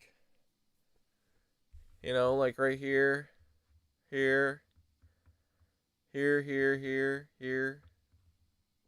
I don't know. What a gift. Visitors began to finally explore this location in the 1920s, with nothing ever happening before this. But these historians, they know all about 5 million years ago. It is amazing, these ridiculous stories that we're told. And so many people look at this and they memorize it. They say, yes, the wind was a little stronger back in the day. Back in the year -3.5 million, that water did rise a little bit. And in -1.25 million, it all went away.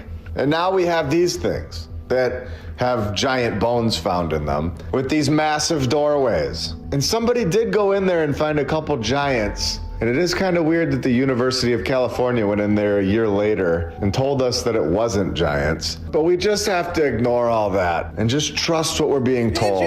I'm sorry, but that looks exactly like an entrance with perfect 90-degree angles. Now, April 5th, 1909, the Grand Canyon. Something huge happened and has since been denied and restricted from the public. An explorer claimed to be working with and funded by the Smithsonian Institution. He reported a massive cave system carved into the canyon walls. He reported hundreds of rooms. He found weapons, statues, bodies that he described as being larger than normal humans, Nephilim. And these bodies were not associated with the Native Americans. After this happened, the Smithsonian denied all knowledge. It's the same exact story. It's the same pattern we're seeing now at the Grand Canyon. There were no public follow-up reports. No excavations were ever allowed. Hundreds of rooms, we are told, with giants inside at the Grand Canyon. What is in there? What did they find in 1909? The cave was noted as being 1,500 feet above the Colorado River and located in a remote section of the Grand Canyon. They literally had to climb to get up there. Yet it had hundreds of rooms, 1,500 feet in the air, cut into the rock cliff, and the coordinates were never published. Even though it was an excavation funded by the Smithsonian Institution, which is funded by the taxpayer, the public, 60 to 70% of its annual budget comes directly from congressional appropriations, and that money comes from the taxpayer. The rest of the money comes from grants, private donations, and the rest. So what does this mean? Yeah, wait. My lunch break's voice makes you fall asleep. He makes me jump every couple seconds. Smithsonian museums are free because the taxpayer pays for them. The U.S. population, the civilians, the people, the staff are largely federal employees. I've been to the Grand Canyon, just on the rim of it. I just rimmed it. I would love to go to the bottom, though. Collections are public property. Now we have to ask, why is the Smithsonian not subject to FOIA requests? They are classified as a trust instrumentally of the United States, so they get taxpayer money. They operate on federal land, employ federal employees. They take taxpayer money, funded by the public, yet they don't have to tell us anything. And then after hearing this, hearing that they don't have to tell us anything, we're all supposed to sit here and just trust what they're telling us. And I'm gonna be honest with you, I'm totally open to trusting them if they were actually gonna be transparent. But at this point, I have no reason to. What I see is deception. I see them withholding information that completely changes the mainstream narrative. I see lies. I see the fact that they found something shocking in the 1900s and are not telling us the coordinates. They are not following up on the site that they found hundreds of rooms at the Grand Canyon, not FOIA bound, can deny any involvement without producing records. They can withhold any location forever. And there is no public audit trail that would ever force a disclosure. And yet the Smithsonian, they are in charge. They are in charge of the public narrative. They define what is accepted history versus myth. They determine what is taught, what's repeated and normalized. They're in charge of influencing the textbooks that the kids read. This was all passed in 1846, labeled as the Smithsonian Act. And I want to let you all know that this could change tomorrow. If the US Congress decided that they actually wanted to be transparent and allow the public to see what they have found, what the public has actually funded, what was found at the Grand Canyon. Yeah. They could do that today. They could do that right now, but they don't. The Grand Canyon is 277 miles in length, over 1.2 million acres, with 94% of it being designated as federal wilderness, meaning that no roads, no development, limited access, and strict permit control to 94% of the 1.2 million acres of the Grand Canyon is off limits to the public. Not only this, but there are thousands of documented caves in the Grand Canyon, thousands, with over 95% of them being closed to the public. closed to the public by the National Park Service. Yet another publicly funded service. So what we're reading today is that the public is literally more like the National Cuck Service, am I right? paying to block themselves off from thousands of caves at the Grand Canyon. The public's funding these groups that do not have the public's best interests in mind. How much money does the National Park Service get per year? They receive around $3.5 to $4 billion from the public every single year. And thanks to all these incredible laws, including the one from 1988, explicitly allowing the National Park Service to close all the caves, we now can't do anything about it. All the public can do at this point is say change these laws and hope that they do.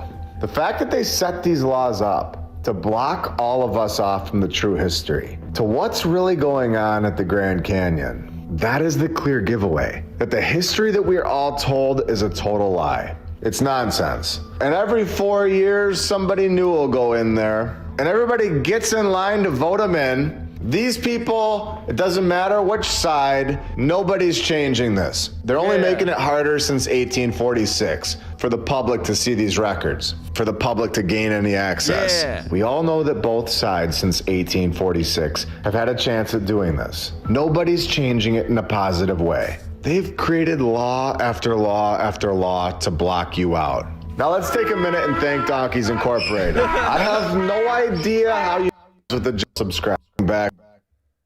Instagram archive. Place, and I believe that these are massive melted structures. I don't believe it was hundreds of rooms. I believe that it was thousands. I believe it is the most shocking place in the entire world. And they needed to block off 94% of it to the public, because we would have found so many more than 1,500 caves. We would have found that these were all buildings that are completely melted on the outside, but still operational on the inside, including the Vishnu Temple at the Grand Canyon that resembles the Sphinx in Egypt. And I have to let you all know, this was not created millions of years ago by the wind. The Grand Canyon is the most restricted. You're right, it was done by glaciers, our best friends. Site in the USA. And it was, you know who defenestrated Peter Thiel's boyfriend? Glaciers. Created by an advanced civilization that had giants living among them, the Nephilim, helping them create some of the most incredible structures that we still see here today. And we are just getting started. My ancestors, they had big old long fingers too. Salad fingers, dude. Whoa. My Marfan brothers. All right, boys. That's about it for us tonight. We'll see you on Wednesday. Thanks for being here. Appreciate you. Oh, there we go. Take us home, brother. This one's for the glaciers, boys. Everything's for the glaciers. I did it all for the glaciers. Come on, the glaciers. Come on, so you can take them glaciers and stick them up your glacier. Stick them up your glacier. Stick them up your glacier.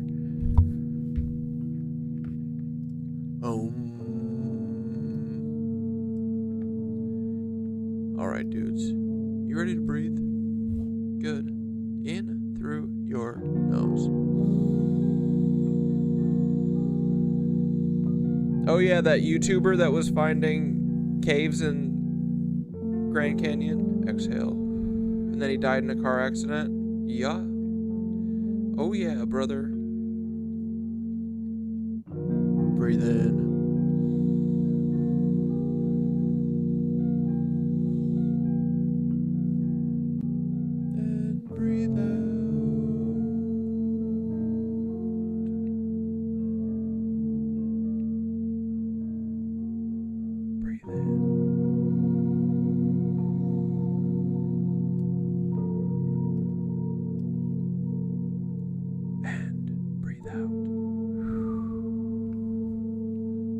Here we go.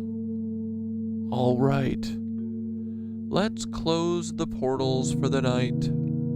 Take one slow breath in.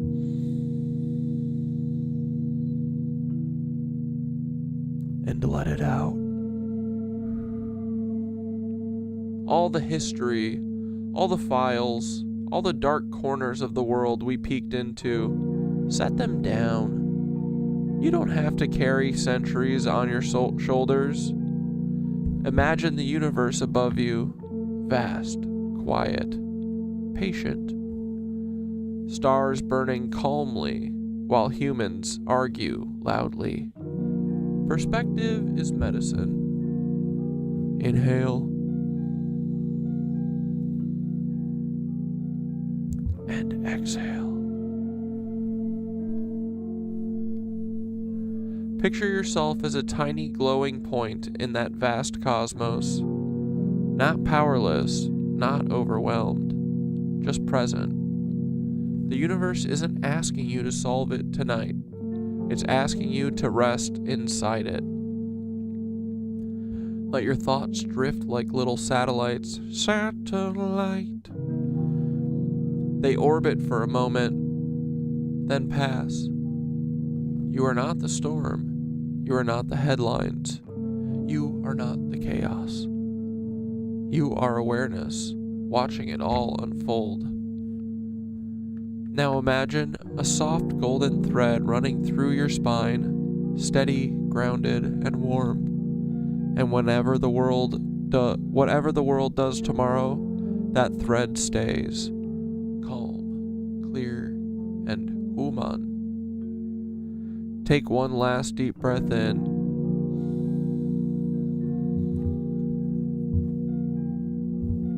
And as you exhale, imagine the stars dimming gently, the screen fading, the mind unclenching. We explored, we laughed, we learned, now we rest. Good night, cosmic travelers. New app, only glaciers. Alright, boys. Have a guten Tag night, and we'll see you on Wednesday, okay? I need Paul to take an L tonight. Big old loser, Paul, you a little bitch. On my mama, this is healing Paul's trauma. Paul's trauma. Spirit been to take him to Nirvana. To Nirvana. It be up because of drama. Now Cause it's marijuana. Tuxo say I got a problem. Till you lost Paul, you can't come back from this. Till you lost Paul, goofy idiot. Till you lost Paul, Bell showing all your lizard skin. Till you lost Paul, you can't go back to Tim. No. After yoga and my breath and the mushies. Maybe if I'm lucky, then I'll try to fuck me. I'm not basketball player size, but I'm handsome. Maybe Mendez will follow me for ransom. I don't have a bike, but good night, dudes. We'll see you tomorrow. Loving life, chilling with my headphones on. I asked Dad how much a ticket costs. $50. Yeah, I did. Daddy and your boss. My mama, this is healing Paul's trauma. Ooh. Got a gene spirit, and we'll take them to Nirvana. We love you, Paul. I don't think Reinhard, your father, is. I don't think my grandfather is worse than my father. Take your loss, Paul. Goofy little bitch. Till you lost Paul, Bell showing all your lizard skin. Till you lost Paul, you can't go back to Tim. Take an L. Yesterday, Paul go to HE double hockey stick. Locked me in a cell. Grandpa saw me in some blue jeans and nutted on himself. Chilling like JD Vance. If you really want to dance, Paul, now is your chance, Paul. You're the damn man, Paul. Let's have a damn stand off. It's not in your jeans, Paul. It's time to take your pants off. Gene Spirit, and we'll take them to Nirvana. Ooh. Cause some drama. Tuxo say I got a problem. Mucho problem. Mucho problema. Nope, not me. till you lost Paul. Bill showing all your lizard skin. You can't go back to Tim. Good night, dudes. We'll see you Wednesday. Have a good Tuesday. Don't get into too much trouble. Don't do anything I wouldn't do. Alright? Bye. Thanks for hanging out. Appreciate you guys. What we weave becomes. Give them hell. We'll see you soon.